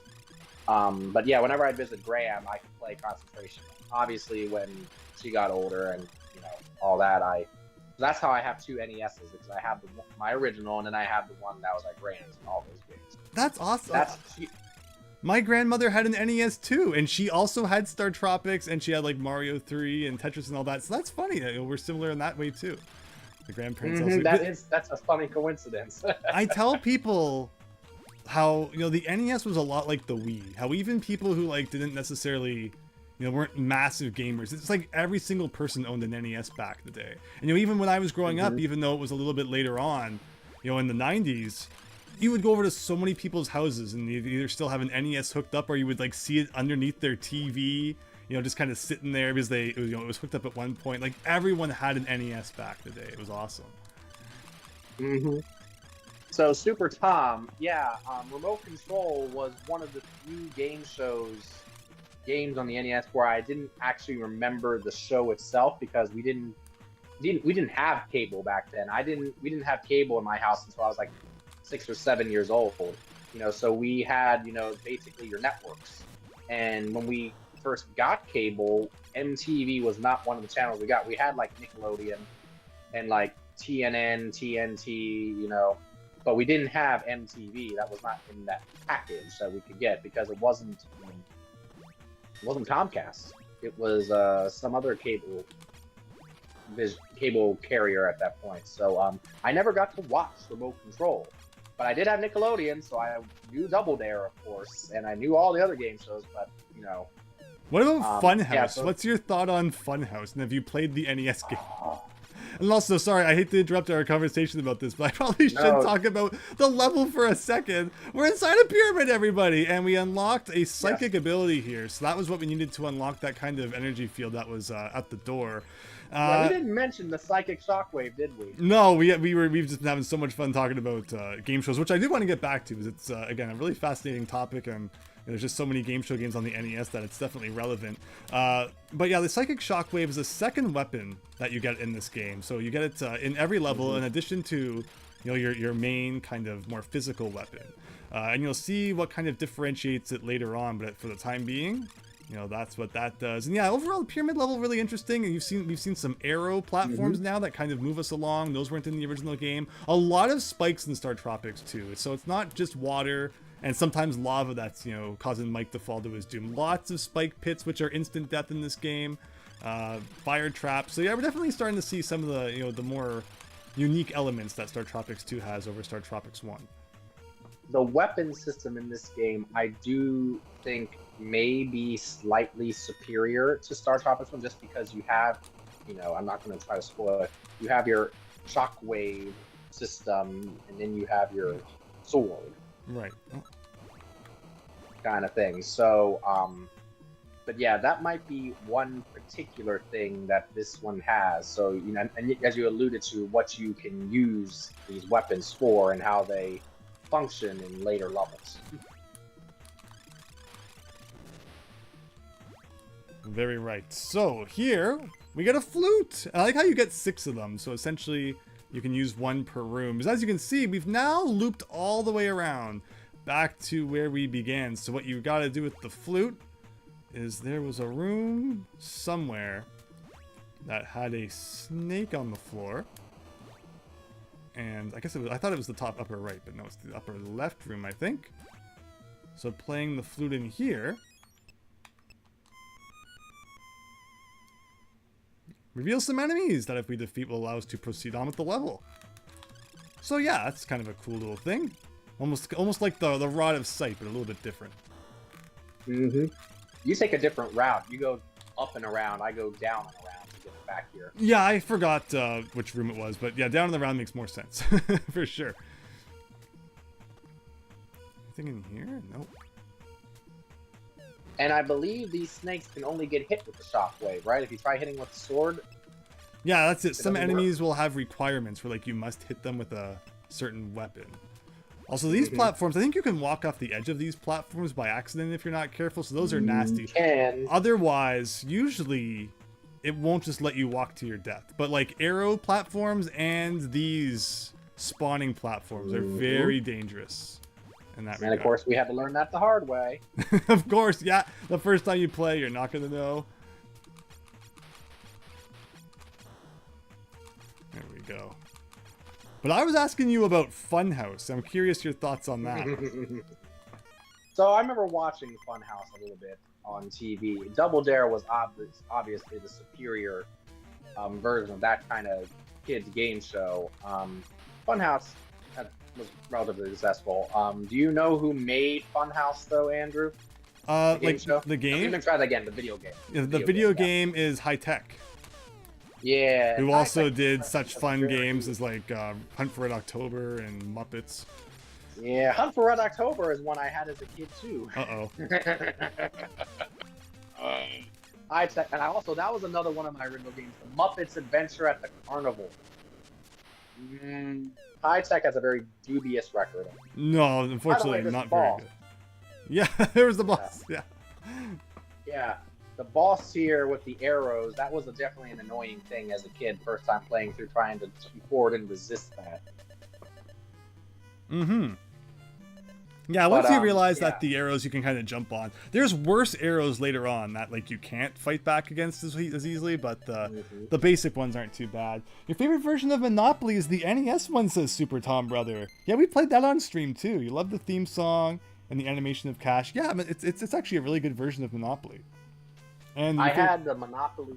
Yeah, I had the Monopoly on SNES at first, and that one is a little quieter and moves a little bit slower. But the Monopoly one on NES is a bit faster, and yeah, it does have some funky music. So I gotta agree with you, Tom.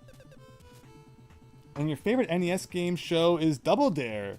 Everything about it is awesome. Easy questions in the quiz rounds, fun physical challenges, mini games, and the music is killer. They did an excellent job with the music in Double Dare. Mm-hmm. On the video game, they really did a good job of recreating that, and that's a hard thing to do when you're basing it off like a real life thing. It's bad. They did a better job of recreating the music in the Double Dare NES game than they did in the Back to the Future NES game. Oh no. Mm-hmm. Oh, that's such a shame. But to your question now, you've been waiting an answer for. The Funhouse game on NES is definitely my least favorite of the NES game show games. No question. It's too dang slippery. Now, thank you. Yes. Also, again, we keep getting interrupted with your question, and again, I love that, and I love that you're also talking about the too dang slippery, because that game already feels like you're on ice, and then like after you get halfway through the game, they introduce ice tiles, which make you feel like double ice, but we'll get back to that. Here's Sherlock Holmes, everyone, which raises a lot of questions because he's not a real person. So are we traveling through time, or like, what is this like fictional now? Like, I don't even understand what they're doing anymore, but hey, it's Sherlock Holmes. Why not? Holmes is like, bitch, you gonna say I'm not real? Guess what? Here I am. I'm in your game, solving your mysteries. And finally, in a game called Zoda's Revenge, here's the first mention of Zoda, I believe, but it's Zoda X. So there's not just one Zoda now. He's in 3 pieces for some reason. XYZ. Yeah, very strange. Little plot piece there. But yeah, so have you beat Double Dare? I have beaten all the games. Yes, I have beaten Funhouse. Because it has warps. Oh, sorry. Yeah, Funhouse, yes. Yeah, it has warps, so I have beaten it that way, but I have actually beaten it where I have it warped. And it is a trial. That's amazing. When I played it, I kind of just, went with whatever I found. So if I came across a warp, I'm like, okay. And you'll see there's actually some that kind of take you in, quite a bit ahead, which is nice. I'm not gonna lie. But a no warp run of Funhouse, oh my gosh, you're a hero. Here's the thing. I mean, Funhouse as a game show. I mean, again, Double Dare is the superior show, but Funhouse, the video game, makes you think, if you've never seen the game show, that the thing must be like this 6-hour marathon of a game show. It's a half an hour game show, and it's really fast paced. Mm-hmm. And it's like the video game is like so long. There are dozens of levels. I'm like, where did they get the idea to have all these different levels? It's nothing actually like the game show at all. Mm-hmm. It's like 12 worlds long, and how many levels are in each one? Like 5 or 8 or something? So it's nuts. I want to say I think. there's either I can't remember. There's at least 60 levels. Right. Yes, I want to say actually there was closer to 100. I'm not even sure. I should Google that. How many levels are in NES? So There's a Google search for you. Zoda is also the name of a racer in the F-Zero series. Ooh, a reference perhaps. Time and space Yes, and that books, is. says Daniel. So this has been a lot of context and not much actually like playing the game. Just in time, Watts or Mike.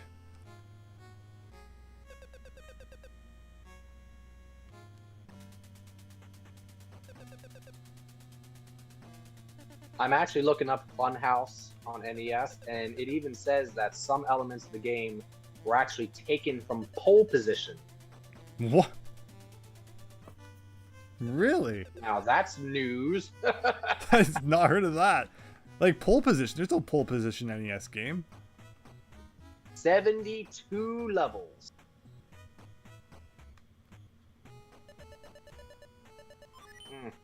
What? That's horrible. Yeah, very bad. But yeah, actually, I did know that F-Zero had a character named Zoda. Supposedly, it's a different Zoda, but part of my mind likes to think it's canonically the same one. And that after, he got defeated by Mike, he decided to take out his anger against Captain Falcon. Ugh. But yeah, 72, so that's 12 times 6. That sounds right. And, especially, I'm still having flashbacks of the last world where it's just like all ice all the time. And Yep. Yep. No. It's rough. It's awful. Ooh, that was a close call there. Yeah, the platforming's definitely getting a little more intense. And like I said, I really miss the grid system of ST1. Mm-hmm. And again, that raft is one that you can just walk right off. Oh, yeah. If you're not being careful. These bouncing bubbles. I feel like I'm playing Deadly Towers here. Did you beat Deadly Towers on stream? Not on stream. Actually, I beat that one back in like 2018. I actually had a lot of fun with Deadly Towers. It starts off really rough because you're like really weak, but as you get more power-ups, it's not a bad game. That's exactly what I was going to say. Deadly Towers, I think, is a game where the startup is rough, but once you get into it, it gets a lot better, a lot easier, actually. Exactly. Like I remember, I think it was 2 hours before I had made like any progress because I was just exploring, and then you accidentally find yourself in like the maze, and there's just like no indication of how to get out, so you're wandering around for like half an hour just to get out of this maze you accidentally ended up in. And but I kind of love it. I love how kind of cryptic it is, and you just get to do your own thing. Talking about open world, that's a game where it's really just kind of wide open for you to go and figure out what you can. That's a valid point. Yeah, that was probably a relatively early example on the NES of an open world game. Mm-hmm. Not too long after Zelda, I believe, which is probably what it was inspired by to some degree. We got Super Tom Brother. It's a good thing StarTropics 1 and 2 are good because all the other NES games about Indiana Jones suck. So, so we streamed both of the what's it called? Both of the Last Crusade ones. And the Taito one wasn't bad. The Ubisoft one, which was just like a port of a Game Boy game, was not that great. Temple of Doom is... The Ubisoft one was the one where the bosses take forever to kill. Ubisoft one is where there's like, you can go on the boat, or you can do the puzzle. It's like a slide puzzle. In the tomb and stuff. I remember that one. The one that I remember, because I've played the Indiana Jones games a little bit too. The one where you start off as young Indy, and then you get the whip, and then I thought it was one of the Temple of Dooms, but I remember it being just awful because it takes you forever to beat bosses and get through it. Temple of Doom is terrible. There's also a young Indiana Jones, which I haven't played yet. Oh yeah, there was a Young Indiana Jones Chronicles TV show way back when. I don't know how much of an Indiana Jones fan you are, but just me being kind of a TV nerd, broadcasting nerd, that Young Indiana Jones Chronicles show actually has some fascinating history to it. So if you are Indiana Jones fans, that you might want to try finding that out there. I think it's on it was online the entire series somewhere. They may have had it on DVD at a point. Anyway, look at who's here. In Zoda, I've you know, seen all the movies. I've never seen the show though. But yeah, so Zoda's now just a big brain that you gotta tackle, doing some pretty scary platforming. Yeah, this platform is nerve-wracking. But it's interesting. Yeah, it is interesting. But yeah, this was one of those sections that was definitely a stopper for me in this game. Mm. Even more so than the next level. Oh, I think I gotta go into the middle, don't I? Yeah, because he was sitting on top of the switches. So, like, the victory music is playing. You're not done. You're not freaking done. It is nerve-wracking. No! No! No! Ugh. Like, that's so mean. That's so mean. Ugh. Because I didn't know where the ball was going to appear, so at first I was like, oh, is it going to appear in the middle as well? And that's kind of why I hesitated for a second, and that was enough time to get toasted. I think watching somebody play this section here is worse than actually playing it yourself, because watching is so nerve-wracking because of the platform is constantly changing. All right. But yeah, I've been there too. That's happened to me. Yep, this is just a demonstration. Nobody stinks. I really appreciate you joining tonight, Coral Cola. You're always sharing your streams in the you know, my Discord server, which is great. So please keep sharing them in the you know, the community tab there, and everyone, again, as I'm not going to be as frequent over the next little bit, please check out his streams, as they're a lot of fun. I'm happy to share it. Thank you for letting me share it. And yeah, I mean, again, it just kind of is funny because at first, I mean, I didn't even know you're streaming, and you've had your YouTube channel for a number of years now. It's definitely been more frequent in the streaming recently. Yes, you have recently, and so then you had the Discord, and so I'm happy. I'm always appreciative of anybody that lets me post it, just because, you know, we're always trying to find new people and find more people to watch us and support on the stream. You know, we appreciate having an audience to chat with as we're streaming here, so I appreciate, you know, being able to post and share too. Are you still working on Battle of Olympus? Yes, I'm hoping to beat it next stream. Nice. That's a fun one. We had a short stream last time, but we managed to, with a few people in the chat's help, we were able to figure out a couple of things. We were having some cryptic issues. Oh. Oh man. It's such a bad room. Alright, it's done. It's done. There we go.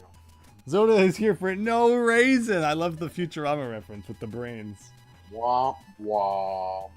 Oh, yeah, the Indiana Jones N64 game, the Infernal Machine, I think. I don't have that one, but honestly, it intrigues me. That might be good. You see, Zoda scampering away there is really kind of strange. It is. It really is. And he, like, left footprints, because we never would have found where he was otherwise. Right? So you don't like this level, from what I gather. I don't remember much about it, so we'll see. This, I mean, I like this world, or this chapter overall, because I'm a big Sherlock Holmes fan, actually. Yeah, too. But this particular level really gave me some heartache back in the day, trying to get through it. Interesting. And Zoda X's room was indeed part of that. Zoda spawns! Yeah, so it's weird seeing these things that, like, show up so late in the first game. You know, like, so early in the second game. This is a cool weapon. Alright, now let's see. How does it work again? Is it like a... It's like a three-way, right? No, not this one. Wait, this is not the three-way?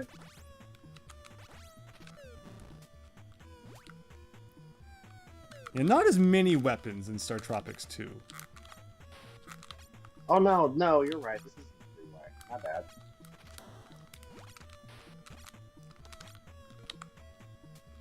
I do love the sewer setting though, like the sewer, just like level theme. Because the first game, you know, as much as I love the first game, it's like caves, caves, more caves, and then spaceship.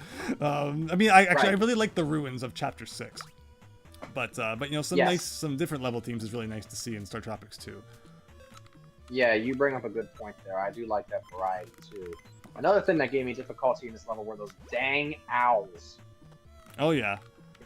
You can't hit them on the ground. You must jump and time it right for the, you know, weapon to hit. And as a kid, you know, if my not as coordinated reflexes, that was harder than it would be years later. Daniel, you never got by the Egypt level. Ooh, so we're getting to see some new stuff here. Hopefully we can continue pressing on. Thankfully we got all of our lives back after that last level. That's one nice thing, is that you always go back up to 3. Yup. Why are there owls in the sewers? Well, who's gonna eat the rats then? Yeah. Also, one of those weird cases where like the music changes halfway through a level. I mean, I guess StarTropics 1 did that too with like the kind of suspenseful theme, so fair enough. True. But no, I get your point, Tom, 100%. Blobs! Blobs. Here we go. Deadly Towers. There's fire here, right? Or if you're Zelda 2 fan, bot. What's this all about? So you gotta admit, the shading on those blobs is quite good. Everything looks really nice. I'm inspired to make like a StarTropics 1 ROM hack with like graphics from StarTropics 2. That's what I kind of think that Jellin was a little bit going for, or if it wasn't Jellin, it was one of the other ones that was trying to do like their own StarTropics 3. You know, use a lot of the StarTropics 2 assets, but keep the tile-based movement of 1. Yeah, I think that was there. Also, this game you just get like no invincibility frames. Like you flash after you take a hit in the first game, right? But in this game, there is no invincibility frames, so you can easily just instantly die. And that was, again, something, having played so much in the first game, that took me a while to adapt to. Yeah, for sure. And I feel like they did that, frankly, to increase the difficulty, because if you did have high frames like the first game, this game would be significantly easier. Just because of the types of enemies, the layouts, and you have that 8-directional movement. Right. So it means you're able to get away from enemies quicker. Hi, Brayden. We're having a great night playing StarTropics, thanks. Hope you're also doing well. And we got Coral Cola here. Biggest StarTropics fan I know, who's been wonderful to have along as we make our way through the second game now. StarTropics fan I know, so appreciate that. There's well, no, actually, I will say this: there's more StarTropics fans I see now than even just 10 years ago on them. So I feel like the game is kind of having a little bit of a, finally, a bit of a rebirth or recognition or something. Well, see, it's just taking a long time. The thing I see is like there's a lot of people who will like, you know, they'll have StarTropics like motifs maybe in their videos, or like, you know, they'll talk about StarTropics a little bit, but I don't see many people actually like playing the game and talking about it. Like maybe they'll make one video about it, and like, you know, that will be where it ends. Like we need more StarTropics stuff out there. Well, and you gotta figure it's like, you know, they only have 2 games to pull from. Of course, so that limits, you know, it's like, you know, how much are we going to talk about? Well, it's like, well, people find ways to talk about Mother like all day. True. But they're longer games. They're longer games, to be fair. There's more to them. That's a valid point. Yeah, people will go on and on about Mother or just Earthbound on its own. Earthbound, you want to talk about, you know, this... Ooh, that was a close call. Yeah, it was not good. What? And yeah, again, nerve-wracking section to watch. Oh. I was like, I jumped on that platform. Why wasn't there a second one? But okay. This room I died in a lot as a kid. Oh, yeah, because of that exactly right there. It reminds me of Snake's Revenge, where there's like a couple rooms where there's just like moving platforms. Snake's Revenge was fun. People like I like Snake's Revenge. Yeah. People like to dunk on it a lot, but I thought it was great when we played it on stream. I mean, I think that, you know, having played the original Metal Gear, I don't own an MSX, but on an emulator, I can see why people would call like the NES one butchered ports. But if you look at them as games on their own, they were definitely not by far the worst thing on that console. They were pretty good. No, for sure. Quirky in places, yeah, but overall not bad. Yeah, that's it, right? Like, I'm sure that maybe if I had played the MSX ones first, I'd feel that way. But as someone who didn't, I had fun with the NES Metal Gear and Snake's Revenge. Oh, here we go. Yep.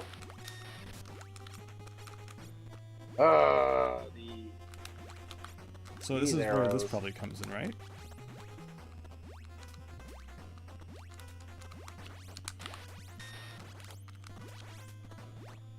But yeah, again, you know, just filling up a room with a bunch of arrows.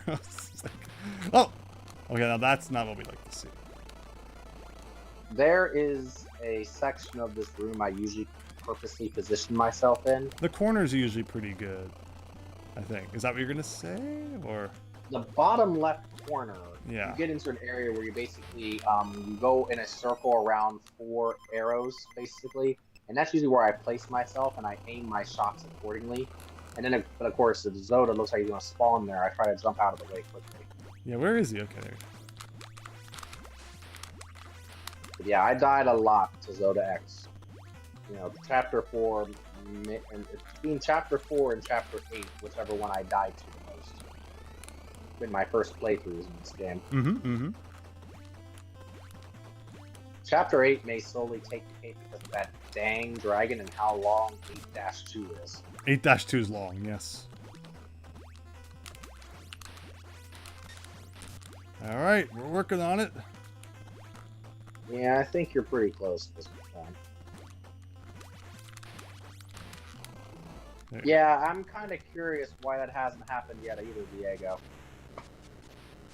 It's kind of weird, because usually in the StarTropics 1 and 2 have been released on, like, I think Virtual Console together before, I think. Yeah, so what I'm about to say is kind of blown out of, you know, it doesn't make any sense when you consider that it was also released on the Wii Virtual Console and the Wii U, but I wonder if the Tetris references have anything to do with it? Like, if they have to take out Yo-Yo and replace it with Star, I can't imagine they could just, you know, go around talking about Tetris without having to get permission or something, but who knows? Valid point, it could be that. Who knows? But there's the third one! Yeah, hopefully it does come to Switch Online, though. Seems like every year Nintendo drops, like, a few more NES games. Like, we had a nice dump of them a little while ago. So, you know, every year there's that possibility that StarTropics II could be next. Oh, speaking of which, you know, before we end tonight, I gotta hear your thoughts on the NES, Nintendo World Championships NES. Oh, yeah? No, we've done 2 streams of it now. And I'll probably do one more where we finish everything off, because I have been spoiled on what you unlock when you do everything, and that looks really cool. But I've been having a lot of fun with it. Obviously, you know, just 13 games. It'd be cool to see a few more, and there are hints that there probably will be DLC at some point in the future. But you know, I'm not ever going to complain about more NES representation, and it's like half the price of a normal full price Switch game, so you know, even in that sense they threw us a bone as well. Like, if they were charging full price for it, it'd be kind of another story, but I think for the price it's at, I have a lot of fun with it. I like the theming, it's cool. And I saw I was one of the crazy people when I got the deluxe thing with the gold cartridge and all that kind of thing. That doesn't make it crazy. Full price. Oh, I mean, all right, that doesn't even enter you into like marginally crazy zone. I bought the special edition. I got home, so like the special edition is the big boxed one, and I got home and I looked at it and I'm like, I can't do it, I can't open it, so I bought the digital version. I've never in my life done that. Never in my life have I bought the digital version of something I bought physically, but this is the one time something possessed me. I did it. I had a thought about that when I opened mine, but I was like, I'm really careful. You know, there thankfully wasn't like a barcode or a label or anything like that. It was just that little piece of tape, so I was able to like, okay, I can get that open really easily and keep it well preserved. But when you say beating everything, are you talking about getting like S tier on all like of the challenges and all that, or just beating all the challenges? Well, S tier is definitely what we're going to aim for, and I have S tier on everything so far. So we'll see if we can keep that up. But that's probably. I've beaten all the however many they are, 70 whatever, 60 however many it is, the challenges. I just haven't gotten S tier on all of them. Most of the ones I got A's on. The only ones, any of the ones I got C's on were just Kirby, because I haven't played much Kirby. But like the other 12 games, you know, were all A's and S's. So I was able to pull that off on stream. Nice. But I really did enjoy it. And yeah, I hope there is DLC, because I think they could do a lot with that concept. Can you imagine StarTropics in there? Oh my gosh. Oh my god. I would. You would be hearing a joyous scream from the Mid-Atlantic. Never know. I can't find the physical version of Nintendo World Championships on Switch anywhere. I actually didn't pre-order mine, Super Tom. I went to my local GameStop and they had one copy, and I was just like, yeah, I'll take it. So I think every GameStop probably had like 1 or 2 copies of it, and you probably had to be there in the first few days in order to grab it. You could probably still get it off Amazon or maybe the Nintendo store, because I'm sure they can still produce them. But yeah, I don't know if there's going to be an upcharge at this point. I'd hope that there's another run. You know, Nintendo's been so bad over the years for just like releasing not enough of things, and then everyone has to go to the secondhand market. Hopefully they're smart enough and do another run of it. But I do think that maybe it exceeded Nintendo's expectations a little bit, actually. It might have. I think they're actually surprised how many people have been playing it. Here's the music, folks. Gotta listen to this. Yeah, it's the cactus dance. Oh god, I don't remember the cactus dance at all. Cactus dance. Lift light in, don't stick. Seek special cactus and make it quick. Face the cactus if you might, then take 2 steps left and 3 steps right, and turn left again. I've always had trouble getting this to work, so prepare for me to have to do it like 40 times. I'm happy that you're actually here for this, because you can perhaps tell me what I'm doing wrong if we don't get it on our first try, which we won't. But yeah, let's give it a shot. It's time to start blasting some rocks, everybody. An old western town here. Yeah, boy. Even as a kid, I thought that was funny. I was like, oh, so the Oregon guy is like hip and cool because he says like, yeah, boy, kind of thing. Just, we're talking in the days when rap was still kind of new to the average person. Well, apparently this is where it was invented, in the old Wild West. Apparently. Who would have knew? So let's find the special cactus. This one's got an arm facing the wrong way. So it was like 2 steps left, 3 steps right, and then you run to the left. Oh wait, no, but it's not of the cactus though. Like, so that would be 2 and then 3 and then left. What you have to do is you have to space it from the bottom, then take 2 steps left. So just press left twice. So it says to make it quick though, which always makes me think you have to do it really fast, but maybe not. No, I've never seen a speed with it.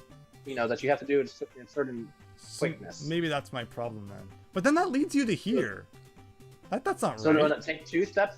Take 2 steps left, and just okay. So push left twice. Right now, press right twice.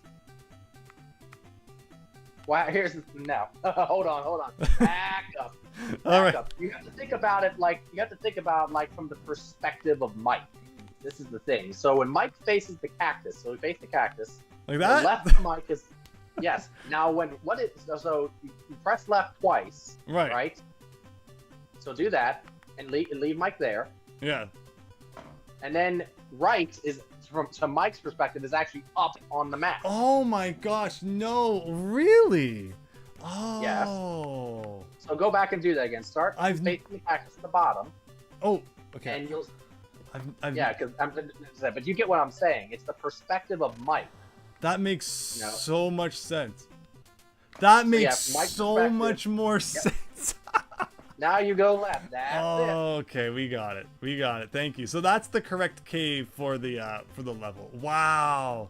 Yep. Okay. Cool. You've just blown my mind. Finally, I understand after all these years.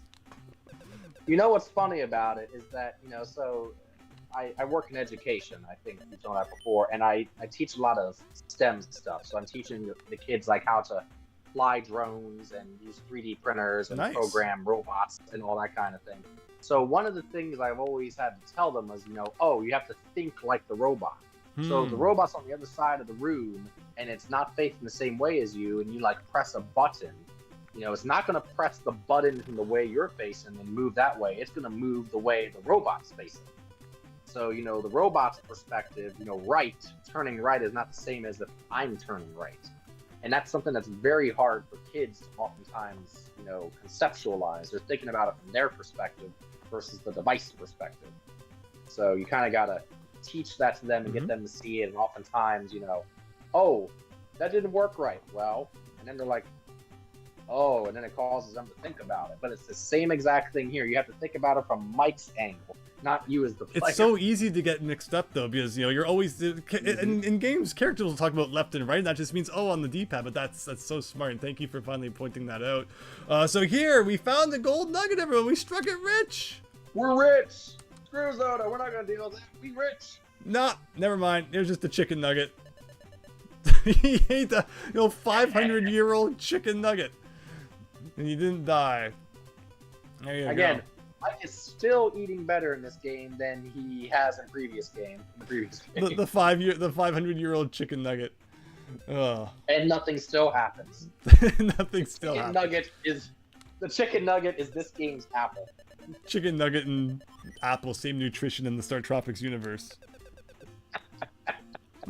Gold! Super Tom brother. There you go. Well, that one was just the fake gold. We'll see if we can actually find some real gold. Don't worry, we're gonna get to the level soon. I wanted to find one chicken nugget, one real gold, and of course the other obligatory item, which I think there's a good marker for that one. I feel like that should have been an alternate ending to this game. Mike hits gold in this level. He finds all the gold. He takes it back, and there's an ending in the game where Mike has to stay with him because he's rich.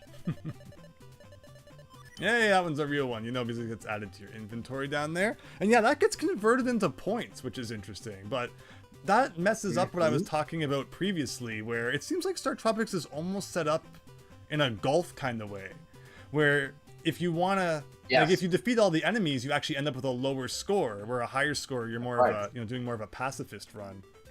So it's that's right. It's very strange. And yeah, that's another one of those things where if I ever have a chance to talk to Belcher or Genyo Takeda. Is Genyo Takeda still alive? Yes, I believe. I think he was like the standing president of Nintendo after Iwata passed. He was like standing president for like a couple of months till they decided on the new management. But that is one of the questions I would have liked to ask him. Is like, why did you design it like that? Was there supposed to be some other use for the points that never got implemented, or because it is very weird. I don't know of another NES game that does the points like that. No, it's again, it's one of the very first games I think probably ever that encouraged you to not defeat enemies. Where everything back in the NES days was just blast them all, defeat everything. But all right, we got the heart, we got the nugget, we got the chicken nugget. It's level time. 2 levels in Chapter 5. Who invented the chicken nugget? Colonel Sanders is like great-great-grandfather. Go and grab a sweet tea because I suddenly had the craving for Southern style. Please do, and I appreciate you staying up, and I know it's late, but thank you so much. And again, feel free if at any time you need to duck out. I won't blame you at all. StarTropics is a good enough reason to stay up. I appreciate that. This is an interesting level for a couple of reasons. It's got a sort of a mazy sort of vibe to it. Oh, yeah, the cactus guys. crack in the roof there that first appeared back in the spaceship levels of the first game, making a bit of a comeback. And this is almost reminiscent of the floor at the end of that one spaceship level. Yes. And interesting, all the snakes in this game are like the cobras. They're extra big. There's a lot of bigger enemies in StarTropics 2, where StarTropics 1, all the enemies were generally smaller on the screen. Mm-hmm. There you go. This level actually has some similarities to 7-2 in StarTropics 1. Yeah, that's what I was feeling. Yes. Mm-hmm. And that's one of those things where, when I was first playing through this, I even picked up on that, and I was like, this reminds me of that one section, and I was like, oh no, what's the boss gonna be? I think we're good. Though it's not this boss, it's the second level of Chapter 5, where the boss is rough. Oh, that boss. For me, at least. But there's an item in that level that's a new introduction to StarTropics series. That's if you can use really helps. If you can use that. This level's good. This level didn't cause me problems, but the next level definitely caused me problems at a point. Super Tom Brother, you've got a big heart. It probably swelled from eating the old chicken nugget. Here's Mimics. Oh, that's right. No, you're supposed to use the psychic to beat them. They don't turn into money. I forgot about that. That's right. Oh, it's the Bola from the first game. There we go. Yeah, I was happy to see the Bola back. But yeah, using the shockwave, if you remember, makes the room a heck of a lot easier. But that also is a nice distinguishing sort of example of what you can do with the sword weapons and the shockwaves. Yes, yeah, you definitely need to kind of remember, which one is good for which situation. It's just, again, another one of those trial and error situations where until you do it, you don't know. So this boss is all about just kind of, throwing the bowl at him. This boss was really a great example of the height and what, throwing when you're jumping versus standing on the ground, and just using that feature. Mm-hmm. Oh, they're gonna make us do a scary jump to finish off the level. Why every time do they do that? Okay. Oh, you did that with a perfect number of bolas too. Yeah, just as it hit 0. The cactus men remind you of the mummies from the first game. Yes. Yeah, you can definitely see some resemblance to some first game things as we continue on here. Hey, it's the camel from town that wouldn't talk to me. And more talking animals. That statement, it's that camel from town that wouldn't talk to me. Any place else, you would be getting looks like, what? Yeah. So the shockwave has been upgraded, but the shockwaves will degrade. What's it called? What am I trying to say? It will level down. Thank you. Yeah, level down is the perfect word. It goes back to the previous version if you don't have enough hearts. So while the dagger will always be the dagger, it's the shockwaves that act more like the weapons from the first game, where it gets worse if you're low on health. But see, now it kind of goes further, and it's going to be stronger now. Overall, though, the wave weapons are weaker than like the physical ones, but they don't have as far of distance. And yeah, don't take off as much, but they shoot faster, which is nice. Ugh. I remember I was that. gonna say, if you were to do like using like modern gaming terms, if you were gonna do things like calculate DPS, it's possible the shockwaves would win because they're so much faster. But yeah, overall the swords are each hit damages more. And of course, it's good because as we were talking about in the previous game. If you get low on health, you're really toast with just having the yo-yo, where at least in this game, you always have a weapon that's somewhat decent. Right. So in this case, we get a reward here for defeating all those enemies over there. We get this treasure chest. And inside there, oh, this isn't the item I thought it was. I thought it was the item we were alluding to earlier. But not yet, it looks like. I think there's one right around here. I thought there was. I hope I didn't miss it. I think there's one definitely later. Yes. I thought there's one here too. Maybe I'm missing It one. might be coming. It might be in the next room. I'll tell you one thing. We talked about how StarTropics 1, there's a lot of secrets that weren't found later, but there were some secrets, you know, that were revealed in like your NES Atlas and all, you know. But I'm wondering if there aren't more to this one because this game got such little like press. Mm-hmm.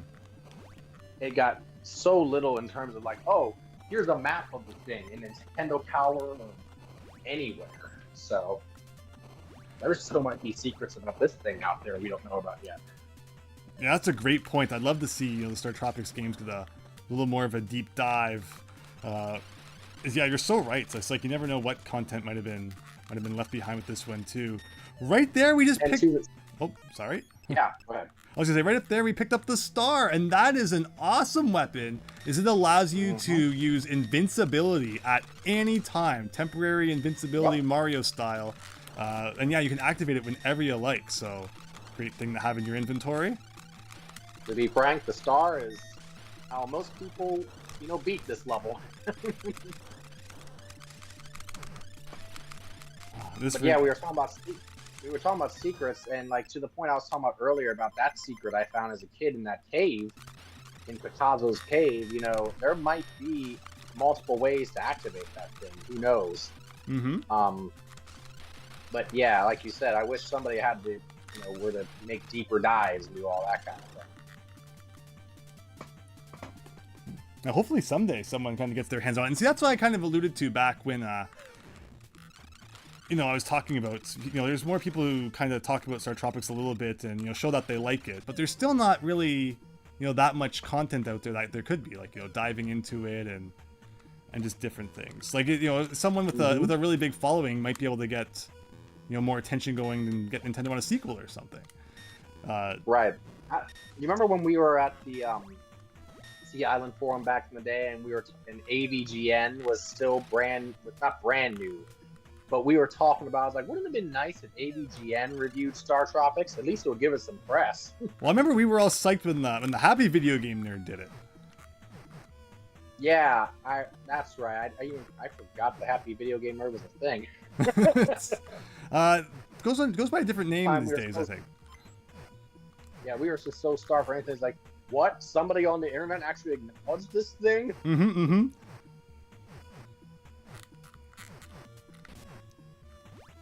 Okay.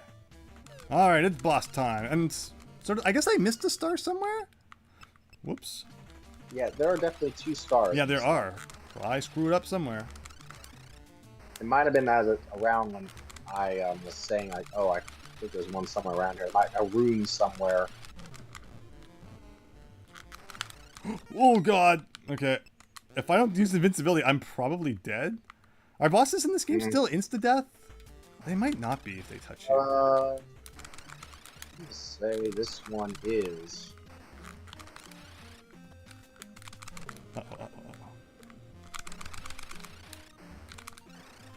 Yeah, okay. Not too shabby.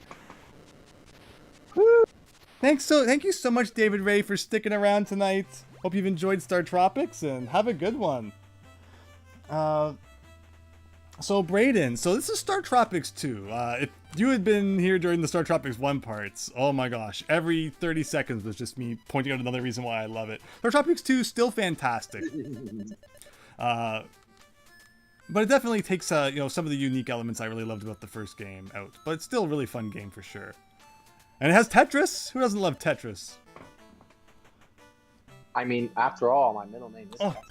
Oh, did I say Happy Console Gamer? No, the Happy Video Game Nerd, who I think is like Stop Skeletons from Fighting Now. Yeah, that was my bad. Yeah, but Happy Console Gamer probably at some point has also talked about StarTropics. I haven't heard of Happy Console Gamer. I didn't even know that Happy Video Game Nerd is now called Stop Skeletons from Fighting. So that tells me that, but I'm not up on anything.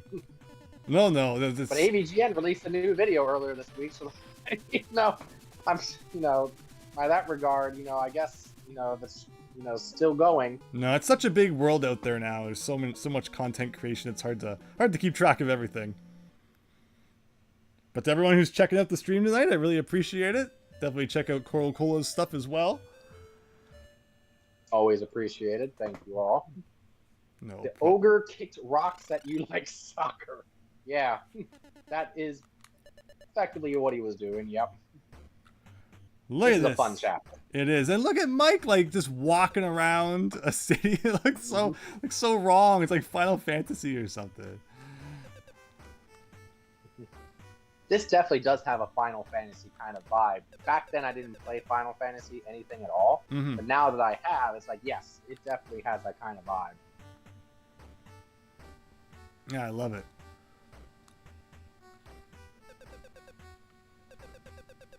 Got Raphael, Donatello, Michelangelo. Where have I heard those names before?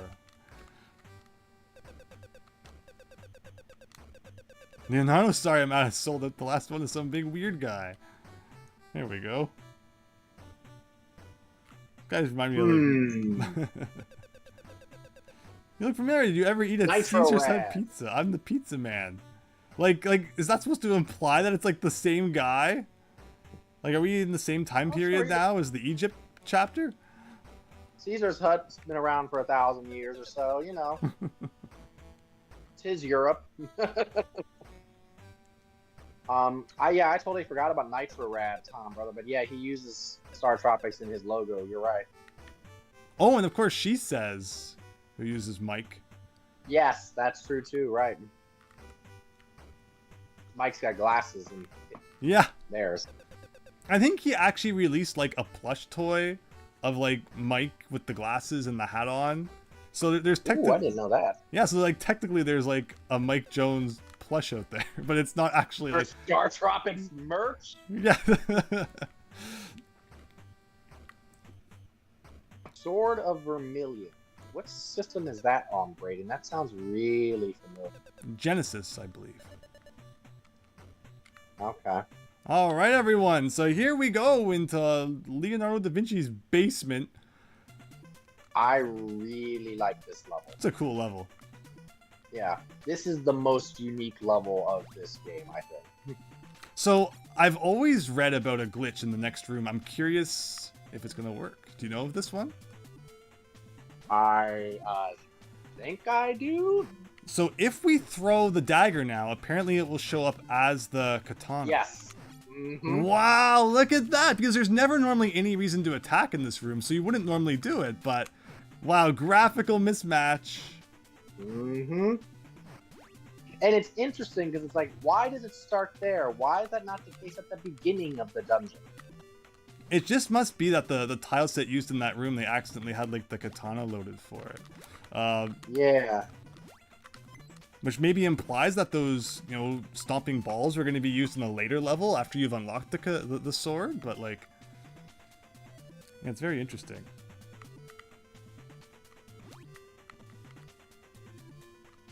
Here we go. But yeah, as a kid, I didn't notice that. No, It was only later.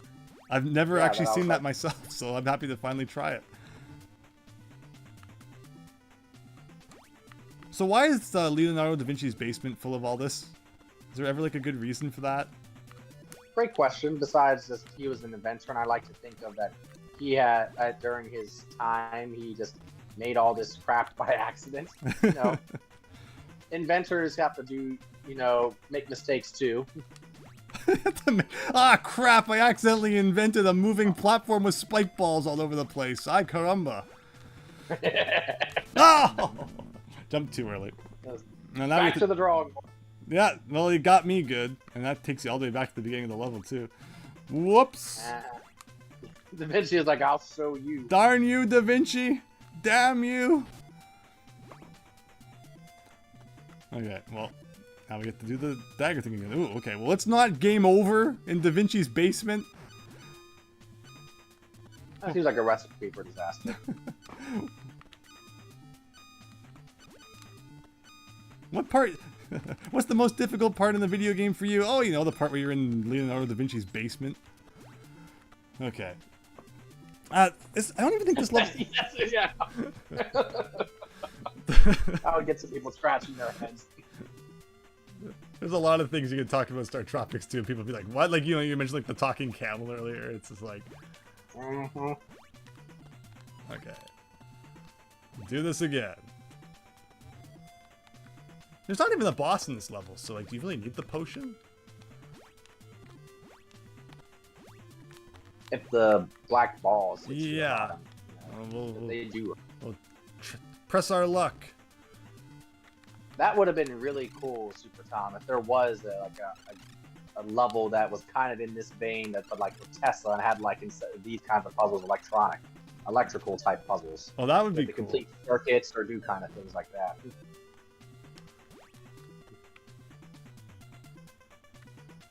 Almost like an Incredible Machine type thing. Did you ever play the Incredible Machine? No. What's that one? That was a game those were on mostly PCs, and again, you're talking like early like Windows 3.1 and MS. Shit. Okay, alright. I want to be quiet for a second until you get past this. This requires a little concentration. Okay. We got one have to go through Da Vinci's basement again. Problem is, like, I never know which way it's gonna go after you hit it, right? Right. I'm so scared now. Ugh! Okay. We're good now for this one. One more. Oh. Okay, we got it. It's just 2 rooms, I think, right? Yes. Perfect. There you go. We survived with only minor casualties. Mike is having a hard time in the old man's basement. What's next? Yeah, I love that. That would be great, Super Tom, brother. Honestly, we need more levels based on famous inventors' basements. Oh boy. And then what would be in Einstein's basement? A whole bunch of, black holes and singularities and, whole things where like relativity somehow have to play. I don't know. But I like the idea, since you have like that, you would have like different scientists or historical figures. Because again, this was my favorite level in the game for sure. That was fantastic, yeah. No, it's a really cool idea.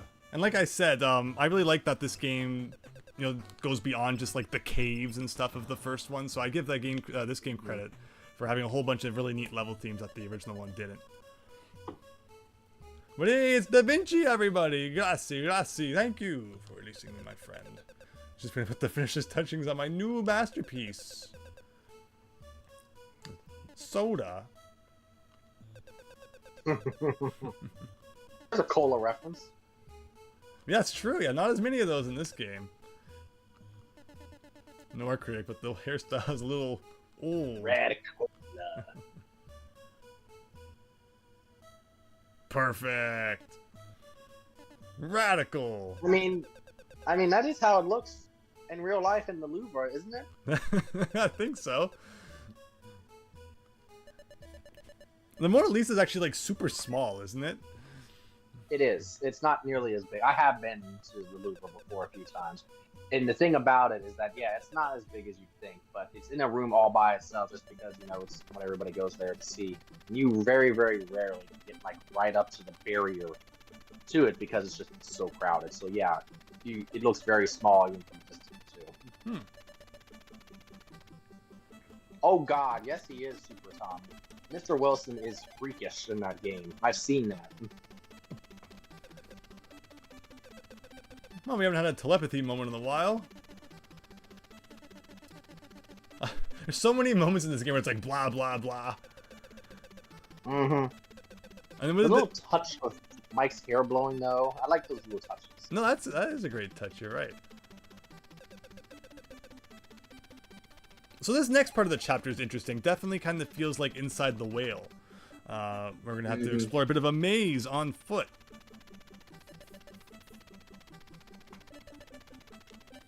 This part was confusing to me as a kid, too. Yeah, because you gotta get dumped on this island first. So this looks like Earthbound. Earthbound Beginnings, Mother. Like, just the non-textured grass. Like, it just screams Mother to me. I don't know if you've played the Earthbound games? I mean, I've seen them, obviously, but I haven't played them directly, no. Yeah, overall, But the original Mother it's a little bit flat, some of the graphics. But this island with like, there's not even like dots to represent the grass or anything like that. Just the completely solid colored ground. Just gives me such Earthbound vibes here. the original Mother was Famicom, like in like '89 or so, wasn't it? Mm-hmm. Indeed. Okay. So yeah, it actually does predate even the first StarTropics. Yeah, I've seen images, pictures of it. I've not played it myself. But from just when I'm recalling, I never would have thought of it. But I think I'm recalling like what you were talking about. I can see the comparison. I didn't know you could go back and forth between the big hard island. That's interesting. Oh yeah, you can. They did that just in case for some reason you missed the heart. I mean, it is a little strange, It's like this empty island. Someone might not think to look for it. All right, I always thought this was really weird. Like it's ruins, I guess. Like, but it's just a compact version of it. To me, it always looked like a house, but the roof blew off. It looks to me like one of Frank Lloyd Wright's crazy designs. There's an architecture reference there. Frank Lloyd Wright was a famous architect, so but he had very geometric designs like falling water and all. He used nature, but yeah, he had like his houses were mazes. That's what they reminded me. Well, speaking of which, we got a big old maze here. Do you remember the way? I do not. I don't remember this one as well. I want to say you go straight up here. Well, I've already screwed up. There's going to be all sorts of action sections mixed in, which I like that. I like that kind of, they've added some danger to, the overworld in that way. Mm-hmm. But we found the exit simple enough there. I don't know why. Just left was bugging me, but no, this doesn't look right. This doesn't look right at all. What's funny is that, I'm watching the video right now. I mean, our audio is all right, but my video is behind big time. So that's why it's like, oh, yeah, this is definitely, unfortunately, not the right way. If you're more than a few seconds behind, refreshing the page can sometimes help.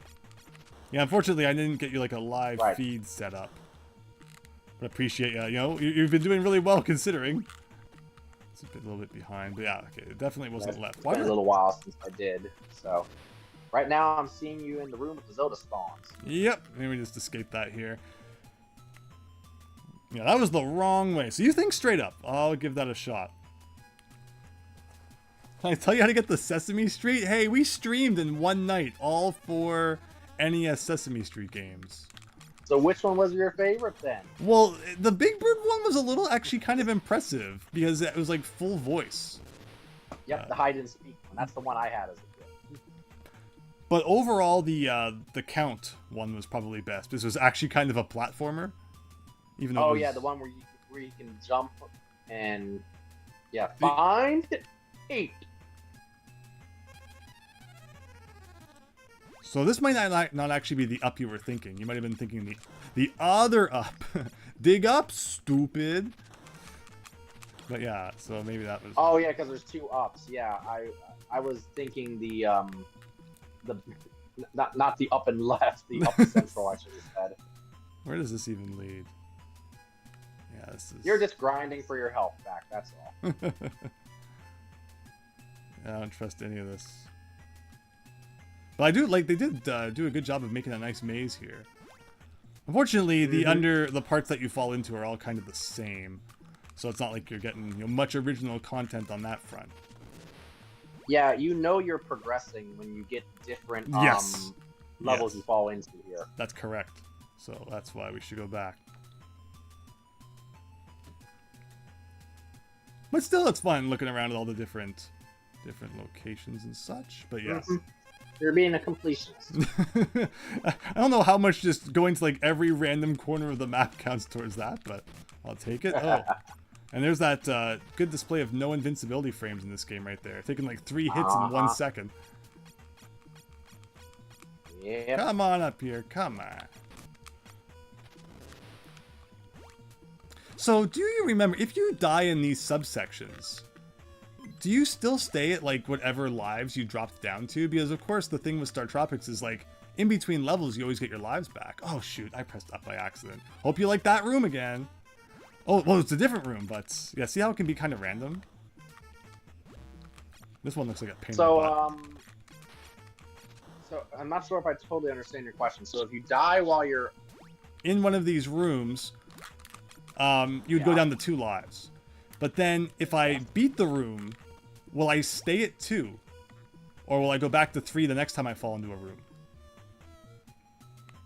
See, I actually recall in these that I don't think you get them back. you don't get them back. Now, so if you fall to like 2, it stays at 2 unless you beat like chapter 6 here. Right. That's cool. Yeah, because, and again, that's a good point, because that's different than how both games have operated up to this point. They specifically made that change for this chapter.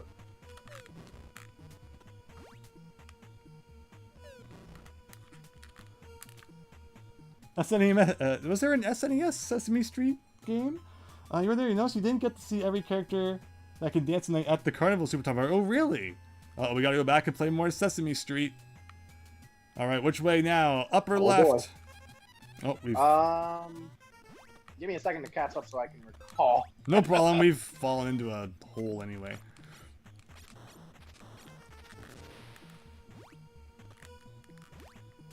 I wanna say it's up again. Oh, we got us stairs. Taking us back down, but this is like that... Oh. Spooky empty room. But yeah, this is a tough one. Again, since I haven't played it in a while, this one doesn't like stay as fresh in your mind. Not like the the whale anyway. Oh, here's a new room.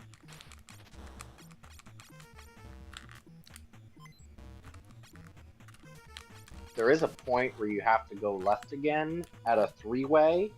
I think it's not. I love the teamwork here. Co-op StarTropics. That's right. Oh man, wouldn't that have been great if there was ever a 2-player StarTropics? Hey, if someone digs into it, they'll find the, the half-finished 2-player mode or something. Right? Maybe I'm trying to figure out how in my mind that would work. You'd almost have to have like co-op puzzle type things. The person stands on one tile, the other person stands on the other tile at the same time. Mm-hmm. Kind of thing. That could actually be really cool. It could be. Almost Portal-like, actually. Someone brought up Portal earlier. That's the initial thing I'm thinking about, the co-op there. Mm-hmm. And again, on the NES, that would have been near revolutionary. Super Tom Brother compares these... Oh, I remember this room. Yes, this is the right way, but yeah, I knew there was a thing in the middle. But see, yeah, this is a different room, so you know we're going the right way now. But yeah, Super Tom Brother compares these to the hands that drag you down in World 8 of Mario 3, which, yeah, definitely has that feel to it. Those hands. I got stories about them hands and things that I said as a kid whenever one of them grabbed my nose and pulled me down. They weren't that bad. There was only 3 of them. I have the worst luck with those. I don't know what the percentages are supposed to be for them, but oh my god. Like, my odds are just through the roof. But you didn't want to play them anyway to get, like, the leaf power up and stuff? Well, when I was a kid, those levels, for whatever reason, were just rough for me. And I think it was because I was impatient. Now it's not a problem. But back then, yeah, I struggled with that. World 8 in general, I struggled with. So I made the big mistake of not defeating these guys before I came around the side, because yeah, they're going to open up like a door here. But now we're going to have to see what happens if we die in the underground zone, so enjoy. Also, the low health sound in this game is a lot more... How many hits does a skeleton head take? I'm more annoying this one. Okay. Yeah, the dying beep is definitely significantly more to your face. Probably my least favorite difference between the two games.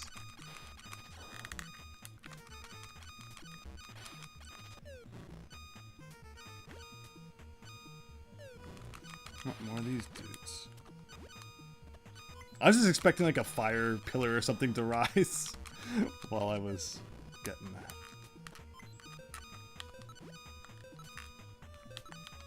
walking down the street, just minding your own business, and suddenly a pillar of fire pops on you. Like, Yeah, that's an annoying feature of StarTropics II. But finally, we got rid of the dinging. mm-hmm. Oh, but we got these guys, like weird gray macho men.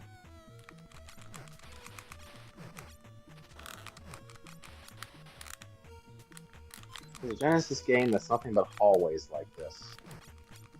Like a roguelike kind of thing, I'm guessing. I'm not as big of a Genesis person, but... Yeah, me neither, but there's like Fatal Labyrinth, and could be a couple of things like that. Alright, I think we're definitely on the right track now. Oh, here's your fork in the road. Okay, Yep. And then you fall into, like, this is like a required room. And this Right. one, this is neat because, like, whichever door you take, that's where you end up on when you respawn. So Right. what so was that a right, like I And should go right?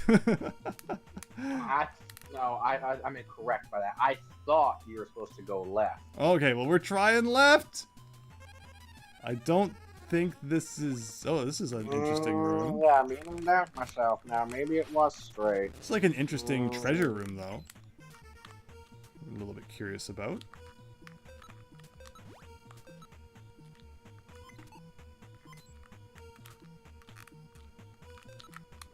Zoda and Ganon definitely have a thing for skulls, you know? Oh, yeah. Yeah, we saw some skulls in the first game, too, whenever you go to, like, a wrong door. We did. We saw it in the first dungeon if you went a little too far past those medicine rooms. Beginner's trap. And now it's not even the only one. Like, there's 3-2, where it's the lava section. If you go up the left side, Yup. you end up dying. That was really unneededly risky. Okay. So it was not left. What I've got. Like, there's a whole level going on here. Why are the dragons aren't even supposed to show up till chapter 8? I don't know if I've ever... Zoda stores. I don't think I've ever been in here before. Actually, I think the Zodasaurs are in this level on the correct path. No, these Triceratop guys, though. That's a chapter 8 thing. The Triceratops. Not the Zodasaurs. Oh, is that what they're called? Is that what that's called? I thought that's what they were called. I thought they were called Zodasaurs. No, that's totally fair. Honestly, I don't know the scientific name. The scientific name. I mean, I have the freaking manual here. Do you think they're even mentioned in the manual? All right, I got the Zoda's Revenge manual.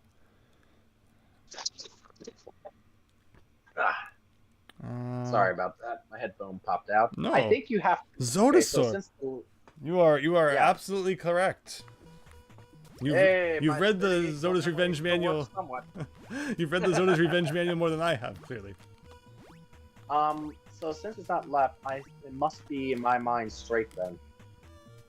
Straight up. That's what I was thinking too. So all right, here, this is looking good. Oh, we got feet. I'll say, well, at least you got your health back up. And I was like, no, you really didn't, actually, unfortunately. But yeah, we got feet, so we know we're doing all right. I'm pretty sure if I pressed right, it's like a trap. I think the feet lead you like right into a trap, but the whole room's full of traps anyway. So, oh, we got this room again. It is. I think you're right, Super Tom. Dr. Wily takes the cake for skull. Oh yeah, that's a good one. Obsession. Yeah, actually, I think I had that potion bottle before. I should have used it before I left the dungeon because I lost it anyway. I forgot.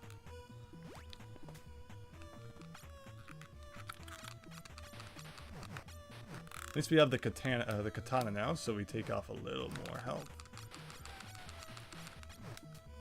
These guys still take a ton of hits, though. There were those rocky guys in the 6-2 of the first game. I think those are supposed to kind of be what those are, but it's like a bigger interpretation of them, maybe? The rocky guys in 6-2. He only shows up like once. In 6-2, near the end, there's a wall you can walk through to the left, and there's like there's an asterisk. And there's like this one like weird purple rock enemy that never appears in... Actually, no, they appear in one more room. The one at the very top. You know, in 6-2 at the end, where like you have to go through the wall. Like, this looks like the only... Okay, I See, I thought though, because later in the game, or in this game, in StarTropics 2, there's a enemy that's the rock one that's kind of like the cactus guy, except you hit it and it explodes in 8 directions. Oh yeah, You know what I'm saying? Yes, yes, yes. I thought that one was supposed to be because he's kind of purplish in color That's in true. StarTropics 1. Yes, yes. I thought that's what. I Mhm. thought that was the correlation. I don't know. No, that's actually a good point. And we'll be seeing that soon. But okay, just gotta get to the Tetra. I'm sure there'll be like 40 more things before we get there. Oh, okay, going around the top worked. Whew. Again, for like a more of an exploration-based part of the game, that was actually pretty good, pretty crazy. Mm-hmm. And that is chapter 6 down. So chapter 7 is a weird one. Is it supposed to be like a reference to something, or is it just like random trip to the haunted house zone? I think it's supposed to be, honestly, you know, Dracula, Castlevania, no, you know, Transylvania. I don't know if I want to say Castlevania specifically, but yeah, just Transylvania, Dracula reference, because everything else is kind of a historical, maybe fiction reference. You reference Sherlock Holmes, might as well reference Frankenstein and Dracula, right? Mm-hmm, fair enough. At least that's how I interpret it. By the way, Zoda and that, you know, on the screen there was, you know, he looked very short compared to, you know, what he looks like in, you know, the, I guess, one, you know, 3D scene, not 3D, the first person view. No, for sure. Yeah, Zoda never has like an overworld sprite in the original game, so it's definitely jarring to see it in this one. Mm-hmm. And yes, of course, Mike is just still like, whoa, this is radical. Zoda's transforming me going somewhere. Yeah, I wouldn't be thinking that's too radical considering what type of individual Zoda is. I'd be a little bit frightened. I like the way you think, Super Tom. You have to face Zoda in a versus match of Tetris. That would have been a kick-ass ending. That would have given. I would have loved that. That would be so good. That would have really given them a reason then to not put it on Switch Online. Oh boy, but okay. So this is another cool level where it's like, again, really open, and you kind of just get to explore where you want, try and find the end. And to be completely honest, I forget which path I normally take, so we're just gonna wing it. Well, it's a start. Can't even do that one. I feel like a little detailed. Oh, go ahead. No, I was gonna say, I think I start with this one normally. Hey, the bats from the first game are back. If they're not like one-hit kill anymore. Mm-hmm. I mean, there was always that the was red. one thing Mm-hmm. I did enjoy about this game so much is that it's like, hey, it's the bat. Hey, it's that enemy. Hey, it's the rat. You know, kind of thing. The bats, I think, are the only enemy whose sprites are exactly the same in this game as in the prior game. Mm-hmm. I think. Yeah, that sounds about right. I mean, they were pretty good-looking bats anyway. Yeah. Why would you change what's already working? Dude, so you know your StarTropics enemy names. What are they called in StarTropics? Are they just bats, or are they called like Zelda, like Keys? I want to say they're called. They're not called Keys. I want to say they're called something like Noctos. Oh, that sounds right. That sounds familiar. Does this room have like a floor that? you can fall through somewhere? Oh no, there's bat. Right. I want to say, I'm on the hunt now for my StarTropics manual. I'm sure it's not too far. It's not. I have them all in an old sort of. It's supposed to hold NES cartridges, but that's where I put all the manuals I've gotten over the years. I still have most of my manuals from when I was a kid, just because I shoved it in there. I don't have many of the boxes. Mm-hmm. The boxes took up space. The manuals didn't take up nearly as much. Can't get this guy. They definitely made a reference to Zelda here. Kill the lead ghost. Mm-hmm. And this is a good level theme. This one never shows up again. It's like specific for this Yes. level. I do like the theme. And again, another little like what you call it? A little detail that I liked was the going from one room to another, they're actually doors that lock behind you. Yeah. No, I agree. It's again another example of like really interesting level themes that this game has. I just found my old StarTropics manual. Is the letter with it? Going through. I do have the letter. It's in here. It's just not attached to this. Dee. Here's There we the go. Here's three-way. that. Yep, Nocto. I can sometimes not remember like meetings I had in the past week, but I can remember the name of that enemy from StarTropics from nearly 35 years ago. It tells you where my priorities are in life. No, it's great. Again, thank you for confirming that. Super Tom Brother asks if we're gonna have to fight some sort of mad scientist at the end of this chapter, since it seems to be we've got Frankenstein monsters and stuff. That would be cool. Well, Ish. you got the mad part correct, I would say. Mm-hmm. Oh, first instance of this guy. What are those things supposed to be? They're wearing like bikinis or something like that. Yeah, Zombie well, thing. sounds like another need to reference the Zoda's Revenge manual. Oh Lord, here we go. Here we go. Yeah, back when they would list every enemy's name in there. Watch, this one won't be listed or something. This would be the one that's not in there. StarTropics 1 doesn't list all of them. Oh, yep, there's the Soda. I don't know, I'm not seeing. I like how the very first enemy that they list is Yum Yum. Like, he's just listed as an enemy, not even as a boss. Not even as a boss, right. I'm not seeing those guys in here.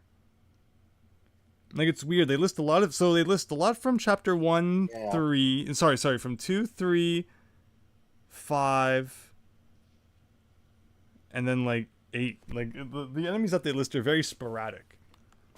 Right, they very much are, yes, that's what I'm seeing.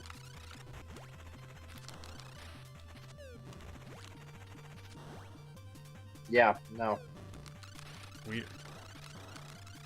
I guess you'll have to read the Nintendo Power to figure it out. Oh, wait, never mind. It was never in Nintendo Power. It was never in Nintendo Power. So there's a commercial for like the top-loading NES that was released, like later in the NES's life, and the games that are kind of released along with it are like Mega Man 6, and this is one as well. Kind of, advertises trying to buy the NES still. It's cool. Look, it has Mega Man 6 and StarTropics 2. So that's really interesting. So maybe without that version of the NES, like we don't even get StarTropics 2, because Capcom wasn't even going to localize Mega Man 6 until Nintendo's like, no, we want that to try and help push some few final NES sales. That's right, and I will tell you this, the very first Mega Man game I ever owned was indeed Mega Man 6. Fascinating. Which was one of the games that would be kept at my grandmother's at first. But it made me a Mega Man fan, and it's between 6 and 3, whichever one is my favorite Mega Man of them all. But yeah, that's the one that got me into Mega Man, and so like 1995, and so I ended up kind of going backwards. So it at least worked in that. I never had a top-loader NES until a couple years ago, but at least in terms of the games, it worked there. I would be very surprised if there was like anyone who played every Mega Man game in order as they released. Like there was just so many back in the day. Like I was weird too. I grew up with owning 2. Almost every friend I knew who had an NES had Mega Man 3. So like I'd play like some of the other ones at other people's houses, and then I got Mega Man 8 for PlayStation. But there were some like Mega Man 4 and the first one that I didn't even play until like years later. So I was kind of weird like that. I remember the order, and again we're talking about mostly in the 90s and early 2000s when I was getting these. So like I went from 6 to 3 to 2, then I got X, and then it was 4, 5, 1. And 5 was a major land because now Mega Man 5 is the most expensive one of the original series. Yes. And my best friend got it for me for my 18th birthday for like $20. That's and awesome. Now I sell that sucker for over $100. Yeah, it's ridiculous. Oh no. Oh no. Here's Rasputin. I like that. I'm going to call this guy Rasputin from now on. It's a bit of an annoying enemy. Yeah, he's an annoying one. It's like you gotta get, like, we don't have really a long distance weapon at this point. Like, how far is the three-way? Oh yeah, the three-way is, yeah. Okay. Like, you gotta get close, but you can't. And you gotta be careful of your jumps, too. There's just enough space here that you could misjump. And you nearly did there for a second. Penny back. This game gives a lot of potion bottles, though. Like, there's a lot more potions in this game than the original. In the 8-2, I've been able to get 9 potions. I don't think you can get 10, but I'm able to get 9. And I think the max you could ever in like the original might have been like 3. Right. Yeah, 3 just from you know, the last level there. Usually it's like 2 is the max. Right. So yeah, it is definitely very generous with its potions. Hey, we win! We did it! Yay! So is it not a mad scientist, just a mad Zoda?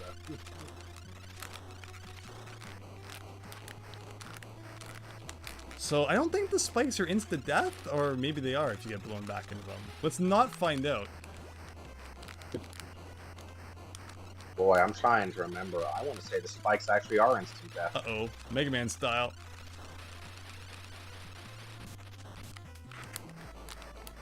And we got the... knock those around. There we go.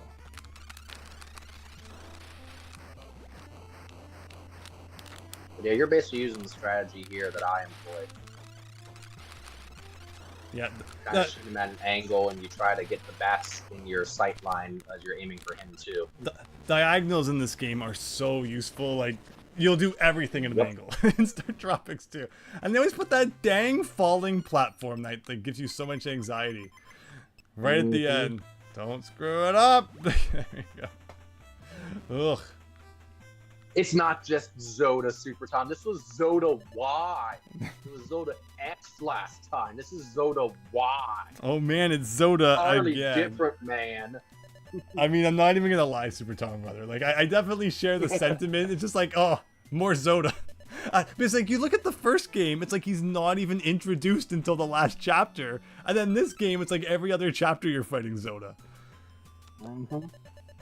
Yeah, I still wish we could have got to go to Zoda Planet. That would have, like, so my thought was always that in the sequel, Sub-C should have been upgraded with like a space like component, so you could have explored space, and that really would have, you know, hit home the star part of StarTropics. Right, we talked about that because you and another person shared that idea, and I never thought of that, but I was like, that would to me would be the perfect type of sequel. You know, you know, because yeah, it brings out the star and StarTropics. You can imagine that, like, yeah, you go to Argonia, you know, you help them rebuild the planet, and somebody's trying to stop them. Maybe it's Zoda A, and then we just go through. That was always my joke. We just go through the alphabet again. We start at A, and then we go back and we defeat Zoda XYZ again, and then finally the series is over. Finally. Oh man. 26 games later. Ah, won't hear me complaining. No, I wouldn't be complaining either. Alright, come on, we need the StarTropics NES level editor. Let's make it happen. Okay, here you go. I wonder what period we're in now. And again, you know, bordering on the edge of fiction here.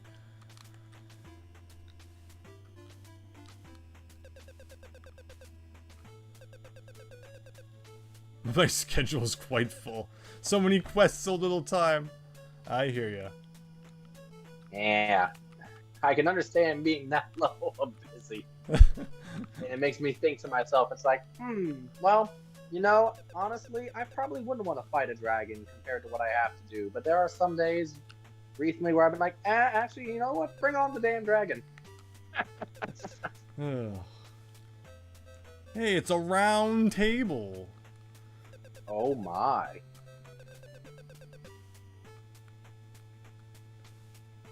But yeah, It's like chapter 8 based on Camelot. And there was that reference there back to chapter 5 too. Get out of here, kid. We're brawling. Get out of here, kid. We're training. Yeah, and then Get like out you of get, here, kid. We're fighting. and then you get the pizza reference. So they definitely tried to stick in, you know, some references between chapters, which is interesting. A donut, a sandwich, anything. The jokes transcend time. But see, people talk about, you know, Earthbound as if it's the only game with, like, you know, quirky jokes like that. Where StarTropics definitely had it too. Yup, absolutely it did. I do like a game that takes place more in the modern day, because it was so easy back then to kind of fall into the rut of, you know, everything is in like medieval times. and stuff like that. Right. Speaking of medieval times, I guess.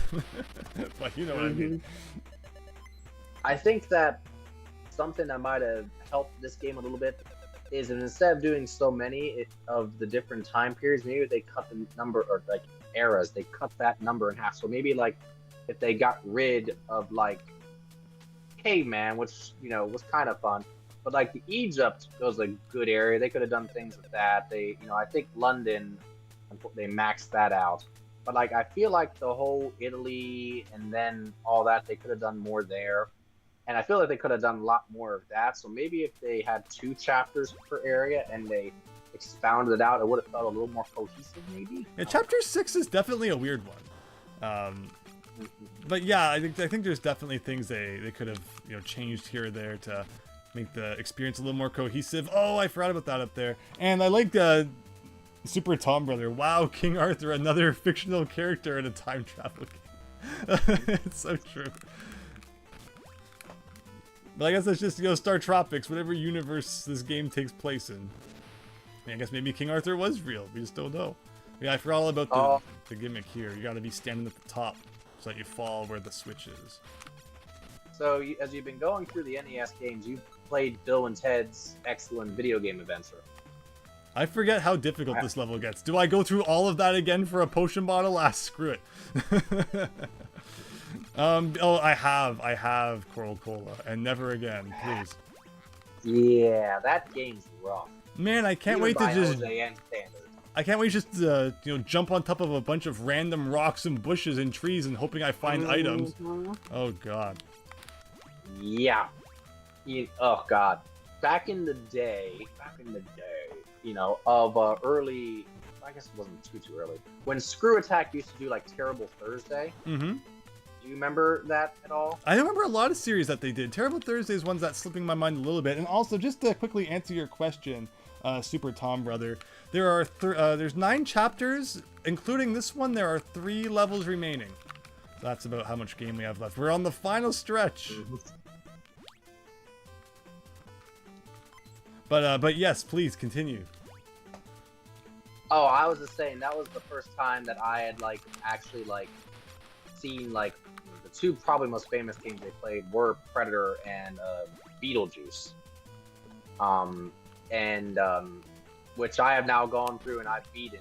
But just watching them play through those games so many times, it was funny. But when they played through Bill and Ted, that was a game that even just watching them play through that was rough.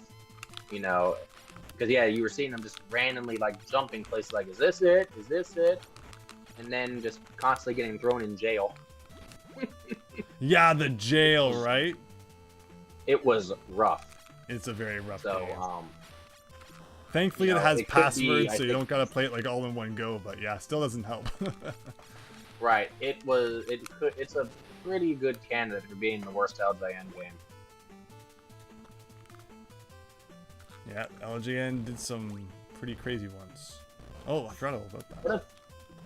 What if in StarTropics III they reveal Zoda's eviler brother, Soda? This make me want to drink. Or here would be the funny thing: they reveal it's Zoda's eviler brother, Soda, who also happens to be Chief Coral Cola's brother too. Oh, I want a twist where Chief Coral Cola was evil all along. Max Howard, though, thanks for stopping by. And the reason I'm staying in this corner is I want to ask, are those the same as the knives that pop up in 6-2 of the first game? Are they graphically identical? Oh, shoot, I forgot I was a race. Yeah, I want to say they are, and yeah, it is a race. I want to say they are, or if they're not, they are really similar. Alright, boss time. I'll take a couple hits. Wow, another boss with arrows around the room. You'd think that the arrow should be the final boss of the game, because there's freaking arrows in every boss room. This boss took me... Well, actually, no, this boss wasn't too bad. I think it's this boss was just annoying to me. It takes longer than you feel like it should to beat this boss, just because of the frequency of you being able to hit him. I think it's just the trick is just let the kind of arrows pull you, and you just do a thing like this. But yeah, you don't want to take too many hits either. Yeah, again, the diagonals. But yeah, Soda Popinski, actually Super Tom Brothers, the team that developed the StarTropics series was the same team that developed Punch-Out! Yeah. Which, what was that, R&D 2 or 4? I don't know which number it was. Maybe it was 6. It was one. I love all the old Yeah, Nintendo teams, though. Exactly. Yeah, it was one of the old Nintendo teams. They developed Punch-Out!, they developed StarTropics, and with Genyo Takeda, they in charge, they were very heavily involved in Game Boy's development. Ooh, StarTropics on Game Boy. There's a scary thought. Oh my goodness. I would have loved it, but I'm actually kind of surprised that because it was the first property Nintendo game, they never did that. I mean, they'd have to compromise in some ways, but I feel like they could have pulled that off. You wonder if in some vault somewhere, you never know what they worked on. All right. 2 levels to go. But this time we got an owl to talk to. What's with all these talking animals, Coral Cola? Yeah. Big revelation coming here. And, you know, might be something somewhat surprising if you weren't paying attention. What? They're all the same? It was some old man in a pointy hat all along? Oh, was it Dr. J? Oh no, it was Merlin. Oh, it was Dr. J? Oh, that'd be great. That would have been really cool if it was. And he has like, I will show you my mystical powers now. This is why Zoda kidnapped me in the first place. No, it's Merlin. No. I happen to know Hiracon. All right, we're getting essentially the supernova equivalent of this game. The Ultra Psychic Shockwave. And that's the end of that. So, Super Time Brother, I don't think there's any doubt that StarTropics 1 is better than Zoda's Revenge. Yeah, again, I really enjoy this game. I'm having a lot of fun, but I definitely am in the same camp as that. There are a couple of people that I followed on Twitch over the years. One of them that crossed my mind immediately, he was a StarTropics 2 runner. I don't know if he streams too much these days. His name is Dark Terex. He very openly gushes about StarTropics 2 and says how much he likes it more than StarTropics 1. And one of the big reasons is because of the controls. He just said the controls feel so much better than in StarTropics 1 for him. I think the controls are great, but I just think it makes it a very different game. And I just think I like the game that StarTropics 1 is more. Because of kind of the puzzle elements and such that can be kind of created with the way that it works. And also because I think that once you understand how StarTropics 1 works well, the controls aren't that bad. And there's actually some really cool things you can do with them. As hopefully people saw during our Let's Play today. The thing I'd like to say is that with old NES, just older games, now 8-bit games, every game back then has a... Oh, here's your Rocky guys. Sorry to interrupt. Yep. But yes, definitely I agree with what you're saying. They have a rhythm to them, a certain rhythm. And of course, if everyone is different. Once you learn that, quote, rhythm to it, you know, like StarTropics definitely has a rhythm because you can't just wildly press the A button. You can't button mash and do it with StarTropics. There's a certain rhythm that if you learn the timing that you can maximize, you know, your shots here, but you have to learn that pacing, that rhythm. And for some people, depending on what that tempo is, it's harder. And I think that's what throws a lot of people off about the first game. It's hard for them to get that rhythm. For me, I picked it up easily, but like for other games, I struggled with trying to find the rhythm for things. Well, Max Howard, if you're still around, one game I've 100%ed it, but I still feel like I'm kind of horrible at it, is Kirby.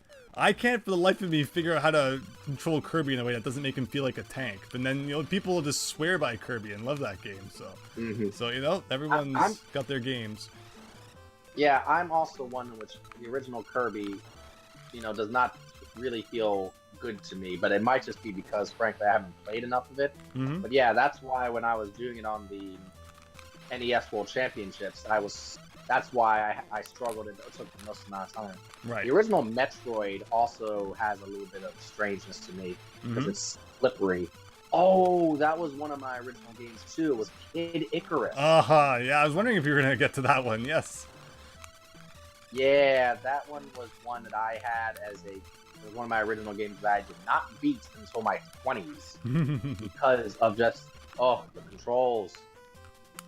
You know, Yeah. I mean, it took me years just to beat the first dang level. Yeah. Kid Icarus. I had beaten both StarTropics 1 and 2 as a child before I even got past the first level of Kid Icarus. Yeah. Pit's another That's character bad. that's pretty rough to move around, and you gotta it's tough. But it made perfect sense to me, you know, later on when I ended up playing Metroid, and I was like, okay, I know why I'm struggling with this, and it's the same reason I'm struggling with Kid Icarus, and that's because Kid Icarus was built from the Metroid engine. Interesting. Yep. Kid Icarus, so Metroid came first, and they basically took Metroid and, you know, took most of the same assets, changed the graphics and all, and built Kid Icarus from Metroid. Yeah, Super Tom Brother. Yeah, I think at one time you said the original Kirby game. I'm sure you just meant like the NES one. Yes, of course the Game Boy one was first. But it's funny. It's one of those rare instances where, you know, the NES, it was like Game Boy and then NES instead of NES and then, you know, Game Boy version. Very odd in that regard.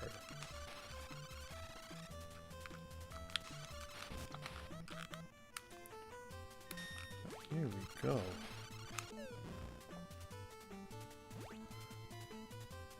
Oh, we got these guys. Merlin has a surprise. What the frick's Tom Brother? Okay, so we got hearts here. Gotta grab some of these.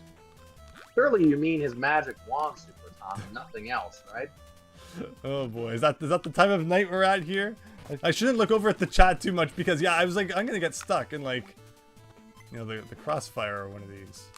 And I'm gonna look over at the chat and I'm gonna look back and there's gonna be no invincibility frames. I'm gonna be dead. Well, yeah, that's exactly right. You lose focus for even a second. Oh no! What's this room all about? We're just looking for the switch, I think. Nothing to defeat. We're just doomed to have to run around till we find that. Oh, we got a choice here. And I do not remember which way's better.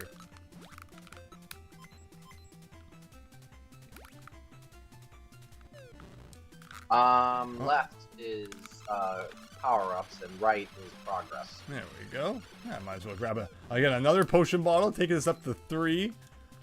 Be a rare sight if we were playing the original game. And yeah, my video is still a few seconds behind, so I probably said that right as you were walking in.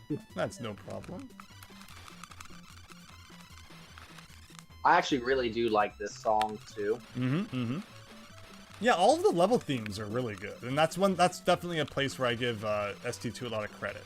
Is I think they did really well with the soundtrack. I mean, obviously I love this like, you know, #1 soundtrack, but I think the, you know, increased variety in level themes is a really welcome change. Yes. That's one of the things I hear most often people say as a compliment about StarTropics 2 is that the level themes are bops. Especially like the first level theme, you know, not the first one, not in like the quicksand one, the actual first level. People reference that one quite a bit. Now, this is scary here. This isn't like a death trap, is it? Okay. No. Yeah, StarTropics 2 does not have like really any, you know, mean moments like that. Yeah, it's not quite as harsh in that regard, but that's also part of the reason why I think with the additional medicines, it comes off as a bit easier than the first. Honestly, I love the difficulty in the first game. I wouldn't be happy if it was like any easier than that. I think the challenge is part of the adventure, right? I'm never a fan of a game that you kind of just stroll to the end. Well, and that's one of those things that I have seen many times, because I had Zelda as one of my original games too. Nice. If you have easy games to start, like if you, I'm trying to think of like good examples from back then. Like if you had like, what are some easy games on the NES? Jeez, that's hard. Mega Man 5 is relatively easy. Yeah, I was gonna say it's subjective for sure. Like people love to talk about how hard the Mega Man games are. I don't think they're too bad. So, but again, people will probably disagree with that. But easy games, Mario 1. Yeah, Mario 1. But what I'm basically trying to get at is if you grew up with certain types of games that didn't have like any real difficult games, your threshold, is very different. I mean, I told you what games I had. I mean, I had like frickin' Fester's Quest, Back to the Future 2 and 3, Splunker, Zelda, StarTropics, Kid Icarus, as like some of my first games. Spy Hunter was another of my first games. You can't beat that one. Interesting. But to that point, some of my first games were rough, were hard. And so my threshold for difficulty, for patience, and I just think, my ability to try to like figure out games as a result comes naturally now just because my starting point, I had to adapt a lot quicker versus like waiting to play the difficult games in adulthood. As my childhood, as your brain develops and you end up having adversity, quote unquote, like that, there's a tendency for you to become more resilient as a result. So that's why it's like that's the good thing that came out of that. My threshold for difficulty is a lot higher. Yeah, here's Dargan. To me, biggest pain in the butt in this game. And it's scary too because you got the spikes coming towards you that kind of freak you out, but with all the... And it's a long level, so if you die too much, of course, you're going back to the beginning level, you got to play it all again. Is one death that unforgiving? I think typically when the music changes, that's like a checkpoint. You start back, yeah, I'm just talking about if you die 3 times. But yeah, if you die once, you go back to where the thing splits and the new music starts. Or right before that, I think. Not too shy. And you had a thing there, you had enough medicine where you could level yourself back up to get Ultra. Not having the Ultra Shockwave here can really make that difficult. Mm-hmm. Super Tom had Zelda 2 before he played Zelda 1. I didn't have Zelda 2 as a kid, but I got it when I was about 18. Well, no. I got my GameCube when I was 18 years old, and I finally caught up to the generations in the GameCube era. And I got that multi thing that had Ocarina of Time, Wind Waker, Zelda 1, 2. And so that was the first time I was able to play Zelda 2 because I could never find it anywhere. And in my adulthood, I've actually grown to somewhat prefer Zelda 2 over 1. That's awesome. That was actually my first. That was my first way of experiencing Zelda 2 as well. But it's a fantastic game. Okay. It's a fantastic game. Yeah. I think it just got flack back today because it is a little more difficult and was different than the first game, but there hadn't been a, standard set. But yeah, I think very highly of Zelda 2, and I will die on the hill that I think the Zelda 2 randomizer is probably the best randomizer of them all. Nice. Just because it literally changes everything. It changes the overworld map, it changes the underworld maps, it changes the caves, it changes the enemy layouts, it changes where you find all the items and the potions and the XP you need to level up. It changes literally everything. You cannot get a game that could possibly be more randomized than yours. I need to play more randomizers because that one does look really cool. But here we go, Coral Cola, Chapter 9. Here we go. The game. Where the heck is this place? This place is awfully depressing looking. Ending where it began. We're back to Sea Island, everybody. I like that. I like a good throwback. So I gotta admit, when I saw Sea Island, I was had a smile on my face there. Oh, I had a very verbal reaction. What would they call a squee these days when I realized where I was at. After all of that, we finally get back to the tropics.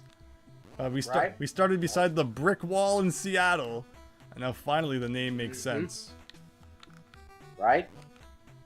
These palm trees at least have grown up quite a bit around here, and yeah, that boar is still showing us his butt.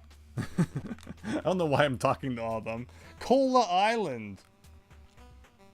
So Super Tom Brother. I've always put Zelda games under Z just because I don't know. I think it's special. And like usually on the case or like the label, the Zelda's in like really big font.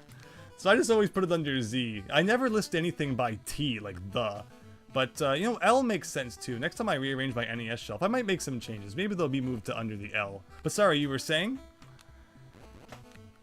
Oh no, I was just saying that, you know, do you like how I've remodeled my hut here? I technically shouldn't be talking to you since I'm a boar now. but I've made some upgrades to the hut and a nicer thatched roof here, and I put some, you know, what's it called, hides of boars on my walls. You know, very nice. So here we go. Came out from fishing, found all the villagers changed the wild boars. Well, at least you got a lot of food. That's kind of grim. Yeah, No, like never you said, Mike eats really well in this game. But look, everyone! Look! It's the first level from StarTropics! I love that. We got music! We got exactly an awesome remix of the original theme. Like, this is great. I love that the game ends like this. Like, oh my god. As I said, when I first heard that opening thing, I squeed like a... Oh my god. Like the saying goes, like a little girl, I squeed like, you know. Yeah. Little 8-year-old me. Even that thing where there's like a lead block in like the second room, and if you hit the right one, then yeah, you'll move on. Is that randomized, or is it like always the same one? It's the same one, I believe, to my knowledge. I need to memorize then some of the rooms, like which enemy is the good one to hit. Because yeah, you can definitely, you know, save some points and some time if you know which one you're hitting. Mm-hmm. Now you end up moving through this dungeon a bit quicker because, you know, you have the different tiles which you can move faster on, but also because they leave out a couple of rooms in the original game too, which is kind of interesting. I think they were just afraid it'd become too long then, but yeah, I mean, close enough. It was nice. Yeah. Except the big rooms, I think that most people remember. Most people remember the snake room here for sure. Mm-hmm. But they used the enemies that were appropriate for this game to match, you know, the behavior of the enemies in the first game. Yes. Again, like you said, I appreciate a good throwback. I appreciate that. They should have left in the death room. I don't think it's there, right? It's like you go up here, it's like a tricky room, but it's not. Yeah. Yeah, the one above it is a very spiky room. And I don't think there's any negative try your luck signs in this game. I think they're all positive. No, I believe they're all positive. Yes, I've never gotten the negative one. You're right. Yeah, this is a room I don't often get out of without taking some damage. Just because of those tricky jumps. No matches, though. Or torches, like in the original game, to fight the boss. I wonder what the boss will be. Actually, let's not say anything. Again, this is a really cool idea, too. Mm-hmm. Oh, wow, I love this part. This is the best part. They should have given you your invincibility frames back because it's the first level again. It's the skeleton of the sea serpent, because at the end of the first level of the first game, you actually see the sea serpent's bones still there, and now you fight it. Right. And the thing about it is, this was a little bit spoiled to me because when I got StarTropics, you know, I got it in the box, and on the back of the box, there was the image here of the sea serpent skeleton. That's and I immediately picked it out. That's true. And I was like, that's the sea serpent. And so what happened was that as I was reading the back of the box, you know, I couldn't like get through it too deep immediately.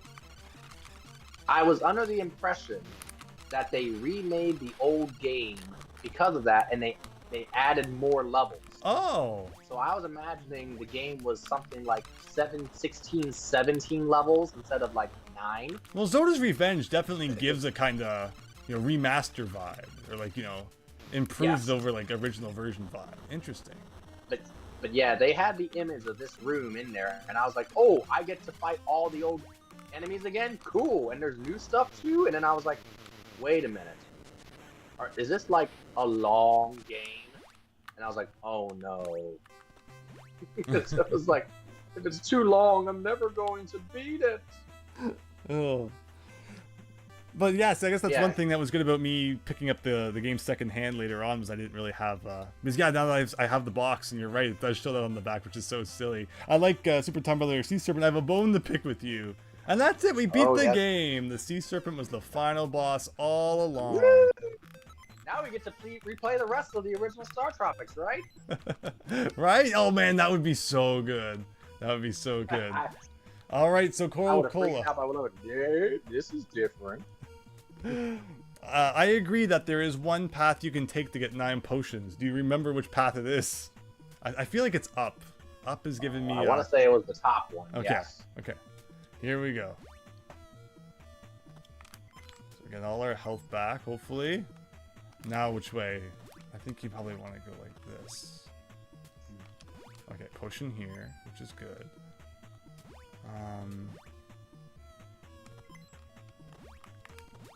Yeah, one of the things about this, and it's hard to... really I feel like I'm not getting many you don't- potions. I didn't get like any potions there. Okay, we got Yeah. we got a few. But you have to, and then you have to go, yeah, down. Shoot, I'm trying to remember which one would have been then. It might have been bottom down. one? Yeah, because there's definitely a path where you can get more potions than that. Ma KCC, Yes, absolutely. your wish will soon be granted, as this is the finale. This is it. Speaking of Soda Popinski, Mike kind of looks like that little Mac a little bit, for sure. So I've always wanted to know what's in those doors to the left, because you never actually get to access them, because you always fall into this room. So it's like, what's going on with that? The doors to the left? So when you jump into, like, you fall down into this black and white room, but in the room before it, doors. there's like There's those... doors.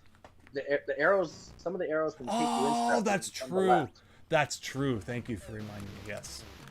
All right. So now we're fighting Yum Yum in his angered states. No more, pacified boar No more version. Mr. Nice Yum Yum. But you're much more powered up at this point. Like the problem with the original fight is you have to be like right up against the gate here, because the axe doesn't go very far.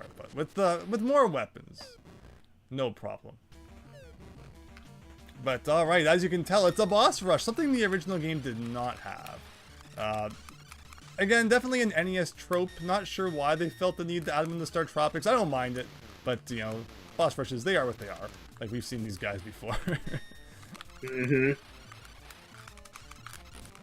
And again, this is an area where the Ultra, Psychic Shockwave is it's really, neat. really helpful because of the range. It's neat getting to fight all the old bosses with the new weapons, so I'll admit.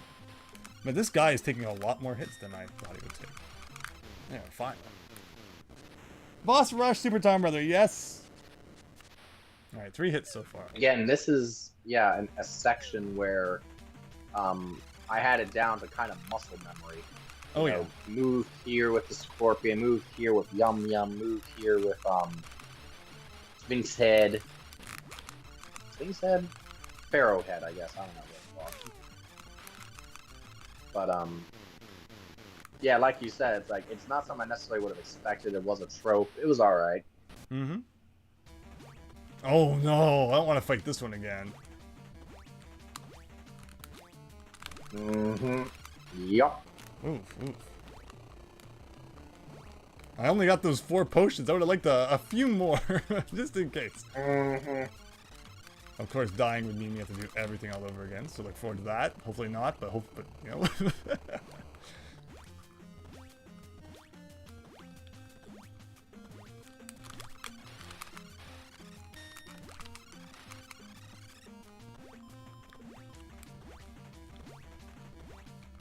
At least it didn't make us refight like the giant brain, so it's not like a complete boss rush.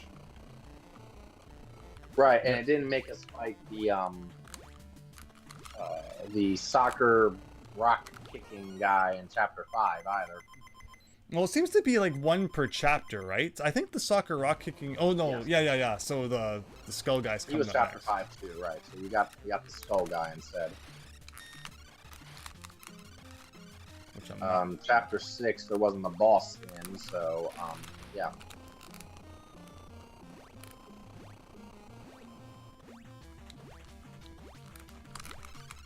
Come Come on, come on, come on!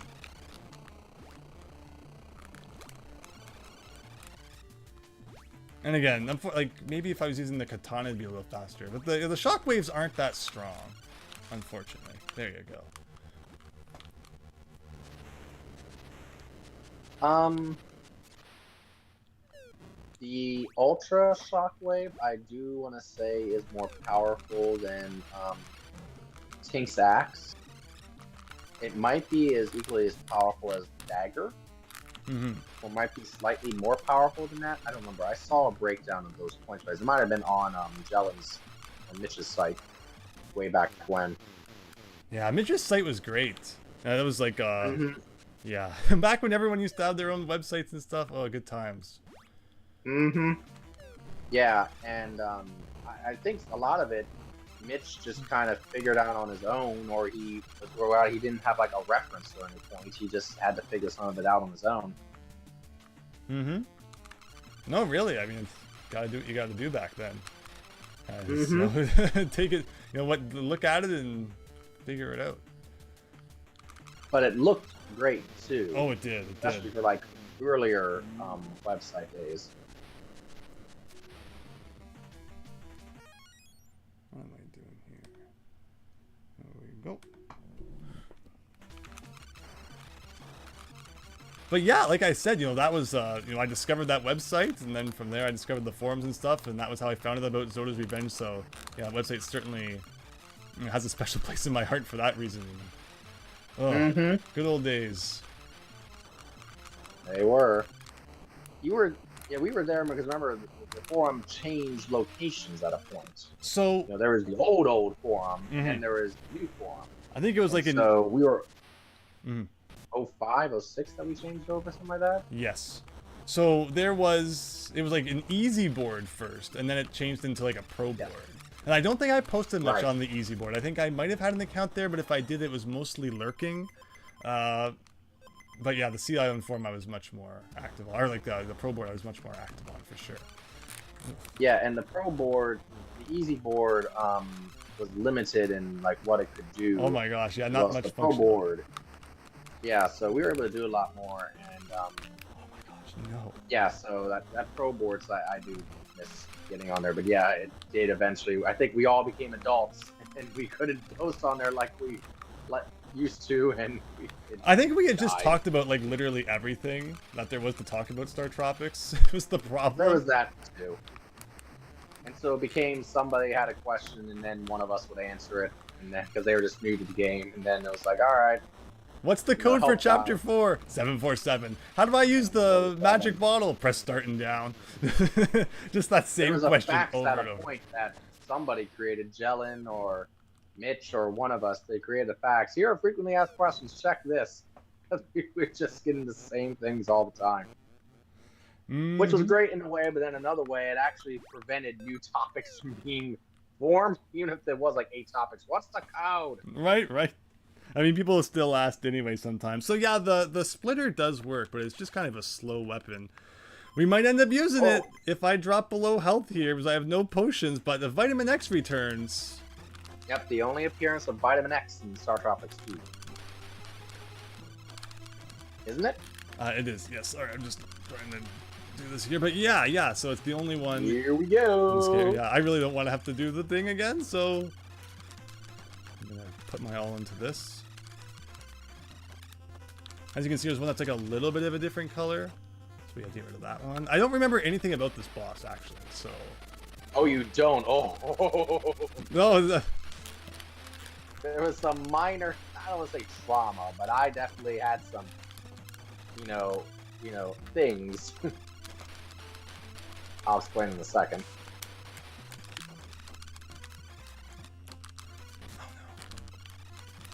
Some spookums, I would say. that doesn't sound Little 8, 9-year-old me.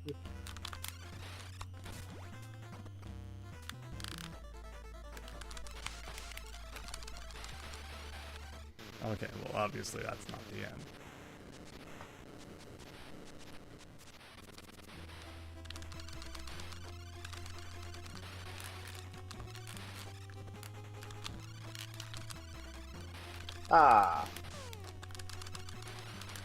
believe this is indeed the only 3-stage boss in the series. But yeah, when I saw this thing for the first time, I was like, oh my god. And I died almost immediately, and I was in shock.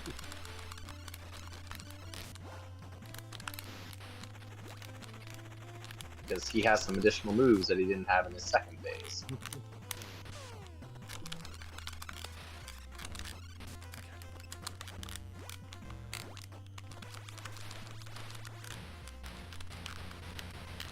Oh, amazing.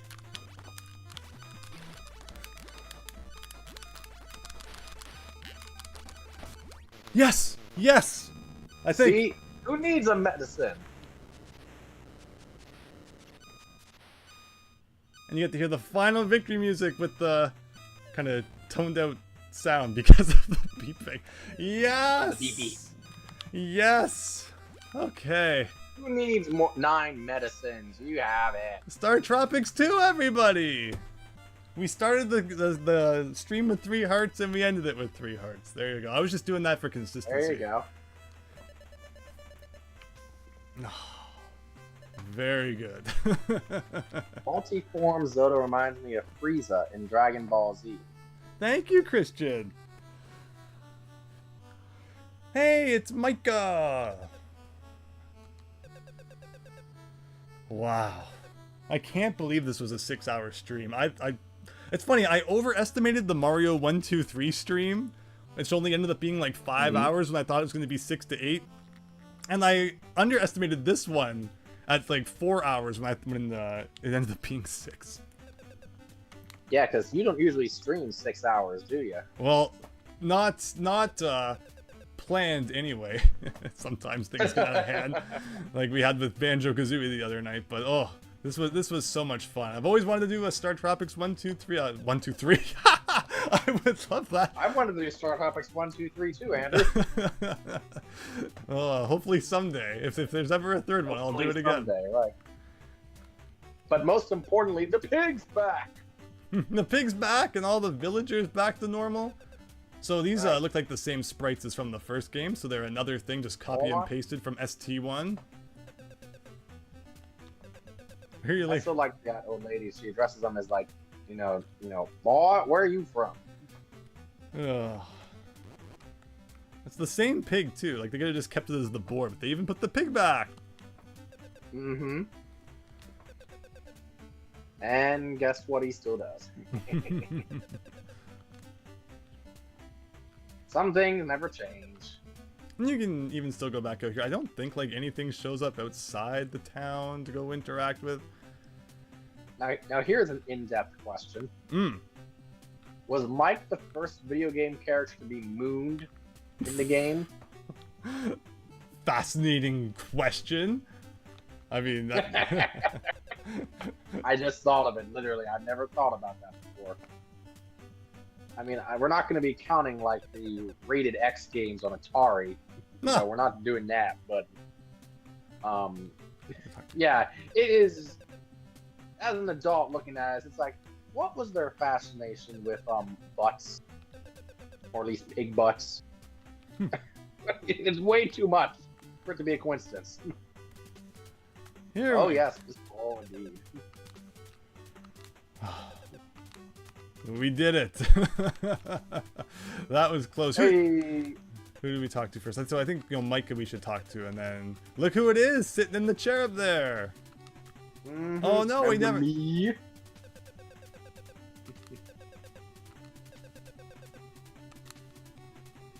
Oh, okay, good. I guess I have to talk to him. Yay! And your sprite's been updated and all that. I think anyway. It looks probably a little more updated than it was in the first game. I got a haircut. Sounds good. Power player indeed. Perhaps I can help you with those Tetras. After all, your middle name's Tetris? Yes, you didn't know that? Of course.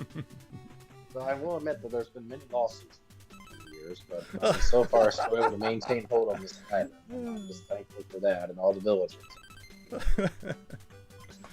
Oh. Look at those Tetris skills go. I actually get royalties every time you have this scenes and I do this, so I'm really thankful that you're playing this because that's an extra $1.98 a month. So thank you for your help. Anytime. And again, one of the things about this actually is that when he's assembling this, I'm like, okay, what is he assembling? And then when it's done, I look at it, it's like, it's the Southern Cross. At least that's what I always assumed that shape was supposed to be. Because it's cross-like. That would be awesome. It's like they made that connection. At least that's what I assumed it was. Maybe that was not the intention, but that's what I always assumed, that was the Southern Cross. Wow, that could have been a really cool kind of connection they made. Yeah, there's no reference to the Southern Cross in this game at all. I don't believe. Well, we never saw the game over screen. When you game over, isn't it Merlin telling you to like keep going? Is. So what freaking spoils Merlin if you get game over? That's right. The game was trying to hint to you away. It's like yeah, it's actually Merlin. That's all these animals. That's why, you know, when he was the donkey, he was like, remember my powerful magic. And I remember I saw that for the first time. I was like, that's what Merlin says. And I was like, are you? You know, it's like you said, they were spoiling it. Here, one last cryptography for you. Backwards. Yep. And one last eye searing.